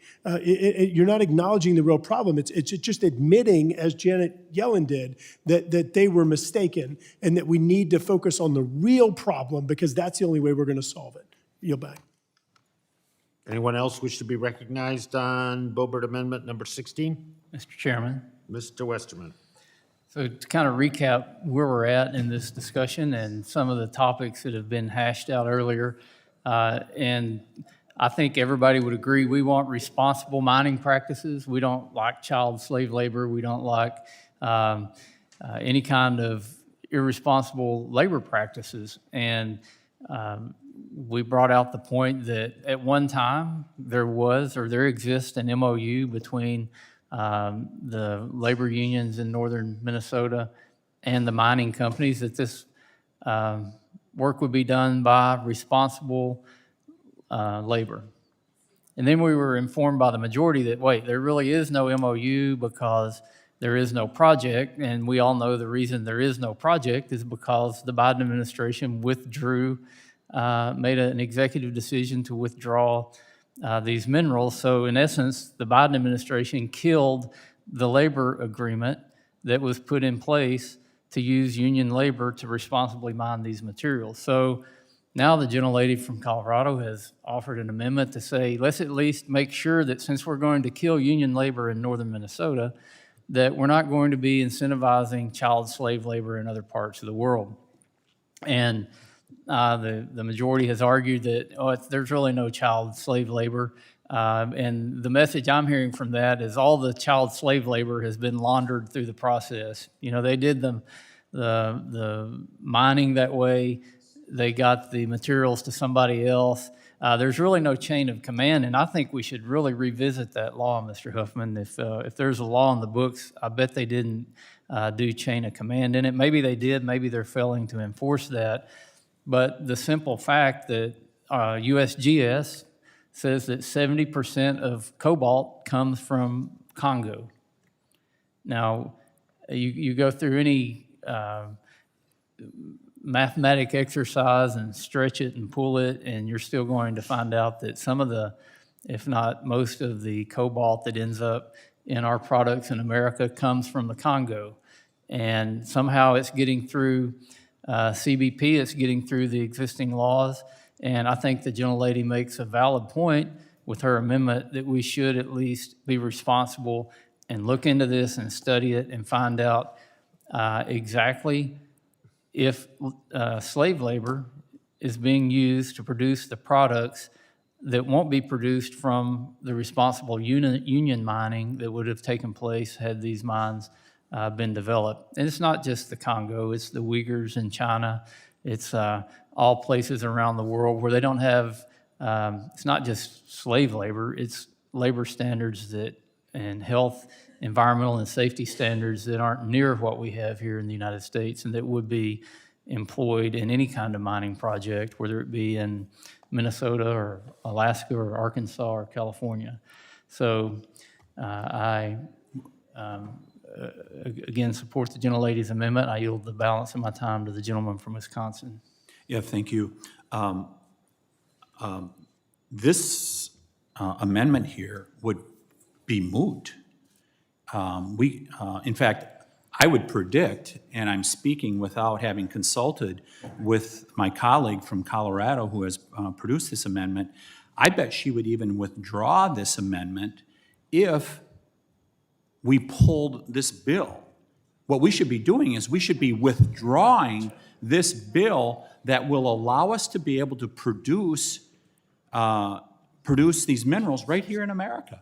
Produce them right here in America, and then we don't have to worry about child labor, slave labor, or any of that. We don't have to worry about those other countries. And, you know, we have a model for this. Just a couple years ago when we became energy independent. Think about that. Just the miracle of what happened with fracking. And you take a look at what happened out in the Bakken, and it made us energy independent here in America. We could do the same thing with minerals. And I bet the gentle lady from Colorado, if this bill was pulled back so that we could mine up in northern Minnesota for these minerals that would produce a significant amount of what we need here in America, let's do it ourselves. Let's be a strong America once again. Gentleman from Arkansas. I yield back. Gentleman yields. Anyone else wish to be recognized? If not, no further debate on the question of Boebert Amendment number 16. Again, pausing so members can unmute. All those in favor indicate by saying aye. Aye. Aye. All those opposed indicate by saying no. No. No. No. And the opinion of the chair is the noes have it, and the amendment is not agreed to. Mr. Chairman, Yes? may I please call for the A recorded vote, is that what's being requested? Yes, sir. Okay, recorded vote postponed pursuant to the prior announcement. Thank you. Representative Tiffany, you have an amendment designated number 6, and you're recognized, sir. Yeah, thank you, Mr. Chairman. So this amendment would ensure this act not take effect until the Secretary of the Interior conducts a study analyzing the environmental and safety record of existing non-ferrous mining operations in the Rainy River Watershed. There's already safe and responsible mining in the same watershed where this bill seeks to shut down development, and my colleagues across the aisle, they know this. This bill isn't about protecting the boundary waters. There won't be any mining in the wilderness area because it is already copiously covered with protections from the state and federal level. But this bill is about shutting down American mining and jobs. This is an open pit gold mine operating in the same watershed as the boundary waters over the border in Canada, which has been operating safely even though the permitting process for that mine took much less time. I would just add in regards to this, I really appreciate that Representative Westerman has been attempting to set the record straight, because he set it straight for me here just a few minutes ago when he said, this is not happening in the Boundary Waters Canoe area. In fact, it isn't even happening in the buffer area. This mine is not in the Boundary Waters Canoe area, and I want to pull back my remarks in regards to the Friends of the Boundary Waters, because I'm sure they're not opposing this, with them just wanting to make sure that the Boundary Waters Canoe area is protected. And since this mine is not in there, I'm sure that they're not opposing this. I also want to bring you back to the Eagle Mine. One of the things this committee should do, Mr. Chairman, is we should go up to the Eagle Mine near Ishpeming, Michigan, see a modern mine that's operating up there, a sulfide mine, And our committee should go up there and see how modern mining actually works and how successful it can be in the same type of ore bodies that we see near Lake Superior. And because if we don't, we're going to relegate America to second-class status. We're already seeing the beginnings of it with the incredibly high energy prices that we have. And if we're not going to produce the minerals that we need, America will move to second-class status. And I think the quote from one of the representatives from Colorado a few minutes ago was about a half hour ago, not Ms. Bobert. But she said you can't mine everywhere. But we're finding out from the majority in this committee, you can't mine anywhere. Every single one of these mining projects that come forward, you fight them. You just don't want mining in America, and that's going to relegate America to second-class status. I asked my colleagues, let's see a study that shows the environmental and safety record of other mining operations in the watershed, because it would just prove that responsible and safe mining can occur in this watershed, and it has been happening in this watershed for some time. I urge my colleagues to support this amendment. I yield back, Mr. Chairman. Does anyone else wish to be heard? I do, Mr. Ms. Chair. McCollum, please. you're recognized. So, you can see the boundary for the Boundary Waters Wilderness Canoe area here. It's the bold. Here's the black dot is where the mine's proposed. I used to teach social studies. Forgive me, I don't get to do this very often with a big map. Here in brown, going north, the water flows north there, the Laurentian Divide.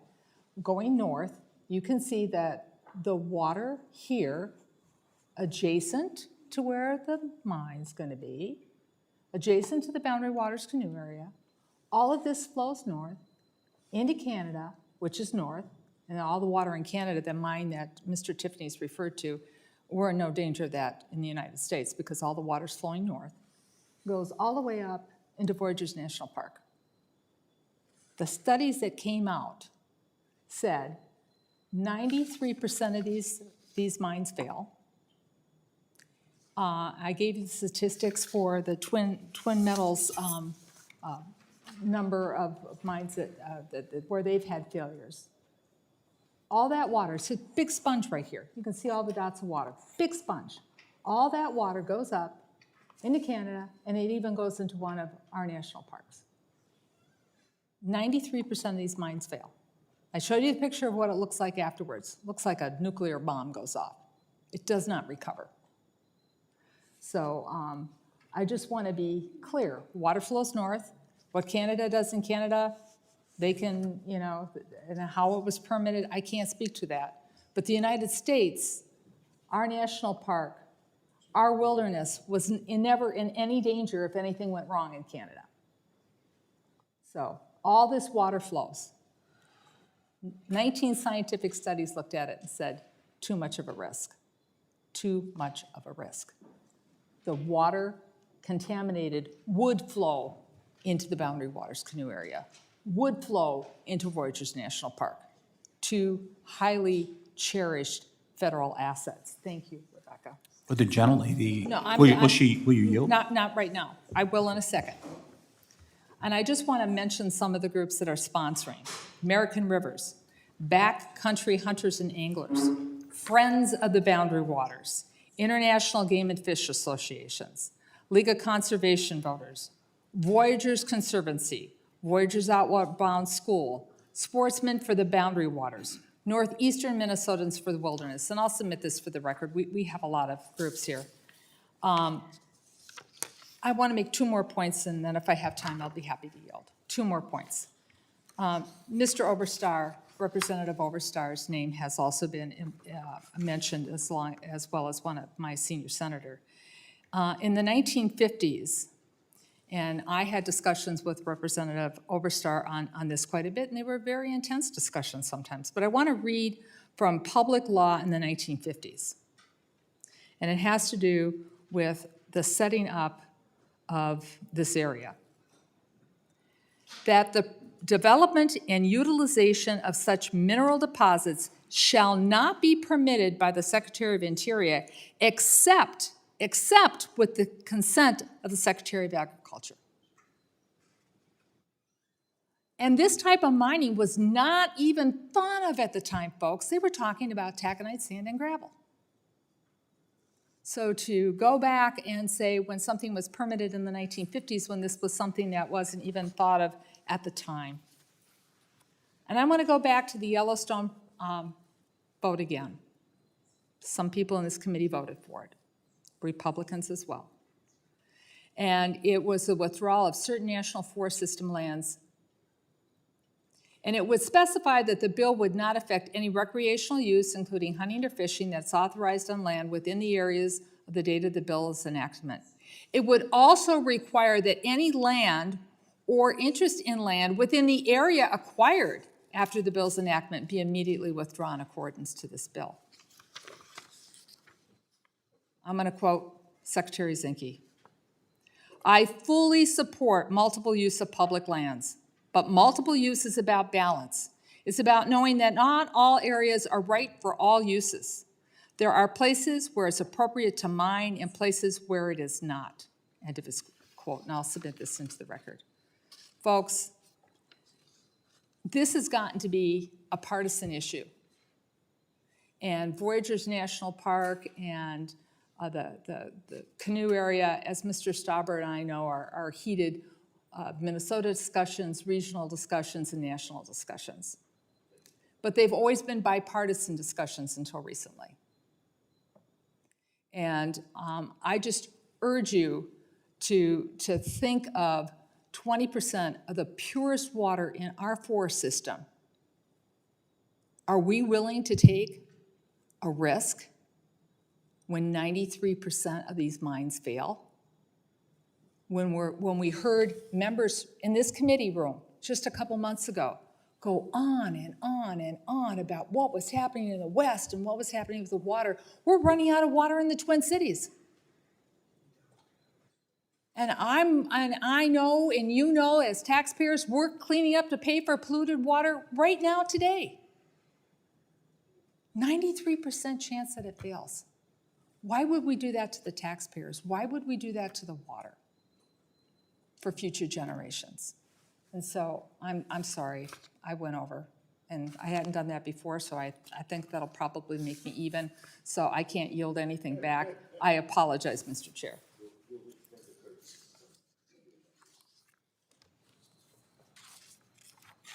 Mr. Chair. Anyone else? Mr. Chair, I want to yield my time to Mr. Tiffany. That's already going in? Thank you. So the question I was going to pose is, this amendment says the act does not take effect until the Secretary of Interior conducts a study analyzing the environmental and safety record of existing non-ferrous operations in the Rainy River Watershed. I've just posed a question to the gentlelady from Minnesota. Why not do that? Let's look at their record. Are they doing it safely? Because you know what? If they're doing it safely, then shouldn't we replicate that? Shouldn't we do it in the same way? Do it in the same way as they're doing it up at the Eagle Mine in Michigan. Do it in a similar way as the Flambeau Mine in Ladysmith, Wisconsin. If the gentleman would like me to respond, this would be my response again. Sure.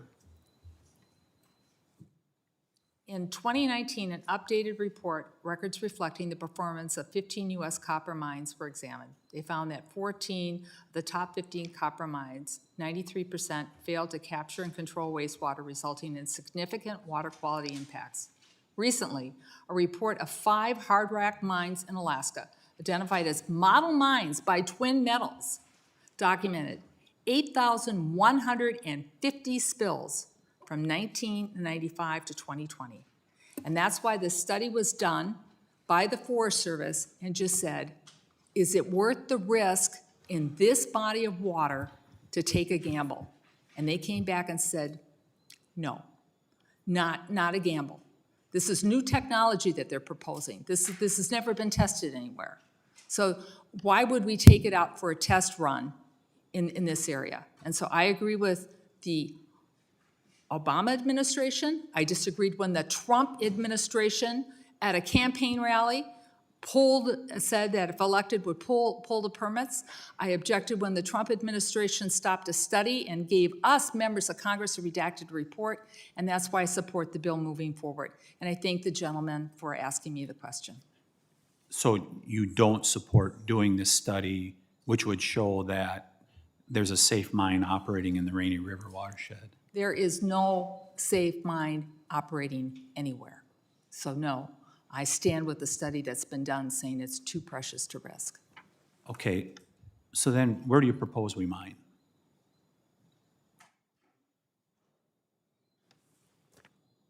Show me a mine plan and we'll take a look at it, not not adjacent to the Boundary Waters Canoe area. I'll take a look at it. Would the gentleman? I chair the Defense Committee. I know what we need, and I know how desperate we are to get it. This is serious business to me. I don't take this withdrawal lightly.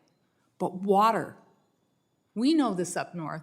Water is a life-giving resource given to us by the Creator, and wars will be fought over it. And I don't want wars fought in the United States over it.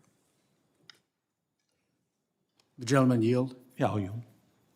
A couple of questions, my colleague from St. Paul. Are you're referencing the 14 mines you just referenced? Could you name those? And I want to tell you, I got a screen up here. Is it the Ray Mine, Mission, Silver Bell, Morenci, Baghdad, Cerrito, Tyrone, Chino, Miami, Bingham, Canyon, Robinson, Mineral Park, Continental Pit, and Pinto Valley? Mr. Stauber, I can get the 14 mines. Well, the reason I'm asking, Mr. Stauber, let me yield my time back. Please, I've only got a minute, but take let your me time yield my back. time back. The reason I'm asking is these are from the 1880s.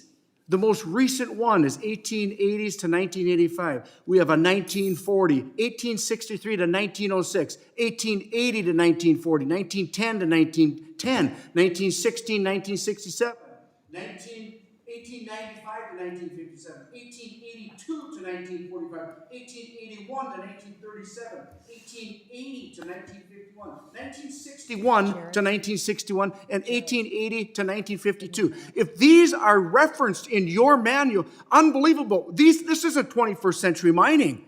And you just told my colleague that you show you the mine plan. Polymet, you were opposed to that. I'm going to complete my time that here.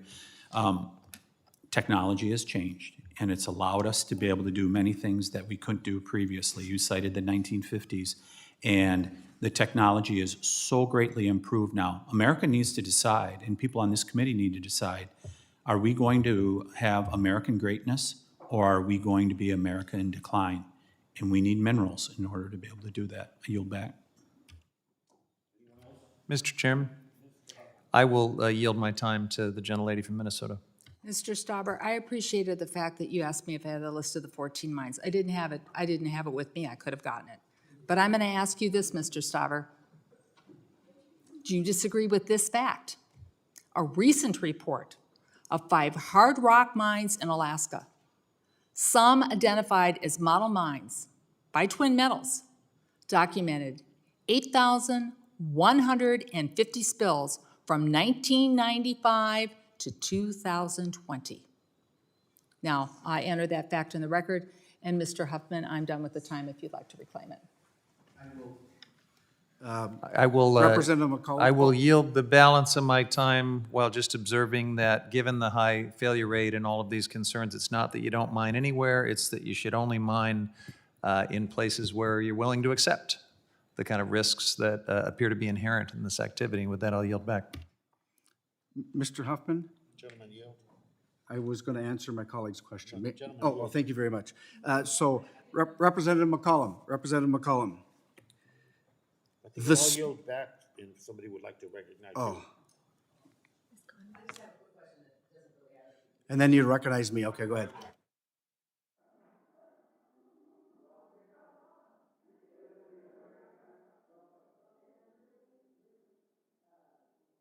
do this. This may have already been addressed, and somehow I might have missed it. It's not a gotcha. And on the map of where it is, I'm just curious on, because when I look at the map, the mileage, or like how far is it from where the location of the mine to the border? It's a quarter of a mile. Quarter of a mile. And then the river flow from where the mine would be up to wherever it crosses the border. That stretch of the. Yes, so.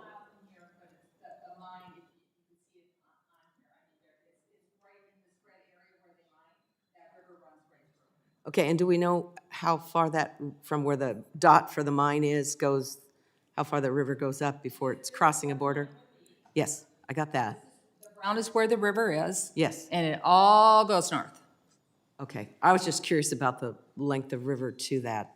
Yeah, you can come Boundary. over and take a look at it. Okay, that'll probably help me. I don't do math, especially on a map. Thank you. Yield back my time. Thank you very much. Thank you. Representative McCollum, you're not denying those stats were from the 1800s to 1985 from your, are you denying that? I'm not confirming nor denying, and the reason being is I said I would go back and I would look at the full report to get the list of the mines, unless you want to show me exactly the documentation that you have and that. You and I can look at it together later, but I can't confirm or deny that because I don't have that information in front of me. Thank you. I want to respond to Representative Tiffany. Energy Secretary Granholm came to a meeting with us, and she could not name the only working copper nickel mine in America in her home state of Michigan. And she's the Energy Secretary. Did not know that. So what concerns me is we have the Energy Secretary not understanding the Eagle Mine is important, strategic investment into copper nickel mining. So with that, I just want to say, Representative McCollum, as we go through this, I want to, and I mean this with every fiber in my body. You and I are opposed on this issue, but you are my colleague, and I want to consider you my friend, just like I do Mr. Huffman. We don't agree on everything, but we're going to work on things that we agree on. That IDEA Act, Mr. Huffman, we're going to get through. We need that on the floor before the end of this year. And so, Representative McCollum, I want you to know that I respect you. We vehemently disagree on this issue. And the passion that I have comes from my beliefs, my friends and neighbors who are making a good living, and the critical minerals that we need. And I see the United States of America taking a back seat on these labor issues, and it's unacceptable. So with that, I am going to yield back, Mr. Chair. We'll move on. Any further debate on Tiffany number 6? If not, if members would unmute, all those in favor indicate by saying aye. Aye. Aye. All those opposed indicate by saying no. No. No. Opinion of the chair, the noes have it, and the amendment is not agreed to. If I'd ask for a roll call. Mr. Chairman. Gentleman's requested a recorded vote, and that's postponed pursuant to prior announcement. We now, by unanimous consent, the next amendments will be considered en bloc. The Graves amendments designated 1 revised and 4. I thank the sponsor and the ranking member. Representative Graves, you're recognized. Thank you, Mr. Chairman. Mr. Chairman, I continue to find this whole discussion fascinating. We just listened to Ms. McCollum just answer a question in response to Mr. Tiffany. Mr. Tiffany asked, he said, where are we going to get these resources from? Where are we going to mine the resources?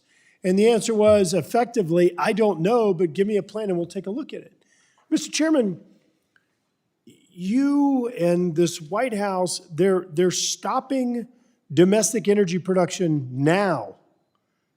And you're telling all those Americans that are out there that are unable to afford refueling their vehicle, unable to afford their electricity bill, you're telling them, as I've offered you and Mr. Huffman and others, you're telling them there's not a crisis. We're not even going to try and figure out a solution right now. Nobody's doing anything to try and solve the problem right now. People cannot afford to pay their energy bills. They can't afford to fuel their vehicles. We have the highest inflation that we have seen in decades, just released today. And everybody's out there just wishing that we have an energy transformation. You can't just wish things to happen. This is the church of climatology that we're watching right now. This is crazy. It is crazy. You're supposed to be leaders of this country. You were elected to represent people. I'll say it again, 87% of Americans say that this country's moving in the wrong direction. And I'm telling you, when that remaining 13% gets back from vacation, they're going to say the same thing. This is insane. And we're sitting here talking about shutting down more energy production. Mr. Chairman, as you know, I've got two amendments that we've agreed, as you indicated, to en bloc to consider together. The first one says the bill doesn't take effect until the Department of Energy, in consultation with the Secretary of Commerce, that they look at what happens if the impact of this withdrawal on the ability of the United States to develop a renewable energy supply chain. Or is this going to impede the ability of American companies to compete against state-owned enterprises? That's the First Amendment. The Amendment number 4, it says the bill doesn't take effect until the Department of Energy does an assessment looking at global critical mineral demand. And I noted earlier, we're going to see a 400 to 600% increase in demand for critical minerals. 400 to 600%. And some of the key ones like graphite and lithium are projected to increase by demand to increase by 4,000%. And so as you sit here and shut down domestic oil and gas production, you block it, you stop it, you make it more expensive, you overregulate it. This committee tried to impose additional fees on pipelines, higher royalty or tax rates. All of that's passed on to consumers. People wonder, why are prices so high? Duh. And now you're doing the same thing to renewable energy. Look, I totally disagree with y'all's strategy, but let me give you some advice real quick. If you're trying to raise the price of oil and gas in order to make unaffordable renewable energy technologies more competitive, all you're doing now is further raising the price of renewable energies. So you're not getting where you want to go. Even though I disagree with everything you're doing, you're not getting where you want to go. So the Second Amendment just wants to make sure that there are more than sufficient supplies of American critical minerals available. You know, Mr. Tiffany asked, he said, where do you want to mine this from? Just tell us a plan. No to all of the above. None of the above isn't an energy strategy. And I remind you, even President Obama said he supported all of the above. Even President Obama at this point in time in his administration had issued 50 lease sales. We're at 0. And y'all aren't doing anything to actually change that. Mr. Chairman, these are simply assessments. If you want a renewable energy transition, then you've got to have the critical minerals to actually allow that to happen. So all this says is we're going to do an assessment to make sure that we can actually identify where these critical minerals are coming from. If people have a problem with it, I'd love to understand what your problem with that is. I urge adoption of the en bloc amendments and yield back. Anyone wish to comment on those en bloc? Mr. Huffman. Mr. Chairman, I oppose these amendments. They were submitted incredibly late, and they do nothing but undermine the bill. These are just a series of amendments that are trapdoors to stop the protection of the boundary waters until fill in the blank happens. It's a study, an assessment, a concerto for left-handed bassoonists, and everything else we can think up. So I urge us to vote no and to move on to a yes vote on the bill in chief. Gentleman yields back. Anyone else wish to be recognized? Mr. Chair. Mr. Chair, I'll be real brief. Stubber? Mr. Chair, I rise in support of my colleague's amendment. He alluded to the fact that we need these minerals, and I don't think it's out of the question to find out where they're coming from. And I think that my colleague from St. Paul stepped out of the room when Mr. Graves started his speech, but he had, Mr. Graves, I'm going to yield you 30 seconds to state what you stated the first 30 seconds of your conversation, reference your amendments, so my colleague can hear. Mr. Graves? That was the, where do you want to mine? Oh, sure. Mr. Stubber, thank you. Mr. Stubber is making mention that, look, if we're going to have a renewable energy strategy, if we're going to meet the fact that this administration says we're going to have a 50% growth in global energy demand globally, we've got to have the critical minerals, we've got to have the rare earth. So no isn't a strategy. If we're not going to do twin metals, if we're not going to do the mine in Arizona, Mr. Tiffany asked, he said, where is this going to come from? And the response was, we're gonna look at a plan. If somebody submits a plan, the demand is right now 400 to 600% increase for critical minerals. For graphite and lithium, 4,000% increase. I know people say, no, these numbers aren't real. I'll tell you where I got them from. Psst, the White House. And so they probably are wrong. Y'all are right. I want to understand, what is your strategy? What is your strategy? You can't say no to everything. What you're doing is causing prices to go up even higher and to be even less affordable. Yield back to my friend. Mr. Chair, I yield back. Gentleman yields back. Anyone else wish to comment on the question is on the Graves amendments en bloc? All those, a pause to unmute. All those in favor indicate by saying aye. Aye. All those opposed indicate by saying no. No. Opinion of the chair, the noes have it, and the en bloc is not agreed to. And we now, Mr. Chairman, can I ask unanimous consent to withdraw number 2? without objection? Nope. Without objection? But the next amendments will be considered en bloc. The Graves amendments designated 3 and 5. And Mr. Graves, you're recognized. Thank you, Mr. Chairman. Amendment number 3 says that the bill won't take effect until the Department of Energy analyzes the effect of this withdrawal on global emissions by comparing mineral development here in the United States to foreign sources. I heard Ms. McCollum say that no mining is okay or something along those lines. Well, we have some of the most strict, some of the most stringent environmental standards in the world. And so if we're going to just say no and pretend like the minerals just pop up out of somewhere, then that's simply just it's inaccurate. They come from somewhere. And we've talked about in this committee how we pretend like if we say no to oil and gas that people stop using it, when the reality is that Russian gas delivered to Europe compared to U.S. gas delivered to Europe has a 41% higher emissions profile. So by stopping American energy production, you're causing global emissions to go up. So you failed on affordability, because we have record prices, you failed on the environment, and you failed on energy security. I'm not sure what you've achieved other than just trashing this economy and pushing people into poverty.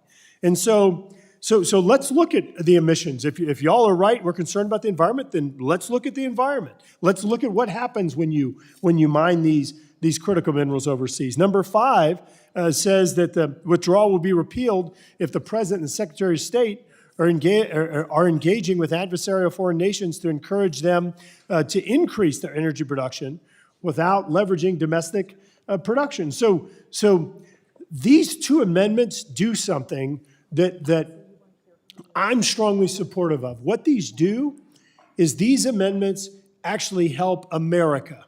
America. That's what these amendments do. They help America and they help the environment. So if that's where you are, if that's where you want to put your support, then you would vote yes on these amendments, supporting American energy production and supporting the global environment. If you're opposed to the global environment, if you want it trashed, you vote no. If you want foreign countries, particularly our adversaries, as the amendment says, then you would vote no. And this is really simple. But we can't continue to just pretend like energy pops up out of places. And as a matter of fact, let me give you an example. So we sit here and we act like that all this stuff just pops up out of the socket, the energy does. Let me give you an example. Germany, they're shutting down 7 nuclear power plants, and they had 60% of their dependence upon Russian energy. Right now, that place is just totally... It's a disaster. They have no idea what they're doing. Let me give you another example that's maybe a little closer to home. Mr. Huffman, here it comes. California. That's right, the state of California. The state of California, the state that I remind you, lost the congressional district because people are leaving this state. They're leaving the state. Because of wildlands. And so you have the state that has twice the cost of electricity of my home state. You have the state that is the most dependent state in America on foreign energy. The state that has the least reliable grid. The state that's increasing emissions despite the population decrease. Increasing emissions, the 8th worst in America. So what are we doing? We're trying to force the California recipe on everybody else. What about that? Higher prices, higher emissions, energy insecurity, least reliable grid in the nation. Hey, yeah, sign me up. That's exactly what y'all are saying. And that's what these amendments try to prevent, to learn from these ridiculous mistakes. But I won't stop there because it gets even better. California recently decided that they're going to take the Diablo Canyon nuclear power facility offline. And guess what they did? They came in within a mere weeks of that decision and sent a letter and said, hey, we need a waiver from our national ambient air quality standards. We need a waiver from our emission standards. I mean, so you're trading emissions-free energy and saying that you're going to backfill it with what? Natural gas. Wow, that's great. And at the same time, you're going to say we can't produce natural gas. Like, you can't make this stuff up. The state of California, guess which state has more areas in severe noncompliance with Clean Air Act standards than any other state in the country? That would be California. 5 areas. What is it? Extreme non-attainment, I believe, or severe, whatever it is. I mean, this is incredible. And you're doing all this because you care about the environment? Nice job. Yield back. Any comments? I will not respond to all of it, although I am now beginning to finish Mr. Graves' sentences, so that's kind of scary. But the air quality problem he just referenced in California is especially acute. In fact, it's worst of all in Kern County, where most of the oil and gas is extracted. So it is an issue.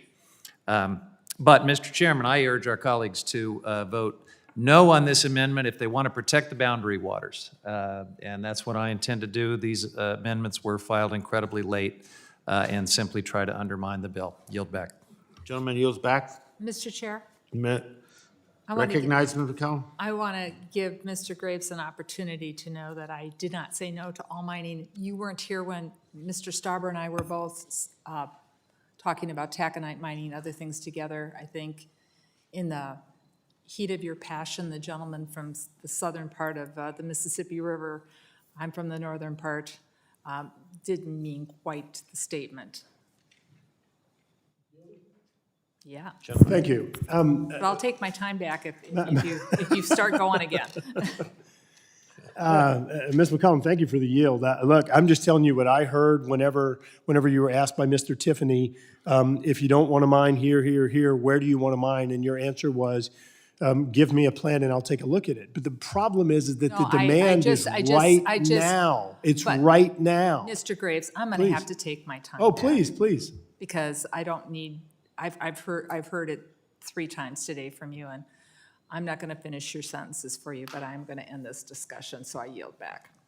Gentlelady yields back. Anyone else? If not, the question is on grave amendments en bloc. All members, please Unmute. All those in favor, please indicate by saying aye. Aye. All those opposed indicate by saying no. No. Opinion of the chair, the noes have it, and the en bloc is not agreed to. Gentleman asked a recorded vote, and that's postponed pursuant to the instructions. Where we go now? Are there any other amendments on the bill? I'm almost afraid to ask that. I think it's the only one's yours, Mr. Chairman. We can forego that. HR 6654, Climate Adaptation Science Centers. Reading the item, I ask unanimous consent, the Subcommittee on Energy and Mineral Resources, Subcommittee on Indigenous Peoples of the United States be discharged from further consideration of the bill without objection. The bill be considered as read and open to amendment. I recognize myself. I introduced this earlier this year.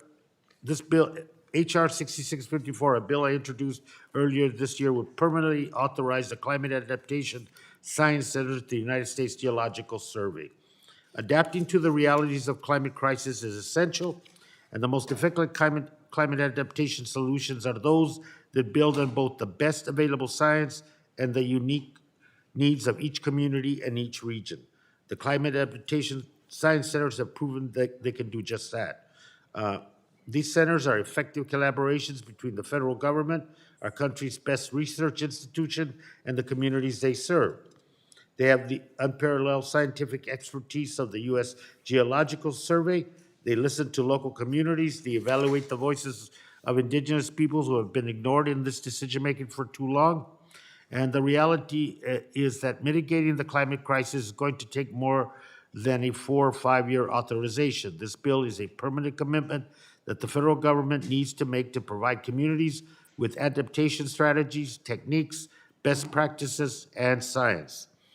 The centers become even more inclusive with this legislation. They become permanent and they are funded at levels to match the reality of the crisis. I urge my colleagues to vote yes.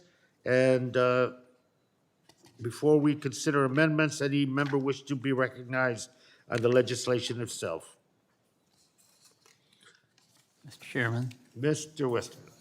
Thank you, Mr. Chairman. I know you may find this hard to believe, but I oppose this bill in its current form.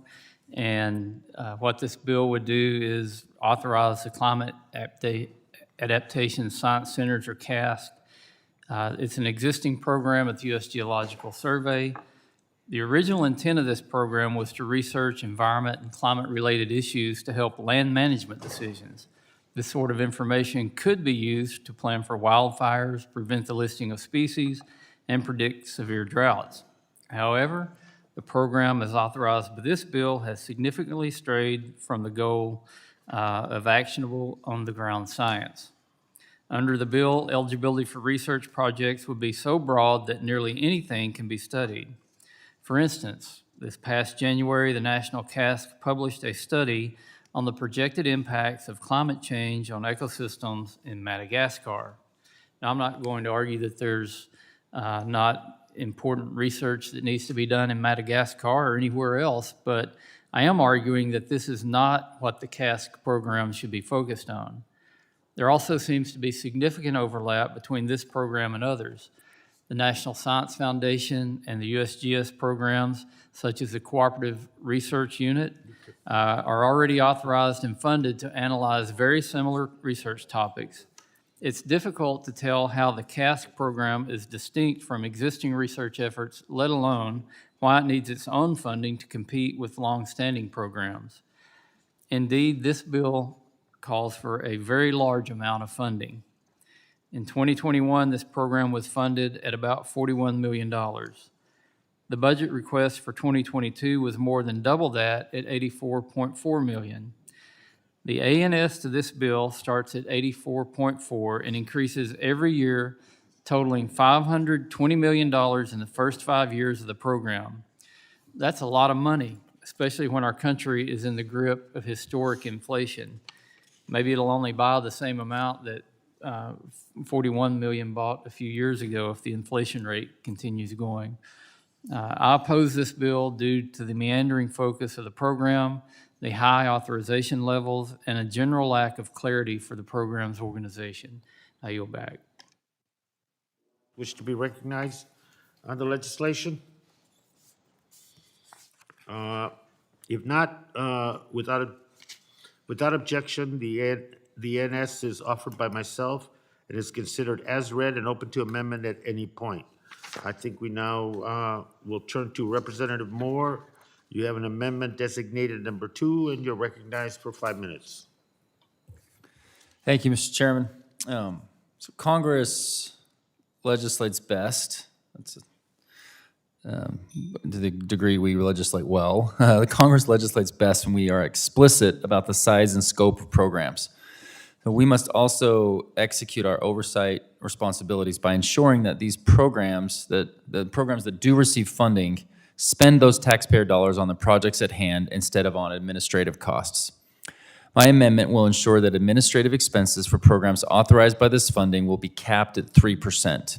The ANS to this bill triples funding to the Climate Adaptation Science Centers program without controls for overhead cost. The size and scope of the proposal before us today are significant, but my hope is that this amendment can help rein in some of the uncontrolled aspects of this bill. And I obviously urge support from all of my colleagues in the room right now and everybody else listening to support this amendment. Just trying to be very basic, simple, keep this cap it at 3% with this large of an increase. So thank you, and I yield back.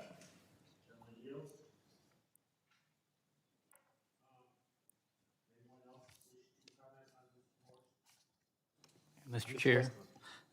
Thank you, Mr. Chair. I support Mr. Moore's amendment.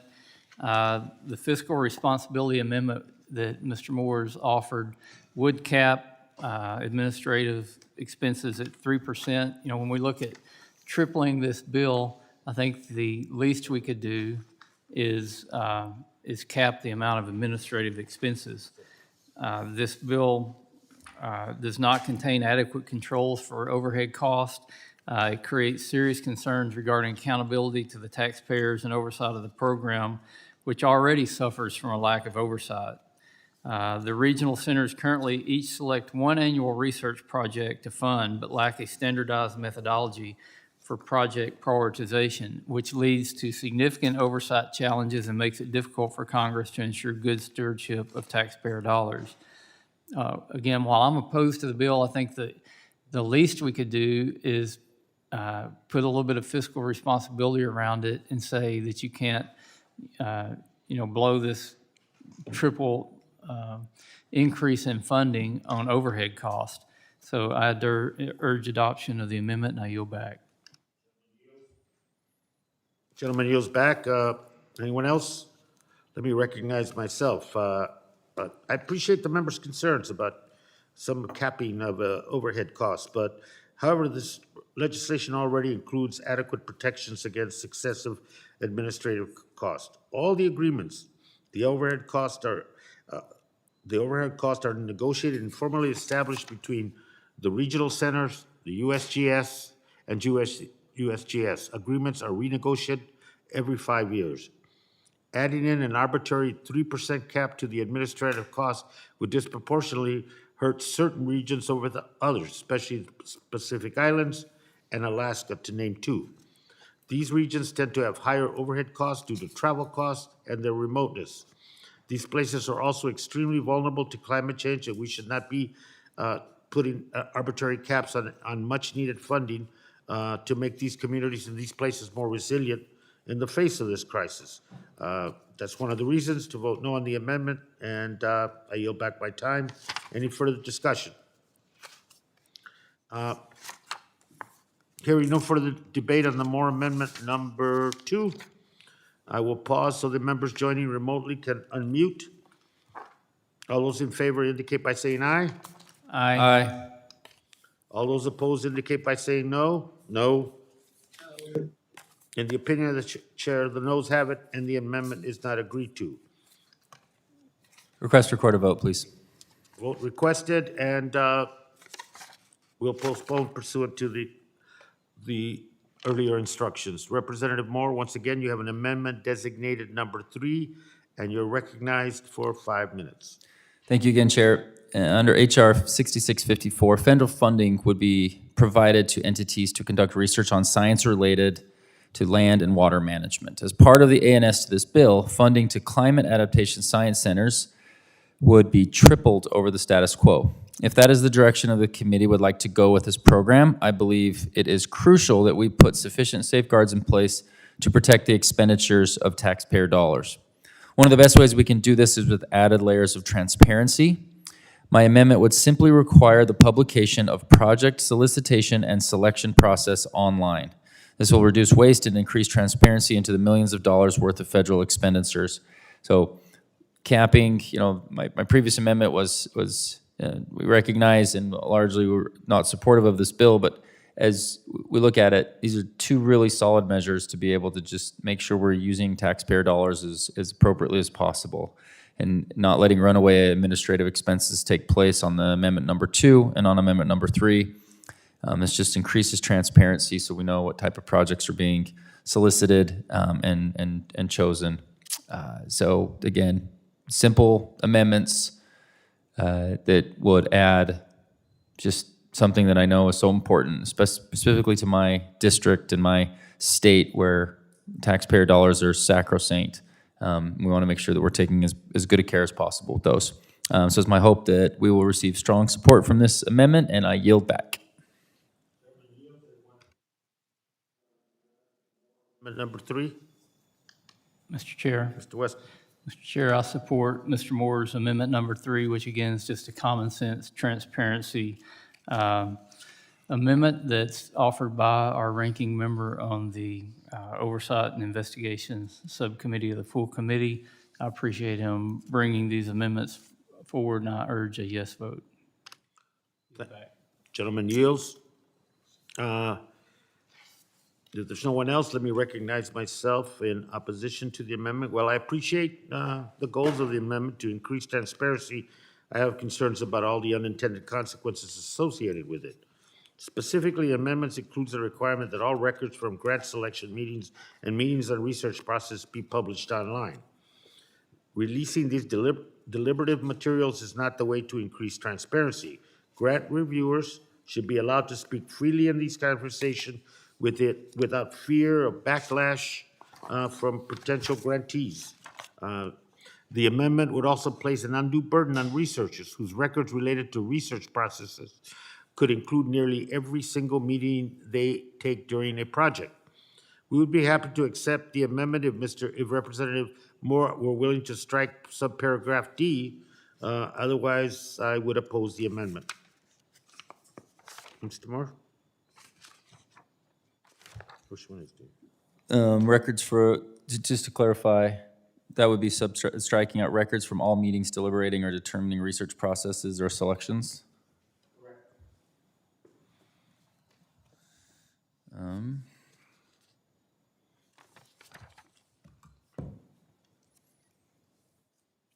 We'd like to keep it as is. Okay, thank you, sir. Thanks for the consideration, though. And with that, I yield back my time and ask if there's any further discussion on the amendment. Hearing no further debate, the question is on amendment number 3. I will pause so the members joining remotely can unmute. All those in favor, please say aye. Aye. Aye. All those opposed, please say no. No. No. In the opinion of the chair, the noes have it overwhelmingly, and the amendment is not agreed to. It sounded like we almost had that one. I will request your recorded vote. Recorded vote been asked and postponed, as per announcement. Ranking Member Westerman, you have an amendment recognized. Thank you, Mr. Chair, and I'll try to brief. My amendment addresses the funding provided in this bill for the CASC. Specifically, my amendment would authorize $41 million for this program in each of the fiscal years 2023 through 2027, which is consistent with the funding level provided under the previous administration.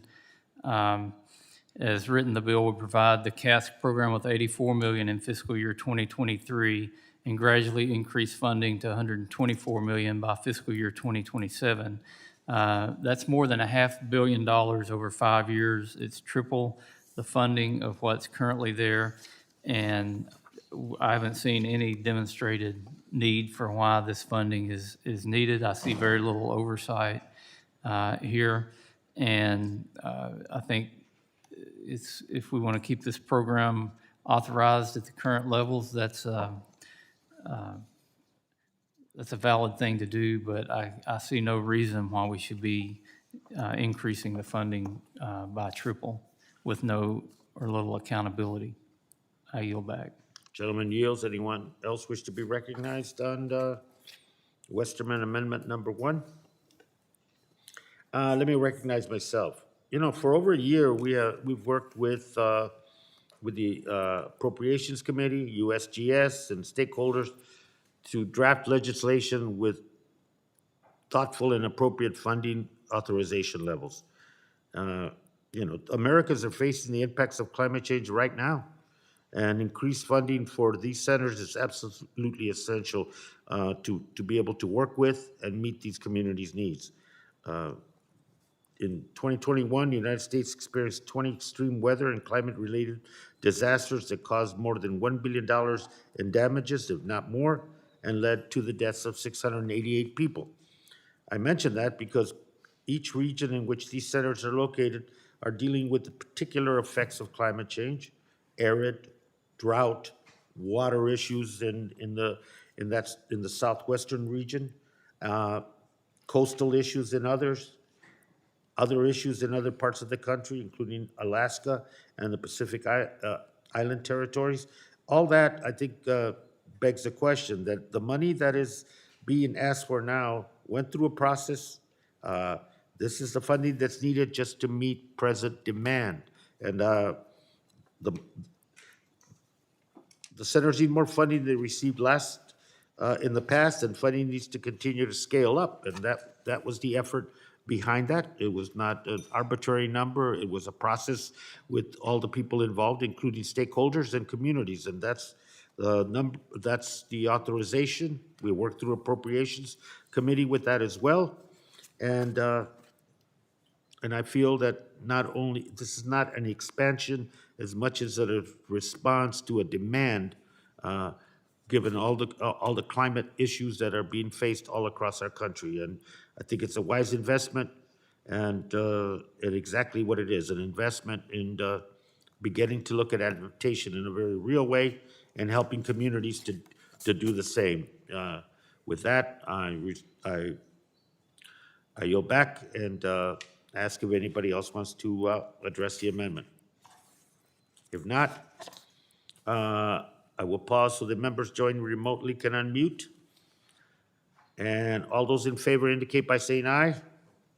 Aye. All those opposed, no? No.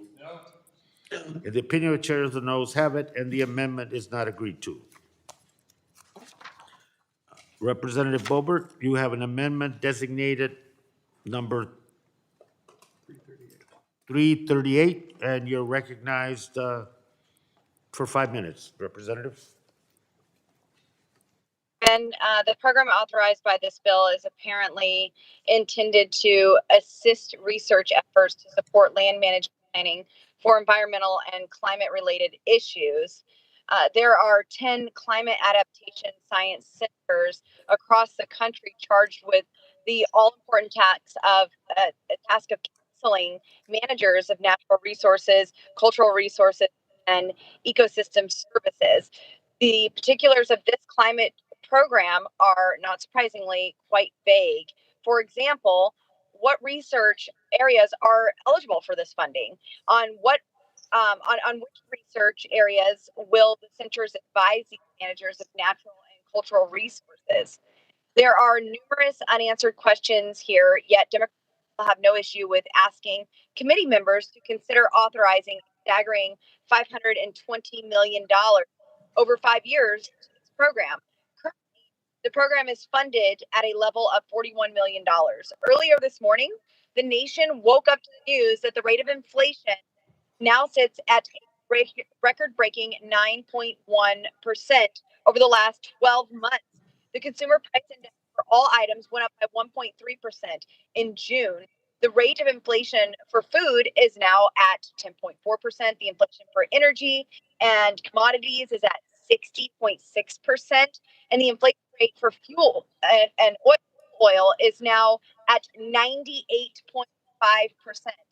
Now it seems that Democrats want to deepen the suffering of the people of this country by spending even more money that we don't have. Aside from the massive increase in spending, my main concern with this legislation is that it simply is an extension of the Biden regime's plan to keep all sources of affordable energy in the ground and ensure that more and more Americans forego the use of affordable energy resources in the name of promoting leftist climate change ideology, including helping fish adapt to changing climate. If you look at the U.S. Geological Survey's webpage, you'll see that it's right there. Helping fish adapt to changing climate is one of the listed functions of CACS. I'm sure that the fish appreciate this help, but if this is the mentality of the people running this program, placing guardrails around how authorized funds are spent, it seems to be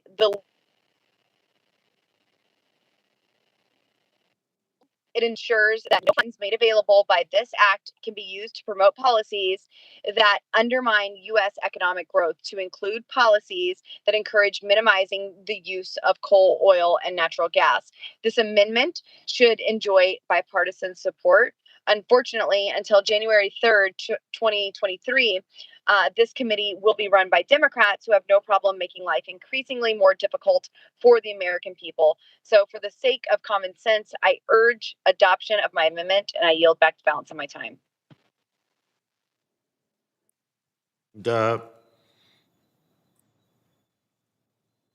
Anyone wish to be recognized on the Boebert Amendment 338? If not, let me recognize myself. Let me point out, the Democrats in the committee would prefer, it's not a secret, we prefer to decrease our reliance on coal, oil, and natural gas, which are harmful to the climate and to public health, which are extremely unstable in price. Everybody knows that. But it is not the role of the climate adaptation science centers to make those decisions. In my view, the amendment has nothing to do with the climate adaptation science centers. The role of these centers is to help communities adapt to climate change caused by the use of those very fossil fuels. This amendment would not improve the legislation and would only undermine it. Oppose the amendment and yield back, and we'll recognize anybody else that wants to speak to this amendment. Hearing no further debate on the question is on Boebert Amendment 338. I will pause for members to unmute. All those in favor, please indicate by saying aye. Aye. All those opposed indicate by saying no. No. The opinion of chair of the noes have it, and the amendment is not agreed to. Mr. Chairman, may I request a vote? The gentlelady has requested a recorded vote, and it will be postponed pursuant to prior announcement. Representative Tiffany, you have an amendment designated number 4. You are recognized for 5 minutes. Thank you, Mr. Chairman, and this is 6654 that we're on, correct? HR, this is the bill 6654, correct? Yes. Yeah, okay. Yeah, this amendment would address this program returning to the original intent of the climate adaptation science centers, which is to help land managers collect hard science, not sponsor studies abroad. In order to ensure clear objectives are being established, this amendment would make sure that the objectives agreed upon by the National Center explain a direct link between proposed research projects and measurable benefits to land managers. It would also ensure that no funds are made available through this act go to research projects outside the United States. Since this bill significantly increases the level of funding to this program, we should increase accountability to the taxpayer and make sure that the funding for research programs remains in America and not send money abroad for vague research projects that are unaccountable to our citizens. There also is a section that would mandate an independent merit review by the National Center to ensure any host institution's activities relate to the statement of objectives, which is simply good government and proper oversight. If we really want to give our land managers more tools to deal with environmental issues, my amendment will do that. I urge my colleagues to support this amendment to ensure accountability and oversight and return this program back to its original intent. I yield back, Mr. Chairman. Thank you. Anybody want to be recognized on Tiffany amendment number 4? Let me recognize myself. The amendment's unnecessary. The research projects are already chosen by a thorough review that considers need and impact. Also, as USGS testified at the hearing on the legislation, the Climate Adaptation Science Centers do not fund research projects abroad. A very small amount of Climate Adaptation Science Center funds have paid the salaries of USGS employees assisting in the Department of Interior's International Technical Assistance Program in partnership with USID and the State Department. This is a minor but nevertheless globally important part of USGS and the Department of Interior's work. Adoption of this amendment would endanger those functions, and I oppose the amendment and yield back. If hearing no further debate, the question is on Tiffany amendment number 4. Please unmute. All those in favor indicate by saying aye. Aye. All those opposed say no. No. The opinion of the chair, the noes have it, and the amendment is not agreed to. If I could ask for a roll call vote. Gentlemen asked for a recorded vote, and that's postponed based on prior announcement. Any further amendments on the legislation? We're gonna take a really short recess right now, I'm sorry to say to both sides, so that we can make sure all members are notified, and then we'll start in about 15 minutes, 15, 20? Yep. Is that okay? We're ready to go now or whenever? No, we're rounding up the cavalry here, you know? All right. So we should be back in about 15 minutes to vote? Is that right? Yeah. 5 o'clock sharp vote? Then we'll start Okay. voting here. Thank you. Then we're voting at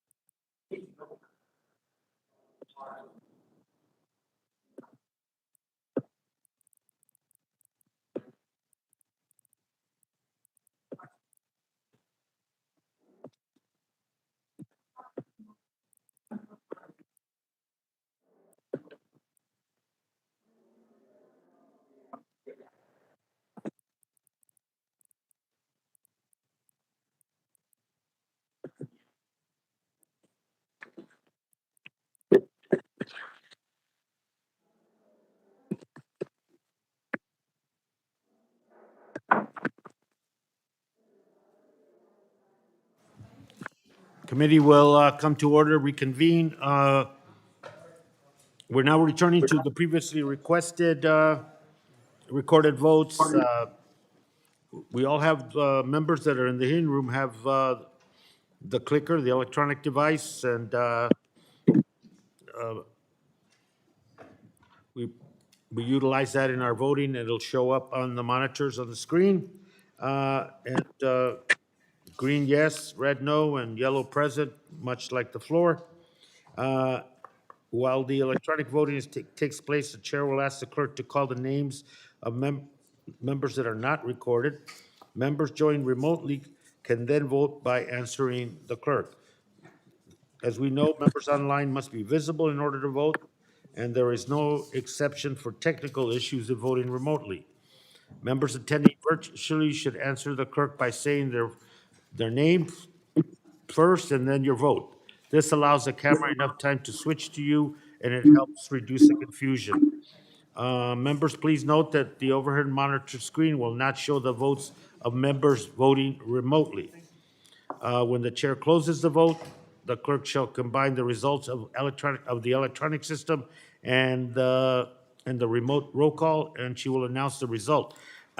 What I'd like to do, and that was a confusion it's been confusion other times, and I had received a good recommendation from a colleague, as well as from the staff responsible for tallying and tabulating the votes, is that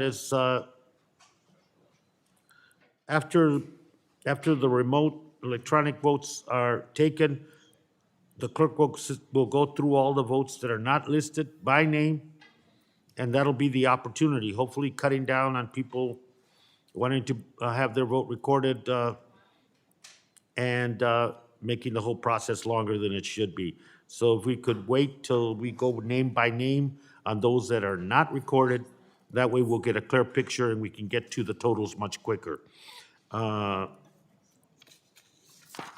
We will be returning to HR 2794. The question is on the unfinished business and the amendments to the ANS. We begin with stopper number 1. The clerk shall open the electronic vote. The members may record their votes.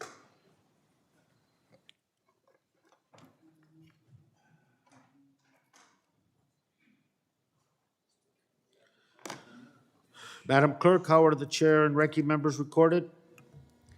Chair Grijalva is recorded as voting no, and Ranking Member Westerman is recorded as voting aye. Is Rep. Dingle recorded? Well, there goes my instructions right out the door. Thanks for listening, guys. I appreciate it, and ladies as well, but it was an effort. Futile as it might be, it was an effort. The clerk will now read the names of any members not recorded. Ms. Brownlee, Oh, coming in and out too. Mr. Cohen, Mr. Costa, Mrs. Dingle, Dingle votes aye. Mrs. Dingle votes aye. Mr. Garcia,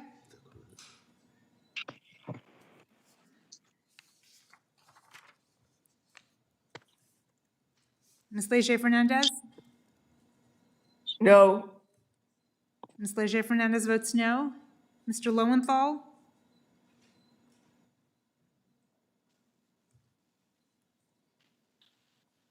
He's muted. Mr. McEachin? McEachin votes no. Mr. McEachin votes no. Mrs. Napolitano? Napolitano, no. Mrs. Napolitano votes no. Mr. Neguse? No. Mr. Neguse votes no. Ms. Porter? Mr. Sablon?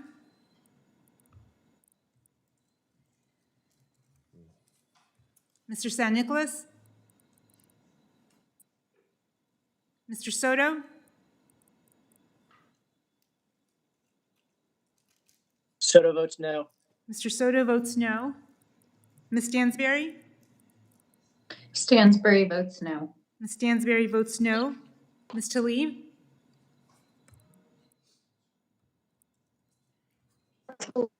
No. Ms. Tlaib votes no. Mr. Tonko? Taco votes no. Mr. Tonko votes no. Ms. Trahan? Trahan votes no. Ms. Trahan votes no. Ms. Velasquez? Velasquez votes no. Ms. Velasquez votes no. Mr. Benz? How do I do this? And how do I vote? No, well, here in the future, see the greens and the above.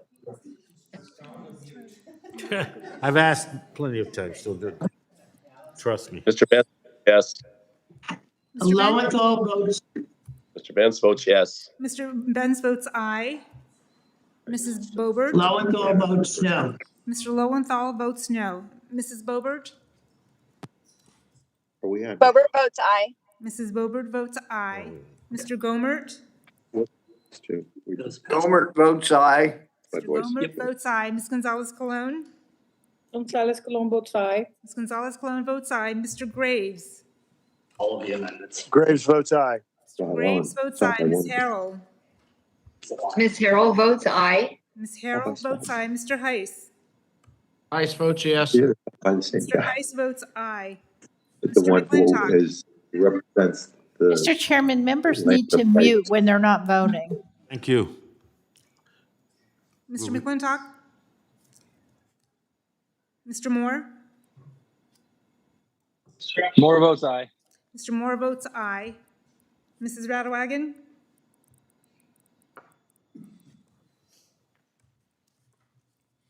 Mr. Whitman? Whitman votes aye. Mr. Whitman votes aye. Are there members who wish to vote and have not been recorded or changed their vote? Garcia votes no. Mr. Garcia? Votes no. Mr. Garcia votes no. Sablon. Brownlee votes no. Ms. Brownlee votes no. Sablon votes no. Mr. Sablon votes no. I'm How sorry. how is Lowenthal recording? Mr. Lowenthal is recorded as a no. Thank you. I'm sorry, I did not have a visual for Mrs. Dingle.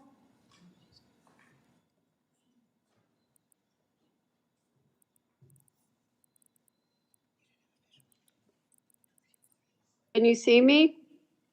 Yep. Okay. I do. Okay.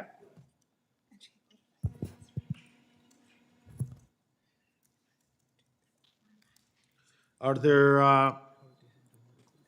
how's Mrs. Dingle recording, just to be? Ms. Dingle is recorded as an aye.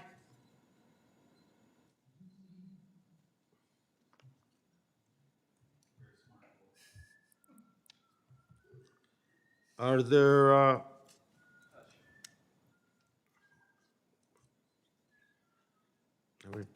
How's Mr. Neguse recorded, Mr. Chair? Mr. Neguse? Neguse is recorded as a no. Thank you, Mr. Chair. if there's no other members that wish to vote or change their vote? The vote is now closed. The clerk will tally and report.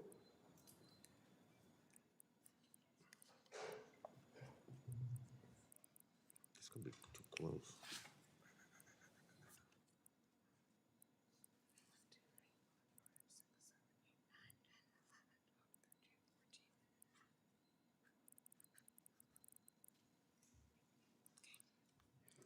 Mr. Chair, on this vote, the yeas are 20, the nays are 21. The amendment fails, and we move on to stubborn amendment to HR 2794, number 2. Mr. Chair, I have a question, if I could. Please.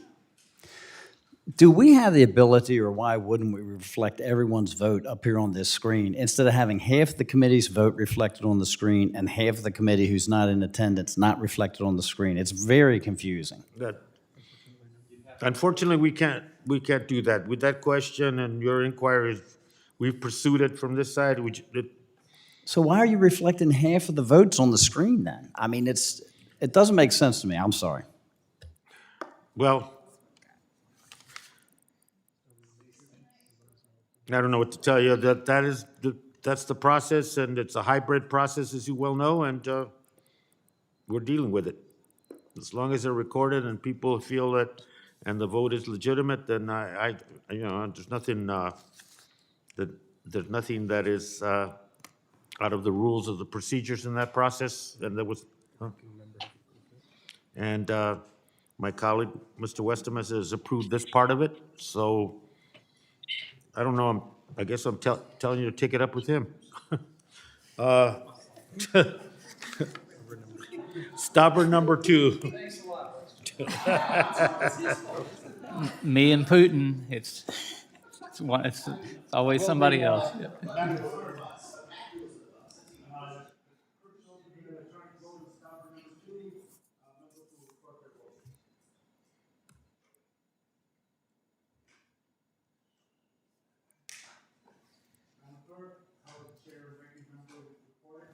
Chair Grijalva is recorded as voting no, and the ranking member Westerman is recorded as voting aye.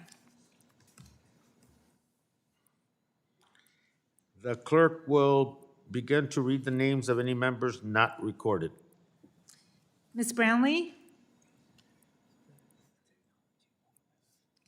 Mr. Cohen? Brownlee votes no. Ms. Brownlee votes no. Mr. Cohen? Mr. Costa? Mrs. Dingle? Dingle votes no. He's here? There you go. Ms. Dingle votes no. Mr. Garcia? Garcia votes no. Mr. Garcia votes no. Ms. Leger Fernandez? No. Ms. Leger Fernandez votes no. Mr. Lowenthal? Lowenthal votes no. Mr. Lowenthal votes no. Mr. McEachin? McEachin votes no. Mr. McEachin votes no. Mrs. Napolitano? No. Mrs. Napolitano votes no. Mr. Neguse? No. Mr. Neguse votes no. Mr. Porter? Ms. Porter? Mr. Sablan? Saban votes no. Mr. Sablan votes no. Mr. San Nicolas? Mr. Soto? Soto votes no. Mr. Soto votes no. Ms. Stansberry? Stansberry votes no. Ms. Stansberry votes no. Ms. Tlaib? Tlaib votes no. Ms. Tlaib votes no. Mr. Tonko? Mr. Taco votes no. Mr. Tonko votes no. Ms. Trahan? Trahan votes no. Ms. Trahan votes no. Ms. Velasquez? Velasquez votes no. Ms. Velasquez votes no. Mr. Bentz? Mr. Pence votes yes. Bentz votes Velasquez. aye. Mrs. Bobert? Bobert votes aye. Mrs. Bobert votes aye. Mr. Gomert? Bastion. Aye. Mr. Gomert votes aye. Ms. Gonzalez Colon? Gonzalez Colon votes aye. Ms. Gonzalez Colon votes aye. Mr. Graves?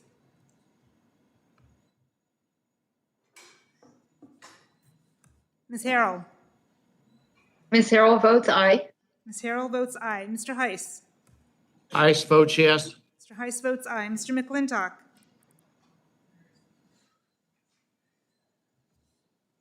Mr. Hey, Moore- Graves is yes. Mr. Graves votes aye. Mr. Moore? Moore votes aye.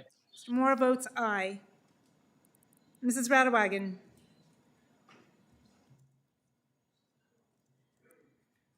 Mr. Woodman.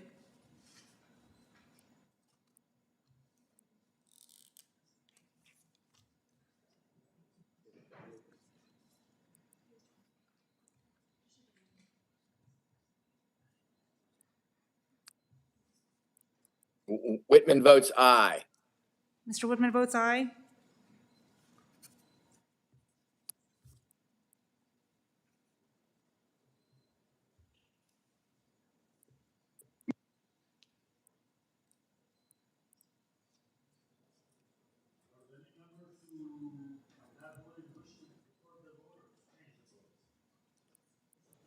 Any member that wishes to record their vote that has not voted or change their vote?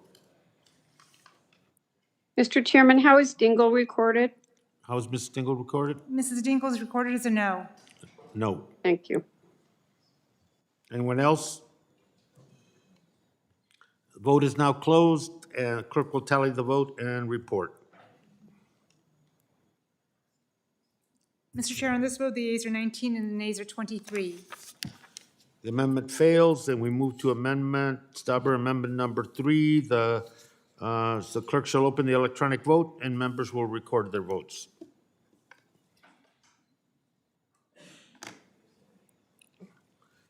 Madam Clerk, how are the chair and ranking members recorded? Chair Gruel votes recorded as voting no, and Ranking Member Westerman is recorded as voting aye. The clerk will begin to read the names of any members not recorded. Ms. Brownlee.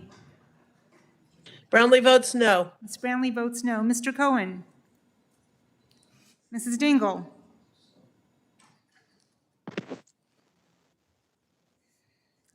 Dingle votes no. Mrs. Dingle votes no. Mr. Garcia. Garcia votes no. Mr. Garcia votes no. Ms. Leger Fernandez. Fernandez votes no. Ms. Leger Fernandez votes no. Mr. Lowenthal. Lowenthal votes no. Mr. Lowenthal votes no. Mr. McEachin. McEachin votes no. Mr. McEachin votes no. Mrs. Napolitano. Napolitano votes no. Mrs. Napolitano votes no. Mr. Neguse. No. Mr. Neguse votes no. Ms. Porter. Mr. Sablan. Sablan votes no on stubborn number 3. Mr. Sablan votes no. Mr. San Nicolas. Mr. Soto. Votes no. Mr. Soto votes no. Ms. Stansberry.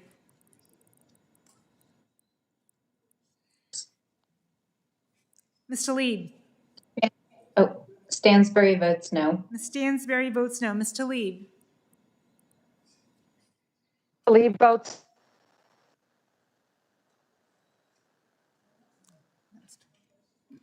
Ms. Talib. I'm so sorry. Ms. Talib votes no. Ms. Talib votes no. Mr. Tonko.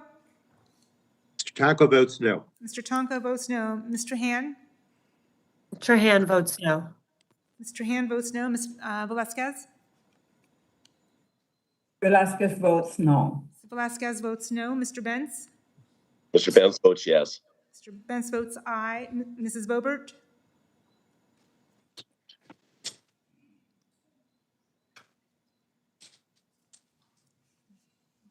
Mr. Gomert votes aye. Mrs. Bobert votes aye. Mr. Gomert. Aye. Mr. Gomert votes aye. Ms. Gonzalez Colon. Gonzalez Colon votes aye. Ms. Gonzalez Colon votes aye. Mr. Graves.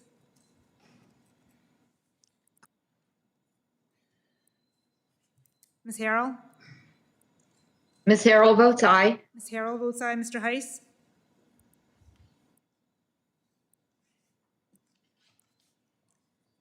Mr. McClintock.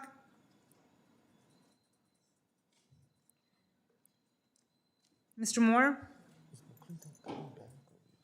Aye. Mr. Moore votes aye. Mrs. Radewagen. Mr. Whitman.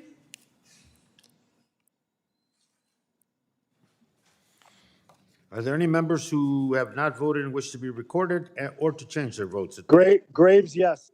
Mr. Graves votes aye. Whitman, aye. Mr. Whitman votes aye. Any other members? I'm sorry, I did not have a visual on Mr. McEachin and Mrs. Bobert. Can you see me now? Yes. Thank you. Representative Bobert? Hobart votes aye. Is she visible? Mrs. Bobert, I don't have a visual. There you go. Mrs. Bobert votes There I aye. am. Thank you. Thank you. If there's no other members who wish to vote or change their vote, the vote is now closed. The clerk will tally and report.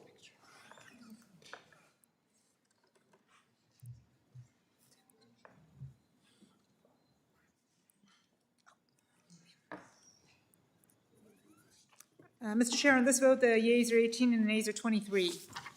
The amendment fails, and we move to stubber number 4. The clerk shall open the electronic voting. Members will record their votes.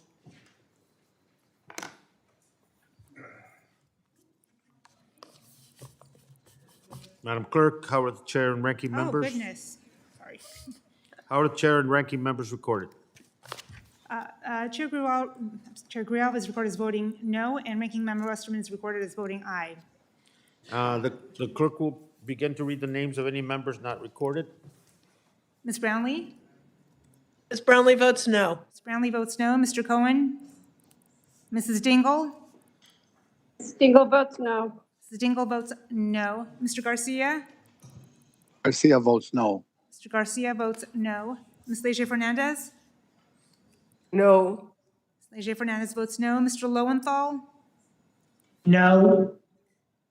Mr. Lowenthal votes no. Mr. McEachin?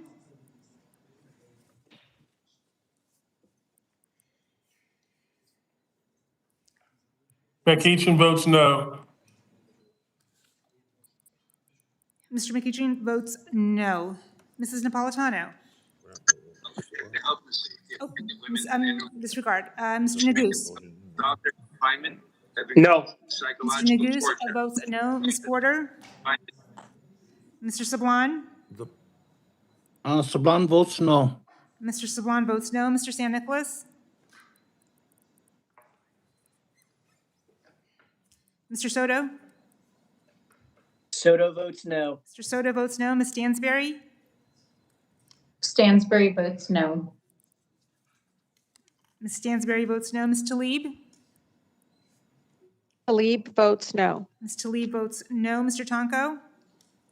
Tonko votes no. Mr. Tonko votes no. Mr. Han?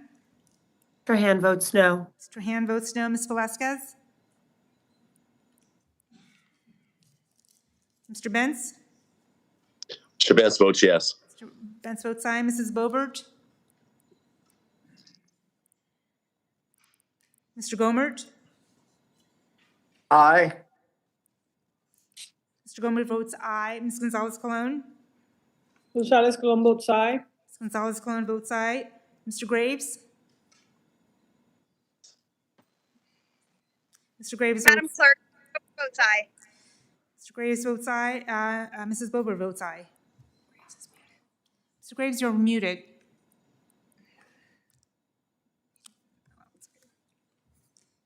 Ms. Harrell? Ms. Harrell votes aye. Ms. Harrell votes aye. Mr. Heiss?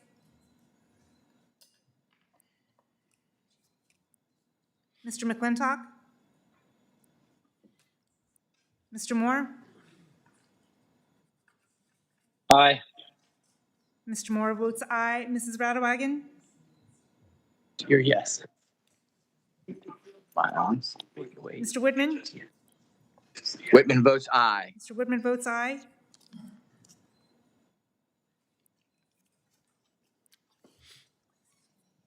Are there any members who Graves is yes. wish to Graves is record yes. their vote or change their votes? Mr. Graves votes aye. Anyone else? If not, the vote is closed and the clerk will tally and report.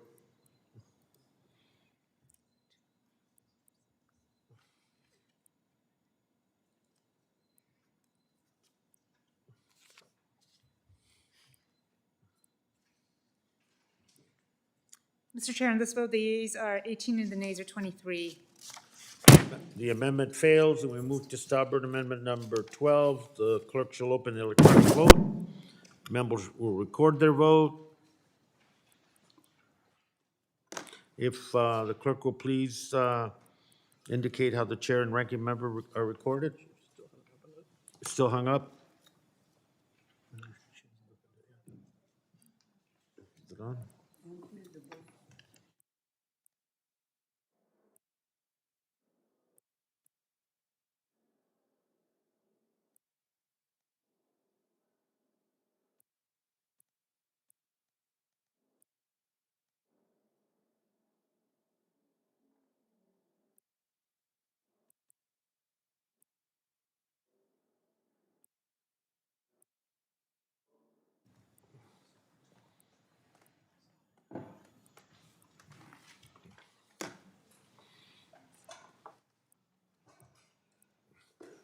Clerk, please indicate how the chair and ranking member voted.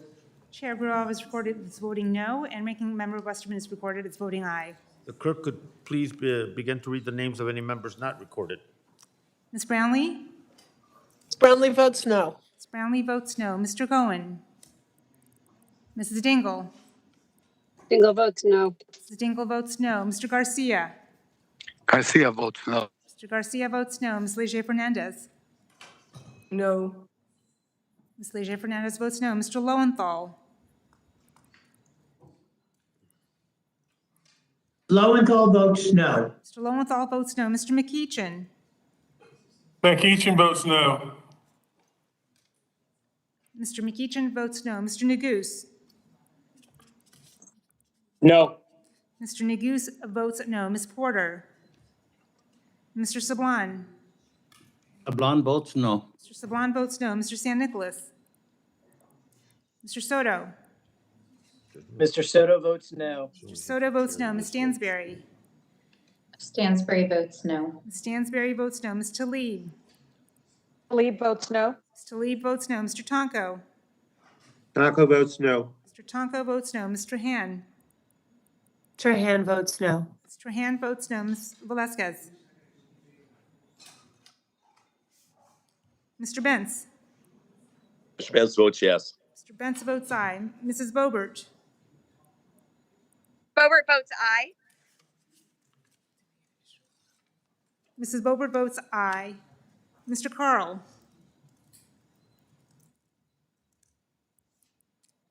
Ms. Conway?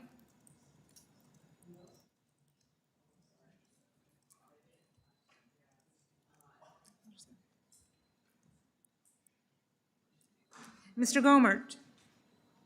Aye. Mr. Gomert votes aye. Ms. Gonzalez-Colon?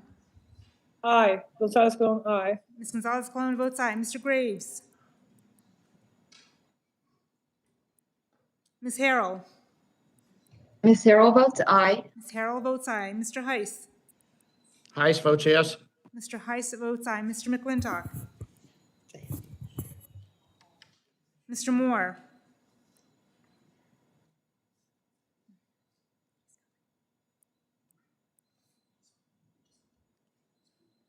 Mr. Moore?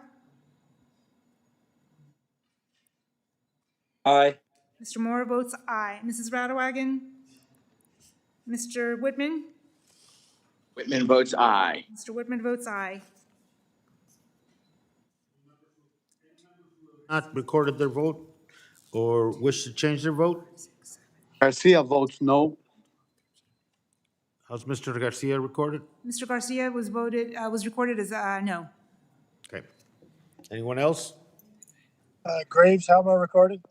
Mr. Graves, you're not recorded. Yes, please. Mr. Graves votes aye. If there are no other members who wish to record or change their vote, the vote is now closed. The clerk will tally and report. Mr. Chair, on this vote, the yeas are 19 and the nays are 22. The amendment fails, and we now move to stubborn number 9. The electronic vote is now open, and members should record their vote. Did I get it? Eh,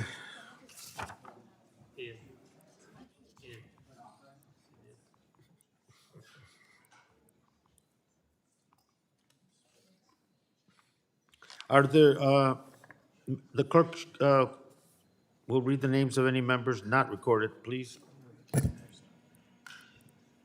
Howard, the chair and ranking member, forgot that part, recorded. Chair Grijalva is recorded as voting no, and Ranking Member Westerman is recorded as voting aye. Could please read the names of those that are not recorded? Ms. Brownlee? Brownlee votes no. Ms. Brownlee votes no. Mr. Cohen? Mrs. Dingle? Dingle votes no. Mrs. Dingle votes no. Mr. Garcia? Garcia votes no. Mr. Garcia votes no. Ms. Leger Fernandez? No. Leger Fernandez votes no. Mr. Lowenthal? Lowenthal votes no. Mr. Lowenthal votes no. Mr. McCeachin? McCeachin votes no. Mr. McCeachin votes no. Mr. Neguse? Neguse votes no. Mr. Neguse votes no. Ms. Porter? Mr. Sablon? Sablon votes no. Mr. Sablon votes no. Mr. San Nicolas? Mr. Soto? Soto votes no. Mr. Soto votes no. Ms. Stansberry? Stansberry votes no. Ms. Stansberry votes no. Ms. Tlaib? Tlaib votes no. Ms. Tlaib votes no. Mr. Tonko? Tonko votes no. Mr. Tonko votes no. Ms. Trahan? Trahan votes no. Ms. Trahan votes no. Ms. Velasquez?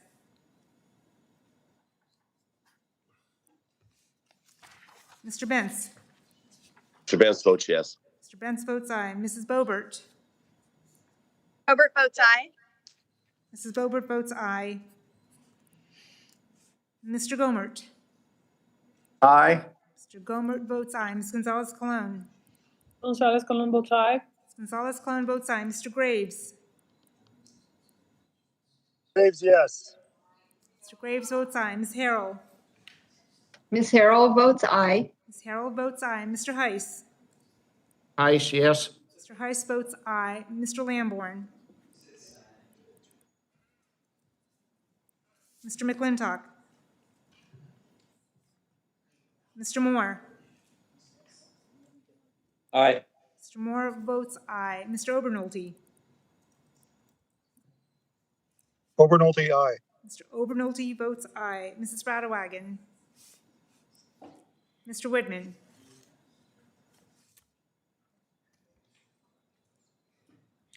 Are there any members who wish to record a vote or change their vote?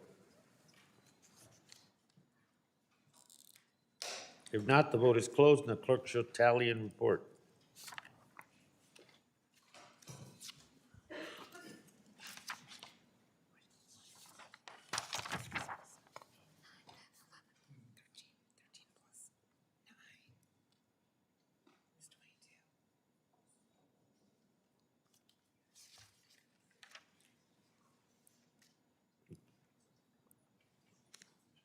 The vote is now.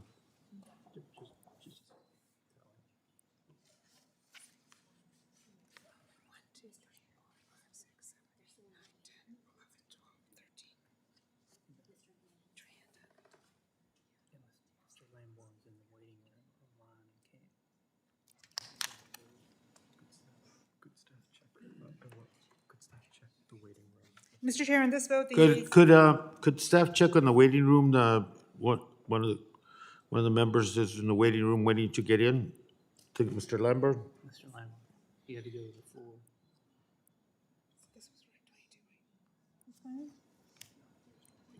There's no waiting room. Well,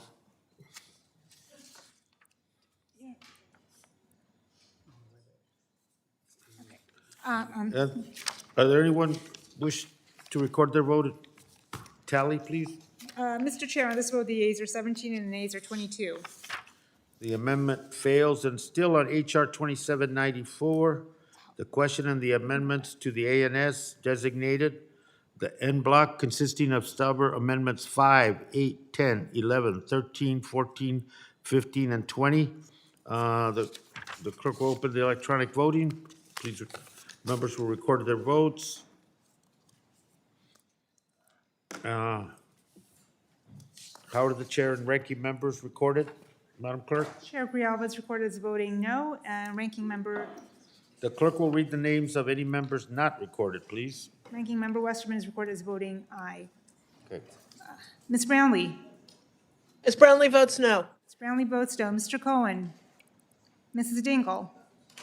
Dingle votes no. Mrs. Dingle votes no. Mr. Garcia? Ms. Leger Fernandez? Garcia votes no. Mr. Garcia votes no. Ms. Leger Fernandez? No. Ms. Leger Fernandez votes no. Mr. Lowenthal?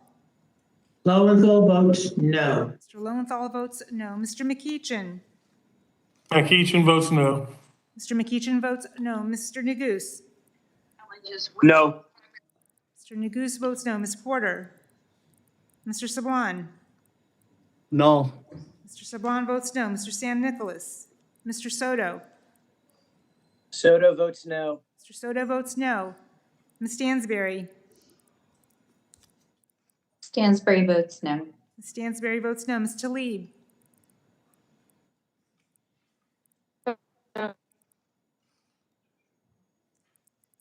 Mr. Tonko?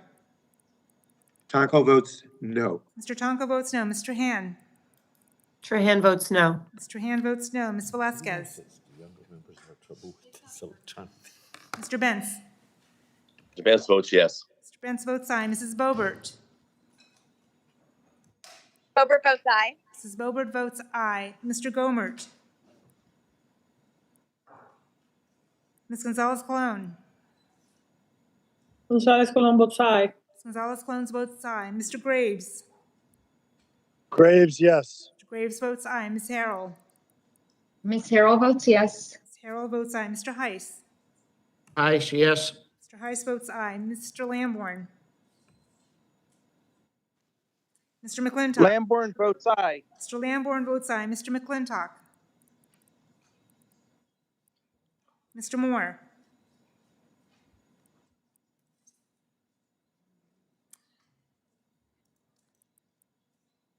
Mr. Obernolte? Mrs. Radewagen? Obernolte, aye. Mr. Obernolte votes aye. Mrs. Radewagen? Mr. Woodman?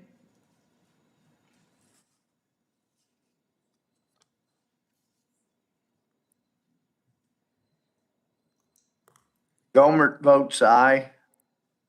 Mr. Gomer votes aye. Who are not recorded or wish to change their vote. Okay, Moore votes aye. Moore votes aye. Mr. Cohen wants to be recorded as no. Mr. Moore votes aye. Mr. Cohen, Mr. Lamborn, how's Lamborn recorded? Mr. Lamborn is recorded as an aye. Mr. Cohen votes no. any other members? If not, the vote is closed. The clerk will tally and report. Thank you.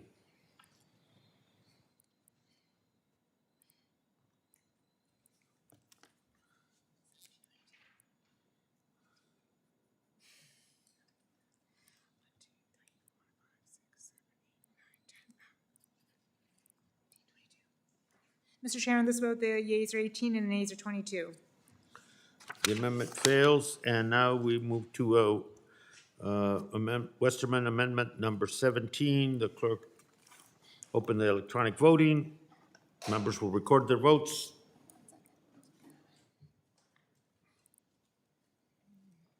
It's not ready yet.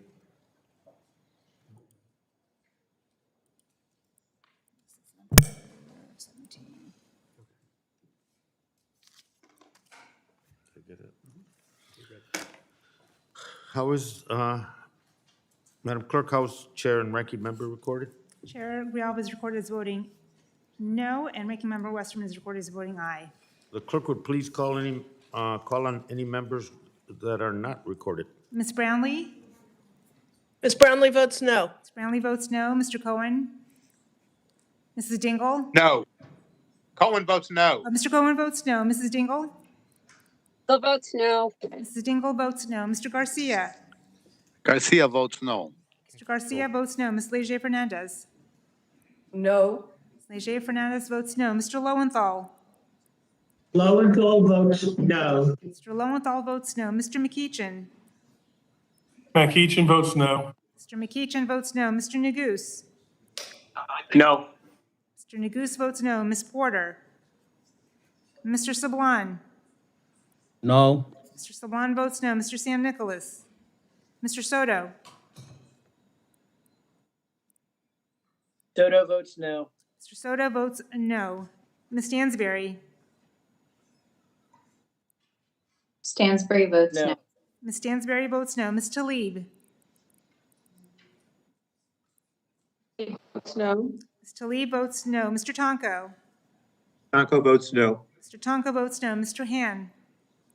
Trahan votes no. Mr. Han votes no. Ms. Velasquez. Mr. Bentz. Mr. Benz votes yes. Mr. Bentz votes aye. Mrs. Boebert. Boebert votes aye. Mrs. Boebert votes aye. Ms. Conway. Mr. Gomert. Gomer votes aye. Mr. Gomert votes aye. Ms. Gonzalez Colon. Mr. Graves. Ms. Harrell. Ms. Harrell votes aye. Ms. Harrell votes aye. Mr. Heiss. Aye, yes. Mr. Heiss votes aye. Mr. Lamborn.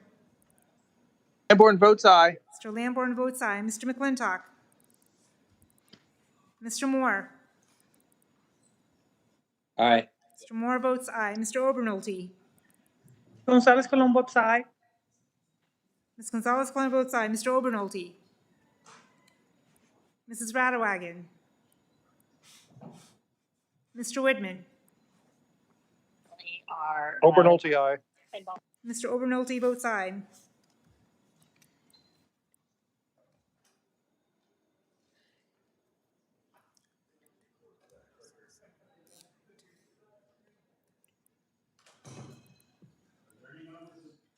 Does it wish to be recorded or change their vote?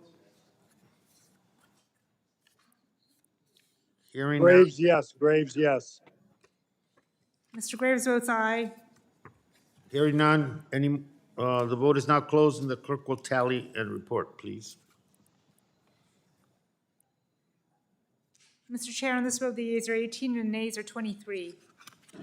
Amendment fails. Now we move to Westerman number 18. The electronic vote is now open. Wait, we'll wait till you set up.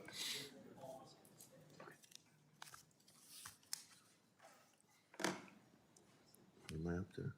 How is the chair and the ranking member recorded? Chair Brill is recorded as voting no, and Ranking Member Westerman is recorded as voting aye.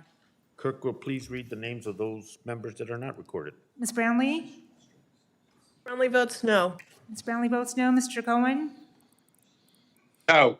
Mr. Cohen votes no. Mrs. Dinkle? Dingle votes no. Mr. Dinkle votes no. Mr. Garcia? Garcia votes no. Mr. Garcia votes no. Mr. Huffman? No. Mr. Huffman votes no.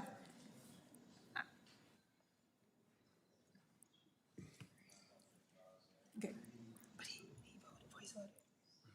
Lamborn votes aye.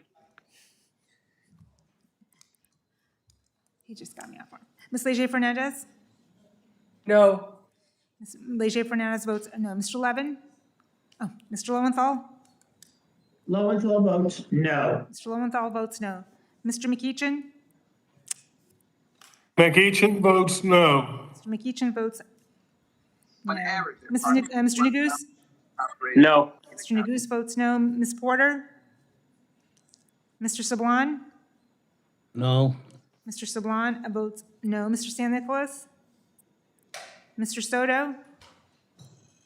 Soto votes no. Mr. Soto votes no. Ms. Stansberry?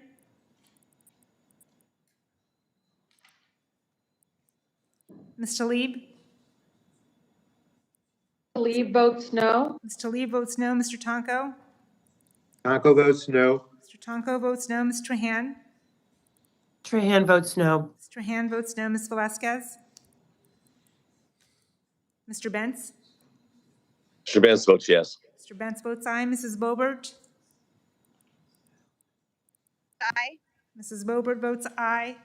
Ms. Conway? Mr. Gomert? Gomert votes aye. Mr. Gomert votes aye. Ms. Gonzalez-Cologne? Gonzalez-Colon votes aye. Ms. Gonzalez-Cologne votes aye. Mr. Graves?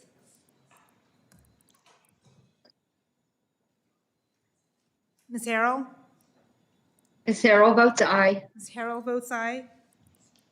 Mr. Heiss? Aye, yes. Mr. Heiss votes aye. Mr. Lamborn? Lamborn votes aye. Mr. Lamborn votes aye. Mr. McClintock? Mr. Moore? Aye. Mr. Moore votes aye. Mr. Obernolte? Mrs. Radewagen? Mr. Whitman?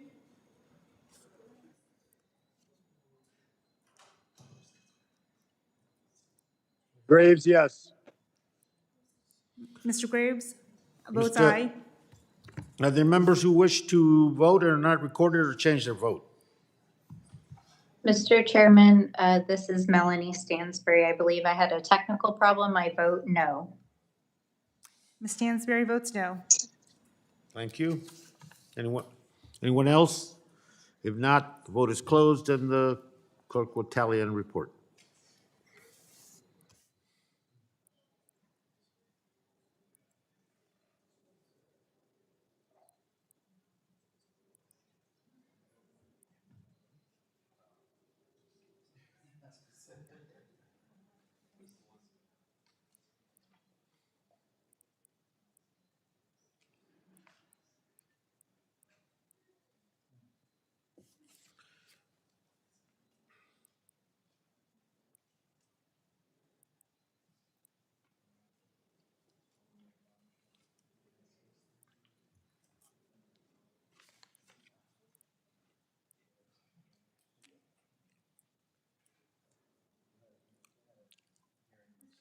Mr. Chair, on this vote, the yeas are 17 and the nays are 23.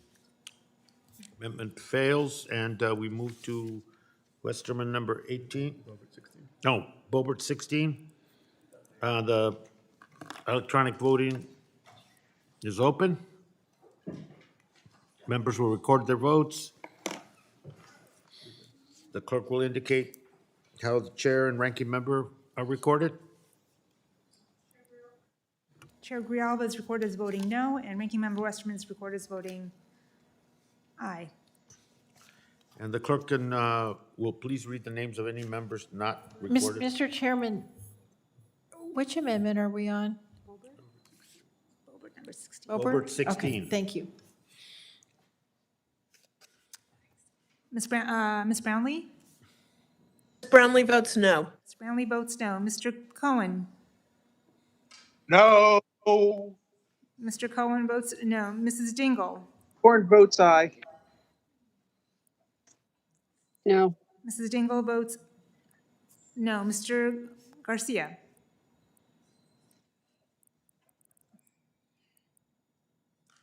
Ms. Leger Fernandez?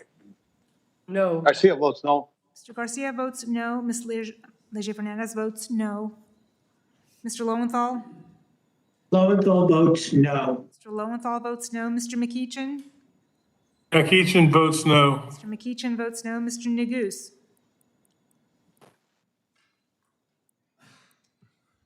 Ms. Porter? Mr. Sablon? No. Mr. Sablon votes no. Mr. San Nicolas? Mr. Soto? Neguse votes no. Mr. Neguse votes no. Mr. Soto? Soto votes no. Mr. Soto votes no. Ms. Stansberry? Stansbury votes no. Stansberry votes no. Ms. Talib? Votes no. Votes no. Ms. Talib votes no. Mr. Tonko? Tonko votes no. Mr. Tonko votes no. Ms. Trahan? Trahan votes no. Ms. Trahan votes no. Ms. Velasquez? Mr. Bentz? Trevance votes yes. Mr. Bentz votes aye. Mrs. Boebert?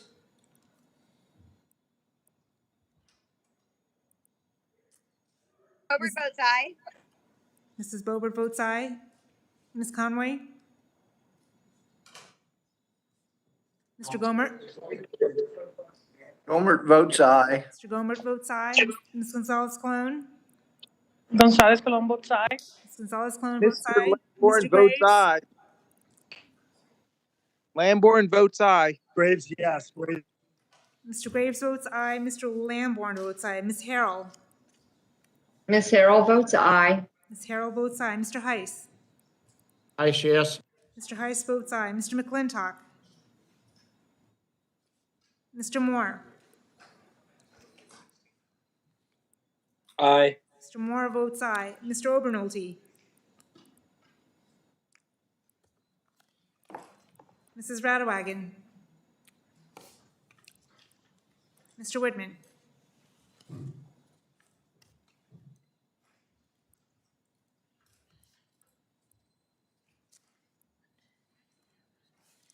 Any members who wish to vote and are not recorded or change their votes? If not, the vote is closed and the clerk will tally and report. Mr. Chair, on this vote, the yeas are 17 and the nays are 23. Amendment fails. Move to amendment number 6 by Mr. Tiffany, and electronic voting is open.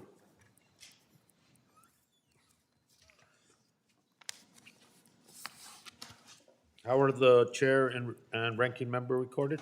Chair Grijalva is recorded as voting no, and Ranking Member Westerman is recorded as voting aye. The clerk will read the names of any members not recorded, please. Ms. Brownlee? Ms. Brownlee votes no. Ms. Brownlee votes no. Mr. Cohen? No, Cohen, Mr. Cohen votes no. Mrs. Dingle? Lamborn votes aye. Mrs. It's Dingle? your turn. Dingle votes no. Mrs. Dingle votes no. Mr. Garcia? Lamborn votes aye. and Garcia votes no. Mr. Garcia votes no. Ms. Leger Fernandez? No. Record me, please. I have to go in somewhere. Ms. Who's talking? Ms. Leger Fernandez votes no. Can we deal with Mr. Lambert? He's Miss- got a lot of enthusiasm right now. Mr. Lambert votes aye. Oh, was that Please, Cohen? Pam- Cohen's got a lot of enthusiasm then. Mr. Lambert votes aye. I forgot what it was. Thank you. Lowenthal. Mr. Lowenthal? I got it already. Mr. Lowenthal votes no. Mr. McEachin? McEachin votes no. Mr. McEachin votes no. Mr. Neguse? No. Mr. Neguse votes no. Ms. Porter? Mr. Sablon? No. Mr. Sablon votes no. Mr. San Nicolas? Mr. Soto? No votes no. Mr. Soto votes no. Ms. Stansberry? Stansberry votes no. Ms. Stansberry votes no. Ms. Talib? Talib votes no. Ms. Talib votes no. Mr. Tonko? Tonko votes no. Mr. Tonko votes no. Ms. Trahan? Trahan votes no. Ms. Trahan votes no. Ms. Velasquez? Mr. Bentz? Mr. Benz votes yes. Mr. Bentz votes aye. Mrs. Boebert?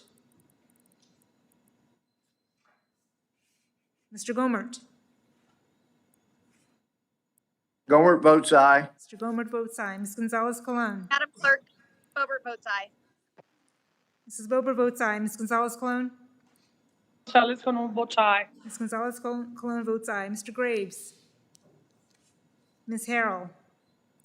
Miss Harrell votes aye. Ms. Harrell votes aye. Mr. Heiss?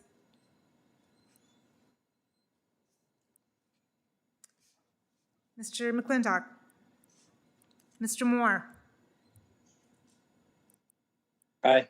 Mr. Moore votes aye. Mr. Obernolte? Mrs. Radewagen? Mr. Whitman? Whitman votes aye. Mr. Whitman votes aye.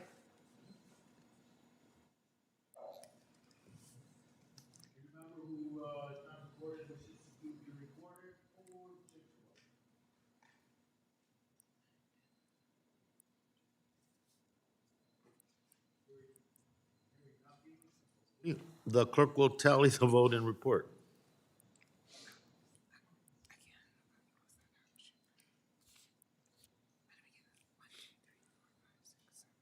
Great.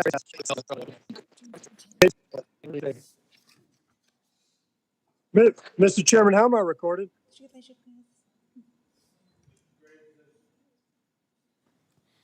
It's not recorded, right? Or is it recorded? It was not recorded and The vote is closed. Mr. Graves, Mr. Chairman, I tried it twice. I don't know what. I don't, the tally and report the vote.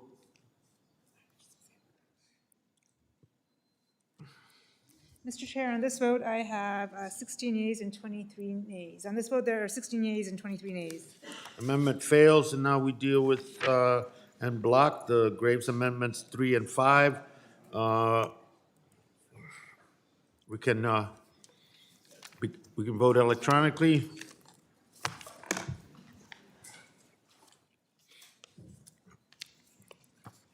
Madam Clerk, how is the ranking member and the chair recorded? Chair Grijalva is recorded as voting no, and Ranking Member Westerman is recorded as voting aye. If you could begin with the members that are not recorded. Ms. Brownlee? Brownlee votes no. Ms. Brownlee votes no. Mr. Cohen? No. Mr. Cohen votes no. Mrs. Dingle? Ms. Dingle votes no. Mrs. Dingle votes no. Mr. Garcia? Garcia votes no. Mr. Garcia votes no. Ms. Leger Fernandez? No. Leger Fernandez votes no. Mr. Lowenthal? Lowenthal votes no. Mr. Lowenthal votes no. Mr. McEachin? McEachin votes no. Mr. McEachin votes no. Mr. Neguse?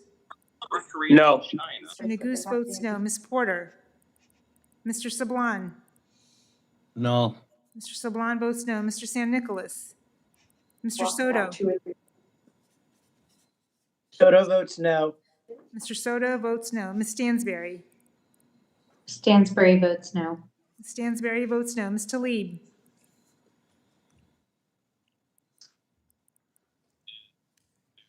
Mr. Tonko? You can just bring it to me. Sure. Mr. Han? Trahan votes no. Mr. Han Tonko votes no. votes no. Mr. Tonko votes no. There's one over there. Ms. Vasquez? Mr. Benz? Mr. Benz votes yes. Mr. Benz votes aye. Mrs. Bobert? Bobert votes aye. Mrs. Bobert votes aye. Mr. Gomert? Gomert votes aye. Mr. Gomert votes aye. Ms. Gonzalez Colon? Gonzalez Colon votes aye. Ms. Gonzalez Colon votes aye. Mr. Graves? Ms. Harrell? Ms. Harrell votes aye. Ms. Harrell votes aye. Mr. Heiss? Mr. Lamborn? Lamborn votes aye. Mr. Lamborn votes aye. Mr. McClintock? Mr. Moore? Aye. Mr. Moore votes aye. Mr. Obernolte? Mrs. Radewagen? Mr. Woodman? Whitman votes aye. Mr. Woodman votes aye. Graves, yes. Mr. Graves votes aye.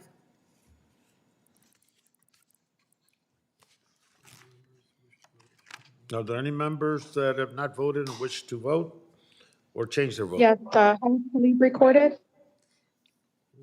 Ms. Talib is not recorded. Talib votes no. Ms. Talib votes no. Anyone else? If not, the vote is now closed, and the clerk will tally the vote and report.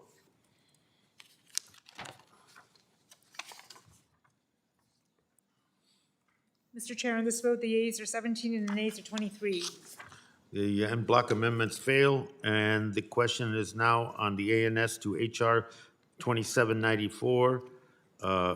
Members joined remotely will unmute. Please, all those in favor of the ANS to HR 2794, please indicate by saying aye. Aye. Aye. All those opposed? No. All those opposed say no. No. In the opinion of the chair, the ayes have it, and the ANS is agreed to. We now, final passage. The question is on adopting HR 2794 as amended and ordering it favorably reported to the House. Members joining remotely will unmute. All those in favor, please indicate by saying aye. Aye. Aye. Aye. Aye. Aye. All those opposed indicate by saying no. No. No. No. In the opinion of the chair, the ayes have it, and the bill is adopted as amended and ordered No. favorably reported. The motion to reconsider is laid on the table. Mr. Chair, I request the ayes A and nays. recorded vote has been requested. The clerk shall open the electronic voting.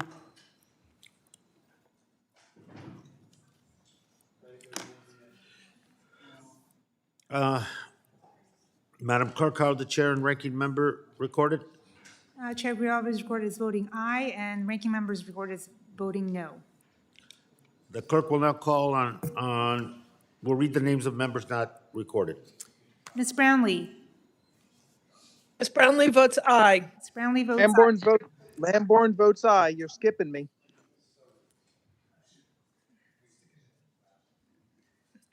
Mr. Lamborn votes aye. Mr. Cohen. For the most prominent, May 24, aye. Mr. Cohen votes aye. Mrs. Dingle. Dingle votes aye. Mrs. Dingle votes aye. Mr. Garcia. Garcia votes aye. Mr. Garcia votes aye. Ms. Leger Fernandez. Aye. Ms. Leger Fernandez votes aye. Mr. Lowenthal. That was pretty good. That was pretty good. Mr. Lowenthal, you're muted. Mr. Lowenthal votes aye. Mr. Lowenthal votes aye. Mr. McEachin. McEachin votes aye. Mr. McEachin votes aye. Mr. Neguse. Aye. Mr. Neguse votes aye. Ms. Porter. Mr. Sablan. Aye. Mr. Sablan votes aye. Mr. San Nicolas. Mr. Soto.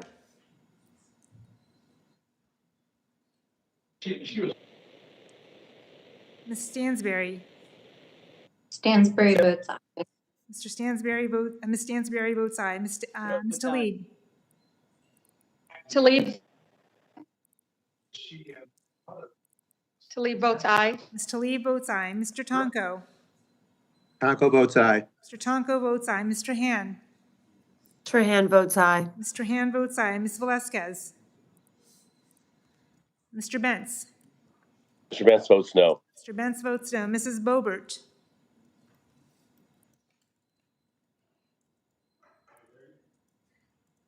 Mr. Gomert. Gomert votes no. Mr. Gomert votes no. Ms. Gonzalez Colon. Gonzalez Colon votes aye.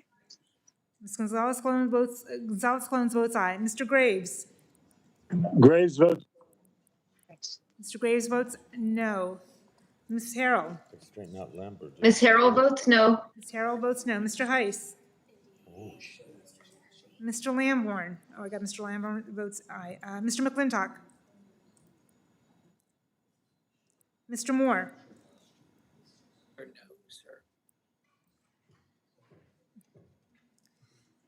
Mr. Obernolte.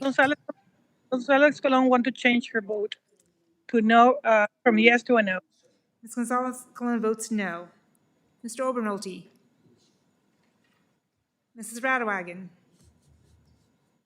Mr. Whitman. Whitman votes no. Mr. Whitman votes no. How is Mr. Soto recorded? I'm sorry, who?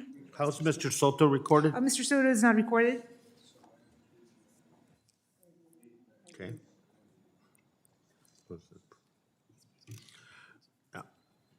Are there any members who wish to record their vote or change their vote? Moore votes no. Mr. Moore votes Mr. no. I need a visual, Mr. Mr. Soto's voting with visually. Oh, Mr. Soto votes aye. I need a visual on Mr. Woodman, please. Mr. Whitman? Soto votes aye. Okay. Whitman votes aye. Votes aye? You sure? Are there any Mr. members? Woodman votes aye. Yes, here I am. There you are. Are there any members who wish to looks like vote Whitman. or change their vote? Mr. Chair, Mr. Westerman? how's Mr. Lamborn recorded? How's Mr. Lambert recorded? Mr. Lamborn is recorded as an aye. How is Mr. Whitman recorded? Mr. Woodman is recorded as an aye. As a no. No. Mr. Woodman votes no. Mr. Chairman, how am I recorded? How's Mr. McClintock recorded? Mr. McClintock is not recorded. No. Mr. McClintock votes no. If there are no other members, the vote is closed and the clerk will tally and report.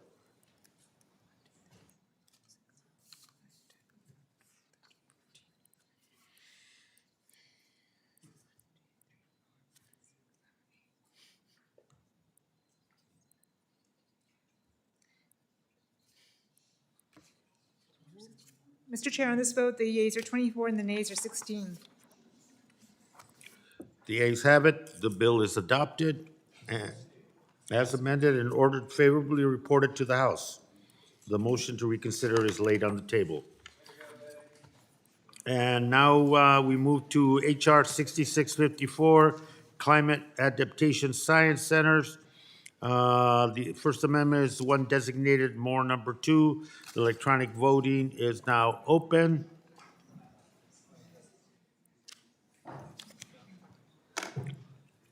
How is the ranking member and chair recorded, Madam Clerk? Chair Grijalva is recorded as voting no, and Ranking Member Westerman is recorded as voting aye. If the clerk would please begin to read the names of any members not recorded. Ms. Brownlee? Ms. Brownlee votes no. Ms. Brownlee votes no. Mr. Cohen?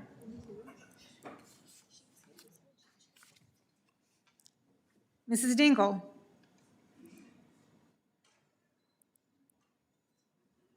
Garcia votes aye. Mrs. Dingle? Mr. Garcia? Garcia votes aye. Mr. Garcia votes aye. Ms. Leger Did you hear Fernandez? Dingle aye? Mrs. Dingle votes aye. Ms. Leger Fernandez? No. Ms. Leger Fernandez votes no. Mr. Lowenthal? Mr. Lowenthal votes no. And are we voting on amendment number 1? More amendment number 2, Mr. Lowenthal. Amendment number 2, that's right. I blew Lowenthal it. votes no. Can Ms. Dingle Lowenthal change votes to no. no? Dingle changes to no. Mrs. Dingle votes no.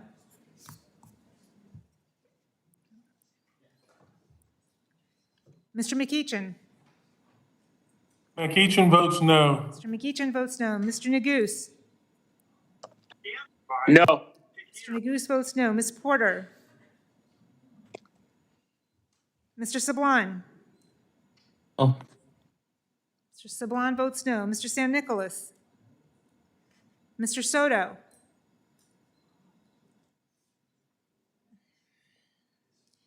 Ms. Stansberry?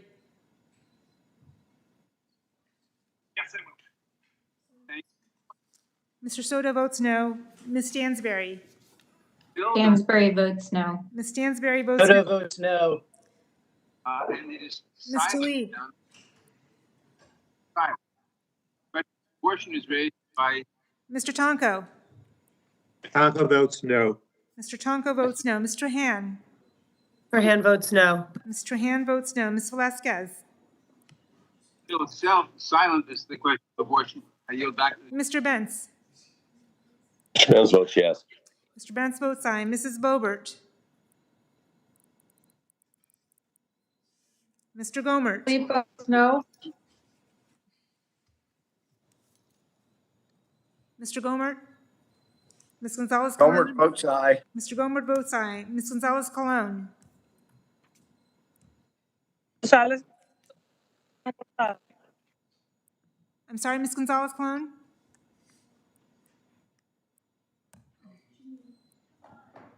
How was Colon Representative, votes aye. how was she recorded? Ms. Gonzalez Colon votes aye. Mr. Graves.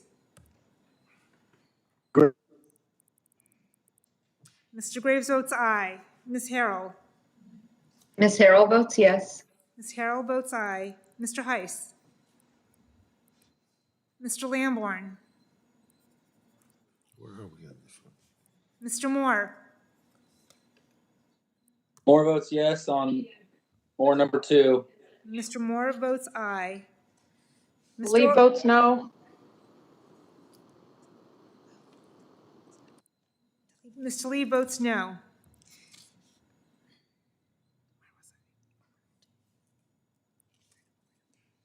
Mr. Obernolte.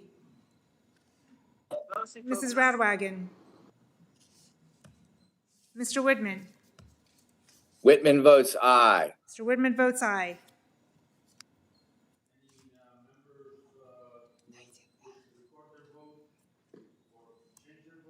Any members wish to change their vote or record their vote? Garcia wishes to change from aye to nay. Mr. Garcia votes no. Anyone else? Lamborn votes aye. Mr. Lamborn votes aye.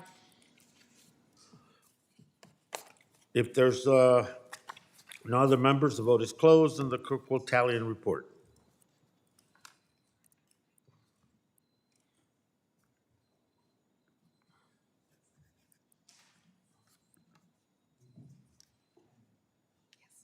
Mr. Chair, on this vote, the yeas are 17 and the nays are 22. The amendment fails. We now move to amendment designated Moore number 3. The electronic vote is open. Members will record their votes. And the clerk may begin reading the roll of those members not recorded. Chair Grijalva is recorded as voting no, and Ranking Member Westerman is recorded as voting aye. Thank you. Ms. Brownlee. Brownlee votes no. Ms. Brownlee votes no. Mr. Cohen. Garcia votes no. Mr. Garcia votes no. Mr. Costa. Mrs. Dingle. Dingle votes no. Mrs. Dingle votes no. Mr. Leger Fernandez. Ms. Leger Fernandez, sorry. Ms. Leger Fernandez votes no. Mr. Lowenthal. Lowenthal votes no. Mr. Lowenthal votes no. Mr. McEachin. McEachin votes no. Mr. McEachin votes no. Mr. Neguse. No. Mr. Neguse votes no. Ms. Porter. Mr. Sablon. Sablon votes no. Mr. Sablon votes no. Mr. San Nicolas. Mr. Soto. Scanlon. No. Votes no. Mr. Soto votes no. Ms. Stansberry. Garcia votes no. Stansberry votes no. Ms. Stansberry votes no. Ms. Tlaib. Tlaib votes no. Ms. Tlaib votes no. Mr. Tonko. Tonko votes no. Mr. Tonko votes no. Ms. Trahan. Trahan votes no. Ms. Trahan votes no. Ms. Velasquez. Mr. No. Mr. Bentz. Benz votes yes. Mr. Bentz votes aye. Mrs. Boebert. Mr. Gomert. Ms. Gonzalez Colon. Gonzalez votes aye. Ms. Gonzalez Colon votes aye. Mr. Graves. Ms. Harrell. Miss Harrell votes aye. Ms. Harrell votes aye. Mr. Heiss. Mr. Lamborn. Lamborn votes aye. Mr. Keep Lamborn skipping. votes aye. Mr. McClintock. Mr. McClintock votes aye. Mr. Moore. Moore votes aye, and there's still time for many of you to switch back to yeses for my amendment. Mr. Moore. Thank you. Mr. Moore votes aye. Mr. Obernolte.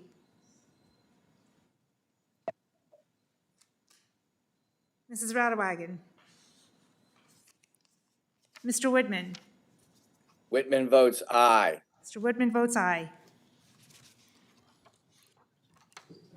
Graves, yes. Graves, yes. Mr. Graves votes aye. Any members wish to change their vote or record a vote? Gohmert votes aye. Mr. Gomer? Mr. Gohmert votes aye. Anyone else? The vote is closed then. And the clerk will tally and report.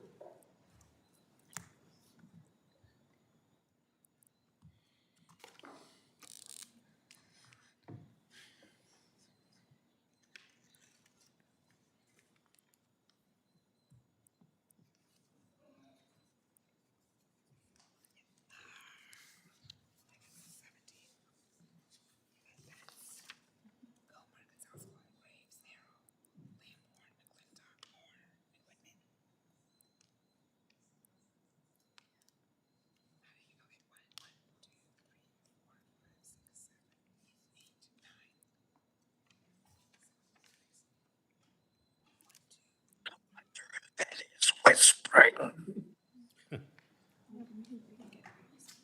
Yeah. We did. You sure? Ready?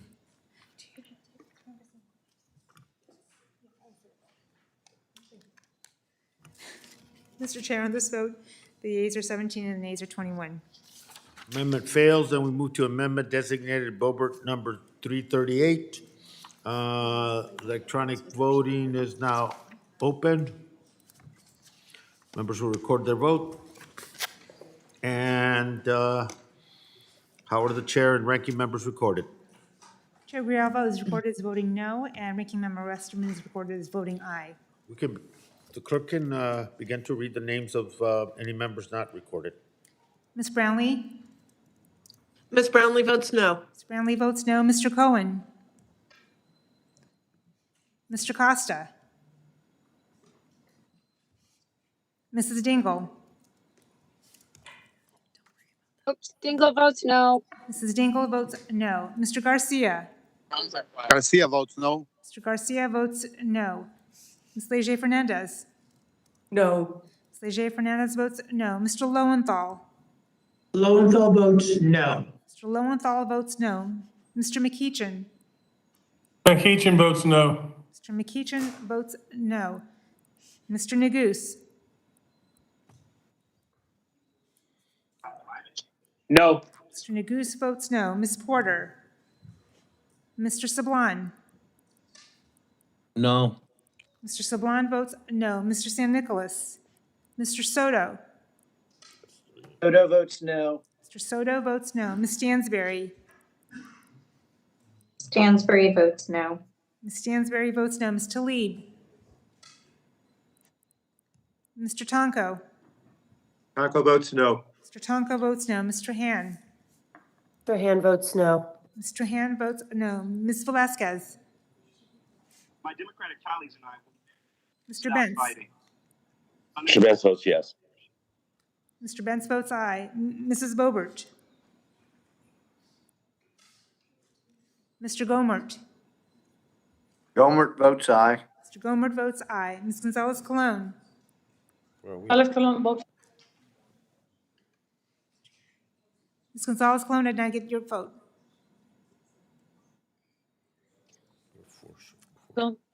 Gonzalez Colon votes aye. Ms. Gonzalez Colon votes aye. Mr. Graves? Ms. Harrell? Ms. Harrell votes aye. Ms. Harrell votes aye. Mr. Heiss? Mr. Lamborn? Mr. Moore? Aye. Mr. Moore votes aye. Mr. Obernolte? Mrs. Radewagen? Mr. Woodman. Whitman votes aye. Mr. Woodman votes aye. The Graves, clerk will yes. please call Graves, in any yes. members that are not recorded. Are there any members wish to vote or change their vote? Any members not recorded? Graves, yes. Mr. Graves votes aye.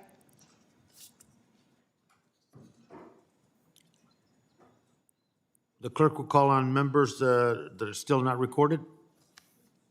Just throwing everybody off, man. I'm just going to start over. Mr. Costa?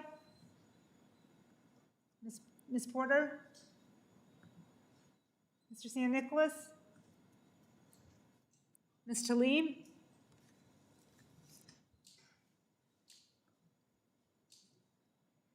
Ms. Velasquez? Mrs. Bobert? Mr. Heiss? Mr. Lamborn?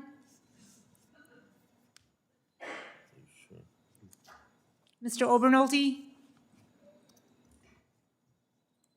Mrs. Radowagen?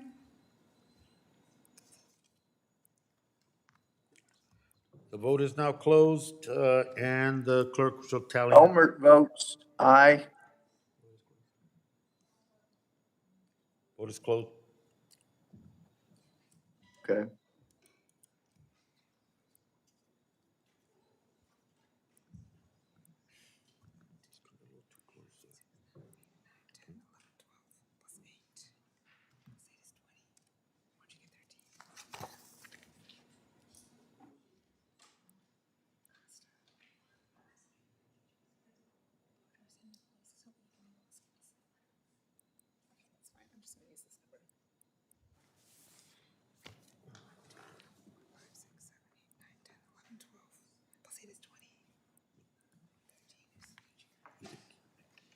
Mr.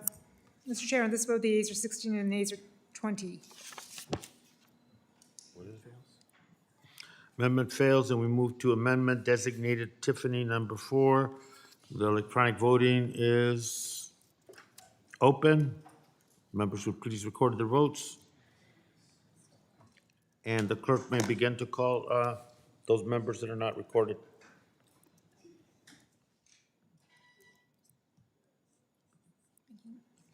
Chair Grijalva is recorded as voting Oh, no, thank you. and Ranking Member Buster is recorded as voting aye. Ms. Brownlee? Ms. Brownlee votes no. Ms. Brownlee votes no. Mr. Cohen? Mr. Costa? Mrs. Dingle?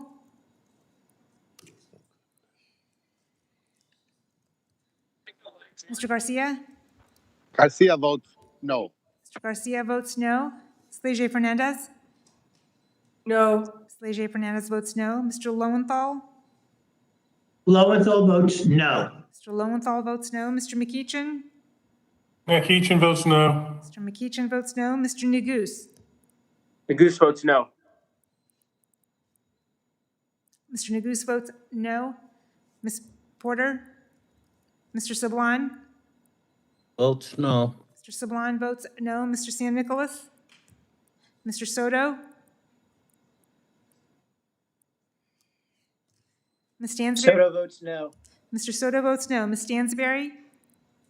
Stansberry votes no. Stansberry votes no. Ms. Talib? Mr. Tonko? Tonko votes no. Mr. Tonko votes no. Ms. Trahan?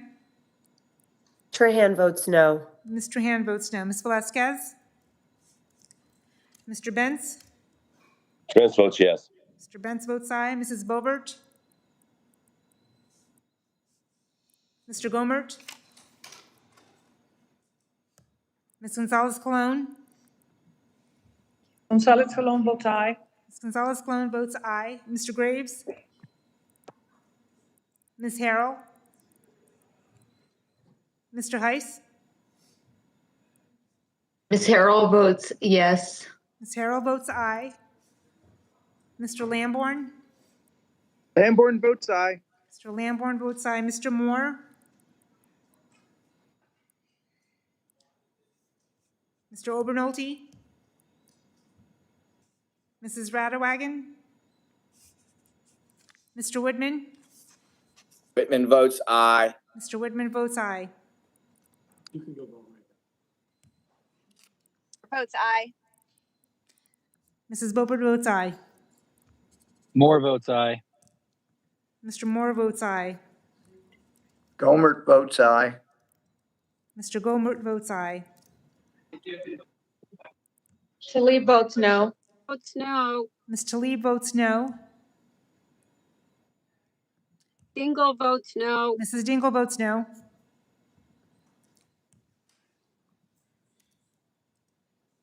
Members who wish to record their vote and not recorded, or wish to change their vote?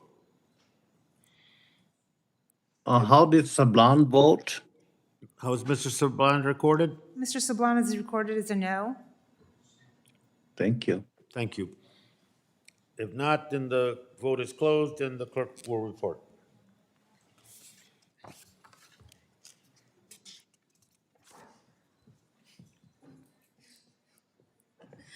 Mr. Chairman, on this vote, the yeas are 17 and the nays are 21. Amendment fails. Now the question is on the ANS to HR 6654. Members joining remotely will unmute, and all those in favor indicate by saying aye. Aye. All those opposed, no? No.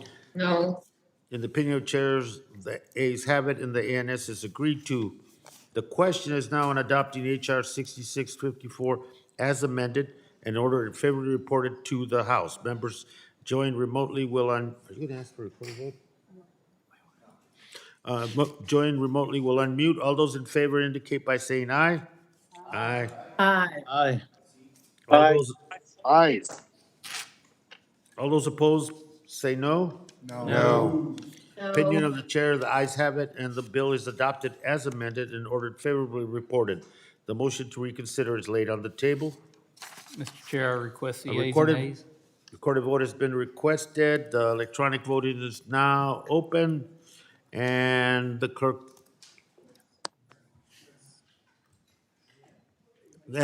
will begin to the recorded vote. Chair Grijalva is recorded as voting no, and Ranking Member Westerman is recorded as voting aye. No, it's the other way around. Ms. Brownlee? Ms. Brownlee Could the votes clerk, aye. Sorry.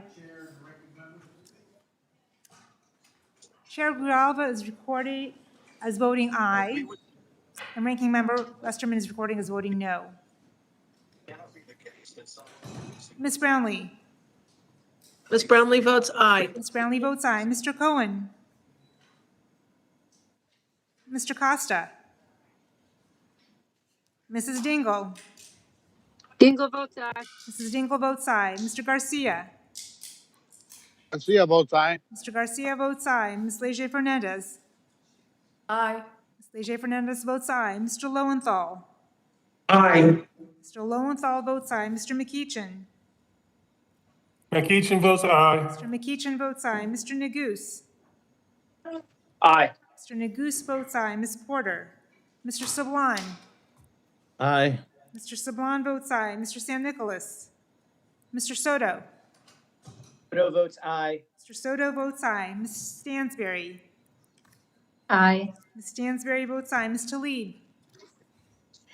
Talib votes aye. Ms. Talib votes aye. Mr. Tonko? Taco votes aye. Mr. Tonko votes aye. Mr. Han? Aye. Mr. Han votes aye. Ms. Velazquez? Mr. Bentz? No. Mr. Bentz votes no. Mrs. Boebert? Mr. Gohmert? Gohmert votes no. Mr. Gohmert votes no. Ms. Gonzalez-Colon? Gonzalez-Colon votes no. Ms. Gonzalez-Colon votes no. Mr. Graves? Graves votes no. Graves no. Mr. Graves votes no. Ms. Harrell? Ms. Harrell votes no. Ms. Harrell votes no. Mr. Heiss? Mr. Lamborn? And votes no. Mr. Lamborn votes no. Mr. Moore. Moore votes no. Mr. Moore votes no. Mr. Obernolte. Mrs. Radwagen. Mr. Whitman. Whitman votes no. Mr. Whitman votes no. Bobert votes no. Mrs.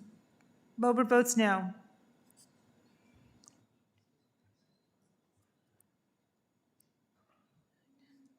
Members who wish to record their vote or change their vote? Mr. Chairman, Costa votes aye. Mr. Costa votes aye. Anyone else?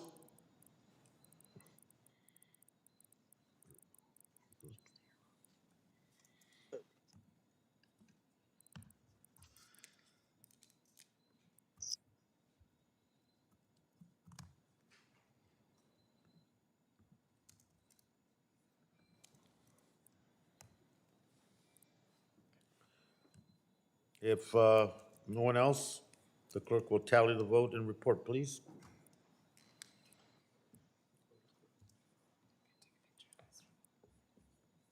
Mr. Chair, on this vote, the yeas are 22 and the nays are 18. The ayes have it. The bill is adopted as amended and ordered favorably reported to the House. The motion to reconsider is laid on the table. Thank you very much.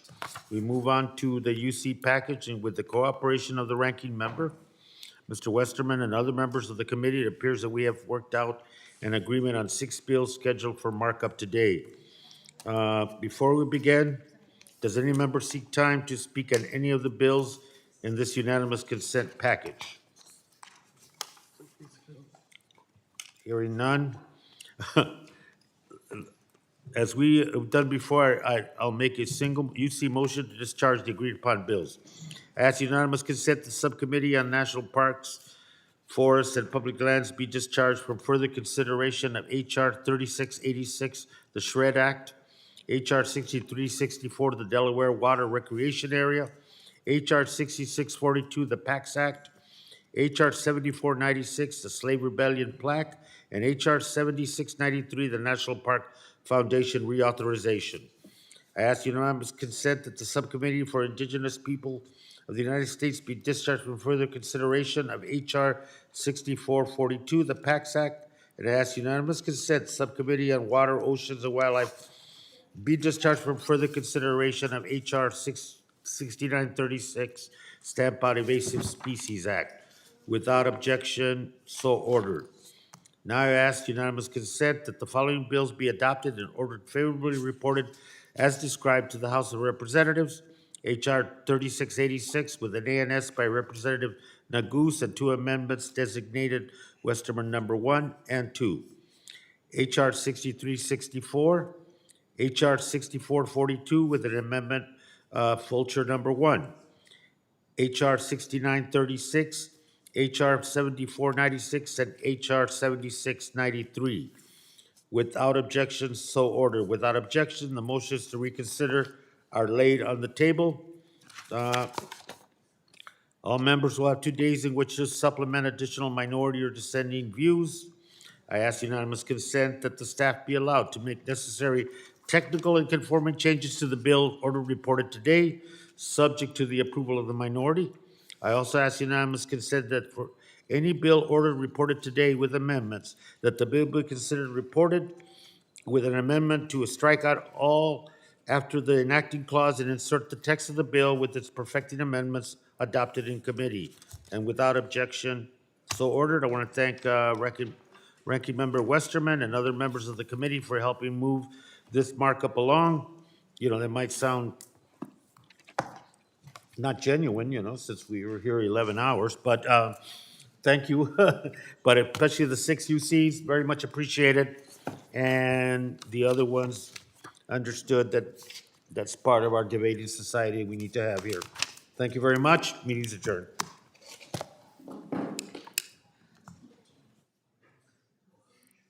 Thanks, Mr.